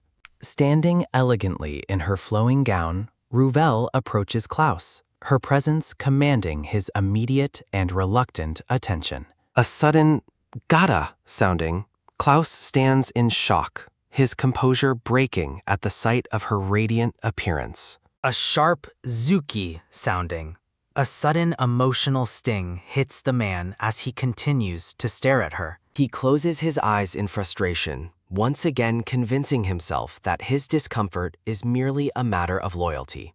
The vision of her smiling beside his rival lingers, further irritating the blonde knight's already fragile state of mind. Ruvel notices the surrounding staff's gazes as the system reminds her of the challenge to raise affection points. Clasping her necklace, the princess stands resolute, her beauty capturing the attention of everyone present in the courtyard. She watches Klaus from a distance, her resolve tested by the sheer coldness he projects toward her. A soft sounding. Ruvel is filled with anxiety, questioning how she can possibly win over such a man. Relying on appearance buff items left behind by Heisen, she prepares to make a final, radiant attempt at charm. A soft kotsu sounding. Ruvel steps onto the balcony, her arrival finally drawing Klaus's direct and stunned gaze. She offers a nervous, blushing smile, her golden eyes shimmering with the desperate hope that her gamble pays off. A sudden "gotta" sounding. Klaus stands abruptly, his eyes wide as he is struck by her sudden, overwhelming radiance. A soft "doki" sounding. Ruvel's heart pounds in her chest as she waits for the system's reaction to her beauty. A soft Piron sounding. A notification triggers, but Klaus's reaction is far from the positive outcome she expected. The system windows flicker, revealing a series of crushing notifications as Klaus's affection score tanks even deeper into negatives. Ruvel is paralyzed with shock as the score plummets, with Klaus standing before her in an oppressive, dark silence. An audible "yo" sounding, she reacts in pure horror. unable to comprehend why her charm caused such damage. Back in her chamber, Ruvel holds the blue bird as it eagerly explains the hidden mechanics of the system. A heavy Dokken sounding. Her pulse quickens as she realizes that Klaus might actually try to kill her. She is left staring at the final abysmal score of -280, her hopes for reconciliation completely shattered. Returning to the garden, Ruvel confronts Klaus again, her heart heavy as she faces his unwavering, cold demeanor. A soft pecco sounding. Klaus bows deeply, maintaining a strictly professional and distant relationship with the princess. Ruvel is terrified that any wrong word could cause his affection to drop to an unsalvageable level of hostility. Klaus's gaze is unreadable as the princess stands close, the tension between them reaching a breaking point. Frustrated and confused, Ruvel clutches her head, unable to understand why her presence causes him so much distress. Ancelot delivers a blunt explanation, claiming that the knight finds her far too adorable for his own comfort. A sudden ka sounding. Ruvel shouts in embarrassment as the silver-haired man reveals Klaus's secret feelings for her. Stunned into silence, she covers her blushing face, the realization of her effect on Klaus leaving her flustered. Ancelot watches her with a knowing look, his red eyes reflecting a mix of amusement and calculated focus. Ruvel considers the possibility that being Klaus's ideal type is the true cause of his instinctive defensive hostility. Ancelot continues his explanation, his casual posture contrasting with the princess's intense shock at the situation. A soft koku sounding. Ruvel recalls their first meeting, now seeing his initial negativity in a completely new light. Ancelot maintains his confident smile, his eyes sharp as he watches the princess process his startling and helpful revelation. Ruvel processes the idea that Klaus has become cautious, his fear of falling for her driving the negative score. She looks back at her silver-haired companion, her confusion deepening as she tries to navigate these bizarre game systems. Ancelot explains that Klaus's instincts are forcing his affection down to prevent him from falling for the princess. Ruvel is incredulous, shouting as she questions how such a counterintuitive affection system could even be possible. Ancelot delivers a final, calm remark about the many pitfalls inherent in the game's complex affection systems. Ruvel clutches her hair in frustration, finding the latest system complexities and mechanics to be utterly overwhelming. Her golden eyes reflect deep thought as she concludes her intense and revealing conversation with the silver-haired Ancelot. A moment of quiet despair follows as the princess laments her seemingly endless and cruel string of bad luck. Ruvel is horrified to realize she is the ideal type of the very man she must win over. Her fingers tighten around her dress as she struggles to process the inconvenient truth about Klaus's secret preferences. A lone thought bubble echoes her internal query, questioning why certain obvious actions were never taken before now. Ancelot stands with crossed arms, discussing Klaus's peculiar defensive traits with a skeptical and attentive Ruvel. The silver-haired man speaks calmly, his mouth curved in a faint, knowing, and slightly mischievous expression. Ruvel is struck by a sudden realization, her wide golden eyes shimmering with a mix of disbelief and hope. The shock deepens as she stares forward, paralyzed by the absurdity of the defensive system Klaus has employed. Ancelot begins to turn away, his hand raised to his face in a thoughtful or dismissive gesture. He looks back at her with a sharp, crimson gaze, his expression unreadable and cold as he departs. Ruvel covers her mouth in surprise as Ancelot maintains his stoic and distant stance while walking away. The silver-haired man leaves, leaving Ruvel alone with her swirling thoughts and mounting confusion regarding her next move. He disappears into the distance while she remains seated on the sofa, looking back at his departing figure. The princess watches him go in silence, her mind racing to formulate a new plan for the night. Her expression shifts to one of grim determination as she accepts the challenge of raising the negative points. Ruvel contemplates Klaus' caution, realizing his attraction is the primary barrier preventing her from gaining his true affection. She softly whispers Klaus Winster's name, her hand resting thoughtfully against her cheek as she plots her strategy. Ancelot's sharp red eyes focus intently on her once more, his expression revealing a spark of sudden, genuine interest. He leans in with a smirk, teasingly asking if she truly just called him a handsome man. The silver-haired man continues his playful interrogation, clearly enjoying the princess's obvious and mounting embarrassment. Ruvel stands her ground, objectively stating that his good looks are simply an undeniable and unavoidable fact. A triumphant and smug smile plays on Ancelot's lips as he basks in the rare and unexpected compliment. Ruvel admits he has the enchanting eyes typical of a knight from a classic fairy tale story. She further notes the beauty of his silver hair, her gaze drifting over his striking and noble features. A sharp t sounding, Ancelot scoffs dismissively while Ruvel points an accusatory finger, their banter continuing unabated. Ruvel clutches her head in renewed agony, exhausted by the chaotic interactions and the complex game system rules. She considers the weight of a knight's oath, a potential path to finally securing a loyal and powerful ally. Ancelot questions her intent to secure such an oath, and she resolves to try her best regardless. With a clenched fist and a sharp gaze, Ruvel prepares to execute her next move to win Klaus. The scene shifts to a grand courtyard where a multi-tiered fountain flows amidst a bustling, peaceful crowd. Dressed in a radiant gold gown, Ruvel finds comfort in the temporary peace of the sunny palace grounds. She reflects on the downfall of Duke Hamilton and the revelation of her brother Orent's terrible crimes. A memory of Duke Hamilton facing his execution surfaces,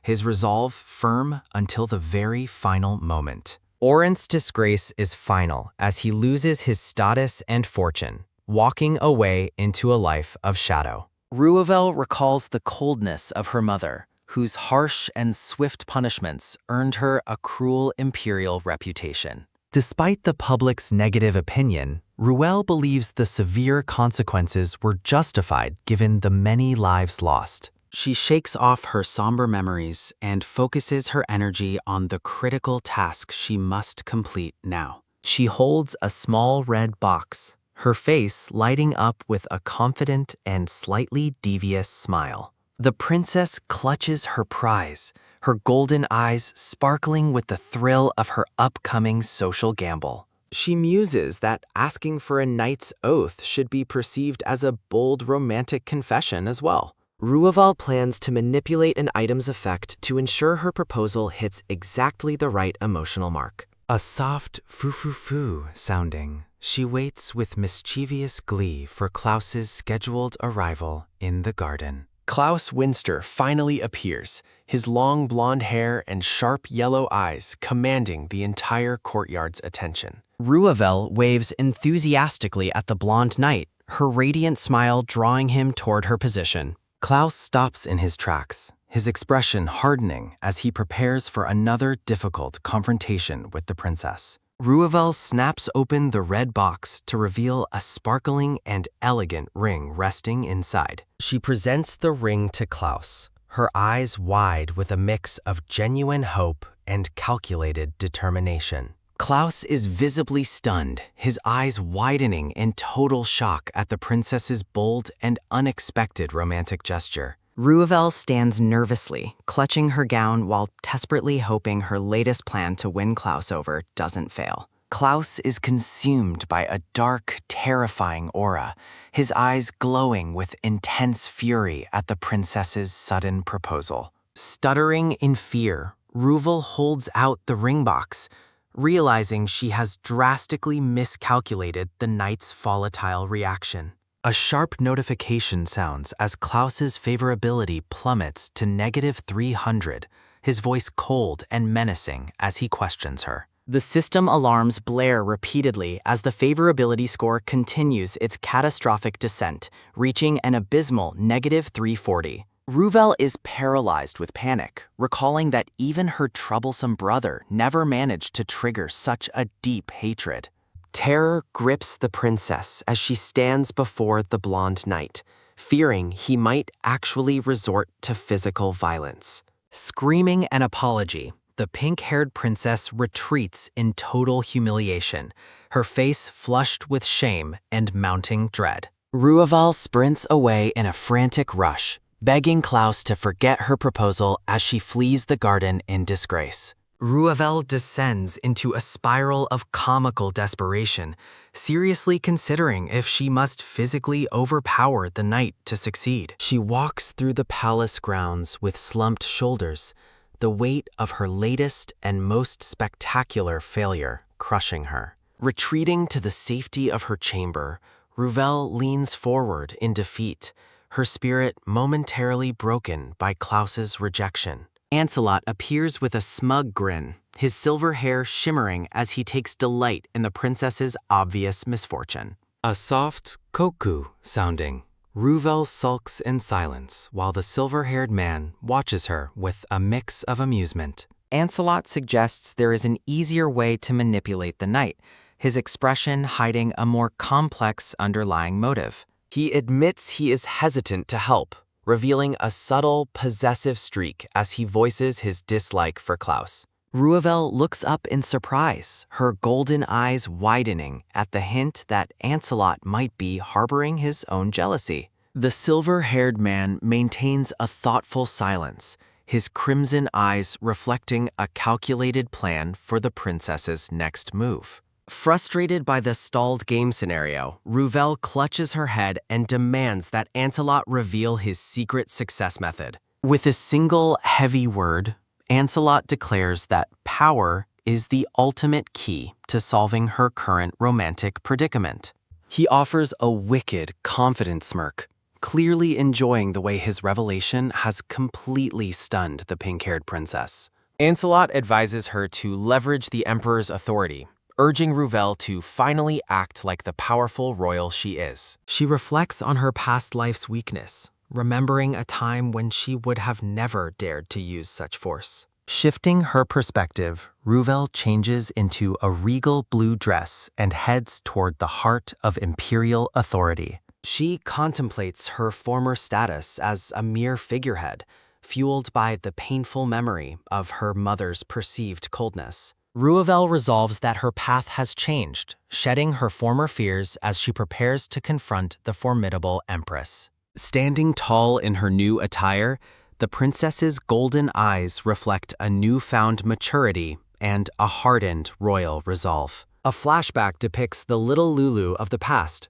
a child who lived in constant fear of displeasing her mother. With firm, steady steps, Ruvel strides through the grand hallways, ready to claim the power Ancelot spoke of. The Empress sits at her ornate desk, her sharp blue eyes and commanding presence creating an atmosphere of absolute authority. Ruvel approaches her mother with a respectful yet firm posture, a heavy silence hanging between the two royal women. She looks at her mother directly, her expression a mix of trepidation and the determination required for her request. The Empress questions her daughter's presence, while Ruvel argues that fulfilling an oracle shouldn't be a forced burden. Her mother remains unmoved, reminding the princess of her duties and the precedents set by the royal lineage before her. Ruvel counters by claiming that her dormant sword talent has finally awakened, a bold claim to prove her worthiness. A sudden, loud dawn sounding. Ruvel's heart jumps in her chest as she realizes the gravity of her own lie. The Empress leans back in frustration, demanding a detailed explanation of how Ruvel reached such a startling and unlikely conclusion. Sensing a brief opening, Ruvel's eyes light up with a sudden, desperate realization that this might actually work. She takes the plunge and asks the Empress to officially assign a knight to her service as her personal protector. The Empress rests her chin on her hand, her expression unreadable as she carefully weighs her daughter's unexpected request. A long, tense silence follows as the Empress stares at Ruvel, questioning the sudden shift in the girl's character. Internally, Ruvel is a ball of excitement, pumping her fists in hope that her gamble for Klaus will succeed. The camera pulls back to show the two women at odds, the vast space of the office emphasizing the distance. With a surprising and elegant smile, the Empress finally relents, granting her daughter permission to do as she wishes. Ruvel is overcome with joy, her eyes sparkling as she realizes she has finally secured the authority she needed. A polite pecco sounding, Ruvel bows deeply to her mother, showing the proper etiquette while hiding her internal triumph. As the princess turns to leave, the Empress watches her with a newfound spark of curiosity and lingering suspicion. The pink-haired Empress remains at her desk, her gaze lingering on the door as she ponders her daughter's transformation. Bathing in a radiant light, Ruvel offers a beautiful, genuine smile as she celebrates her first real political victory. Standing tall in the imperial chamber, Ruvel prepares to use her new power to finally conquer Klaus Winster's heart. A narrative bubble introduces the critical importance of Klaus Winster's knight's oath to Ruvel's future plans. Ruvel considers that Klaus is a serious knight who would obey an imperial decree, but she hesitates to force him.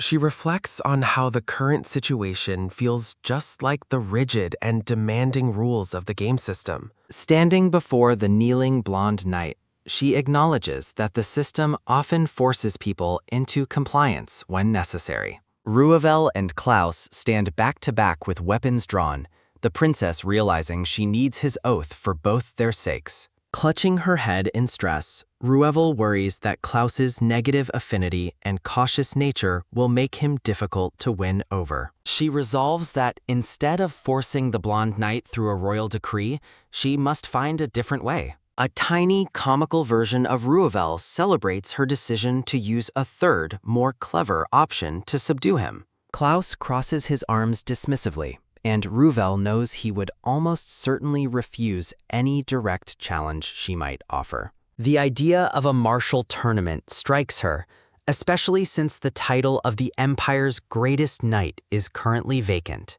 Ruvel burns with a fiery, intense resolve, vowing to find a way to make Klaus finally submit to her authority. The tournament begins as knights spar in the arena while the crowd watches under a bright, clear blue sky. Many skilled fighters gather to compete for the prestigious title, including some who display a fair amount of showy confidence. Klaus appears in a refined gray outfit, his sharp yellow eyes reflecting a cold and focused tournament preparation. A loud wah sounding, Ruvel waves enthusiastically to the cheering crowd, while Klaus stands tall and silent by her side. Klaus looks skeptical as he hears the spreading rumors that Princess Ruvel has suddenly awakened a massive sword-fighting talent. Despite her combat attire, the narrative notes that Ruvel looks as delicate as a fairy from a classic story. A sharp "dosu" sounding. A sword is driven into the ground as Ruvel stands over a defeated tournament opponent. Her challenger is forced to admit that the princess is no longer the easy or weak opponent he once expected. A loud wah sounding again, Klaus and Ruvel face each other in the center of the arena for their match. Ruvel offers a bright, confident smile as she proposes that they engage in a fair and truly honorable duel. Klaus remains stoic and serious, his gaze fixed on the pink-haired princess as they prepare to cross blades. The match is suddenly interrupted as a man screams her name and a dark figure enters the arena. Ruvel and Klaus are paralyzed with shock as they turn to face the unexpected and aggressive intruder. A crazed and vengeful Orant appears, his face twisted with a deep, murderous hatred for his own sister. The crowd recognizes the disgraced prince and begins to panic, wondering how he managed to leave his exile. Ruvel is gripped by terror, recalling that he was supposedly sent to a monastery for the rest of his life. Orent stands before her with a menacing posture, the atmosphere growing heavy with his dark and chaotic energy. He laughs maniacally while holding a glowing purple orb, claiming that since he lost everything, he will not suffer alone. Orent vows to slaughter everyone in the arena and bring a total, violent end to the entire empire. He raises the orb high, and a sudden explosion of dark, malevolent energy begins to flood the entire tournament stadium. Knights scream for the crowd to watch out as black, shadowy tendrils lash out toward the startled princess. A heavy "da" sounding. Someone sprints through the encroaching darkness at an incredible speed to reach Ruvel. A protector dives into the shadows, calling out to Ruvel as he shields her from the prince's magical attack. Ruvel clings to her savior in the chaos, desperately yelling out Ancelot's name as they are surrounded by light. A soft piku sounding. A dark and swirling vortex swallows both the princess and her protector whole. A sharp pico sounding. A system notification announces that they have been sealed in another dimension where skills are disabled. The two land in a silent, starry void, and the protector gently asks the princess if she has been injured. Still thinking she is with her silver-haired ally, Ruvel smiles and begins to check if Ancelot is all right. Her expression shifts into one of pure confusion as she realizes the man holding her is not who she thought. Ruvel is stunned into silence, realizing that it was actually Sir Klaus who moved so quickly to save her life.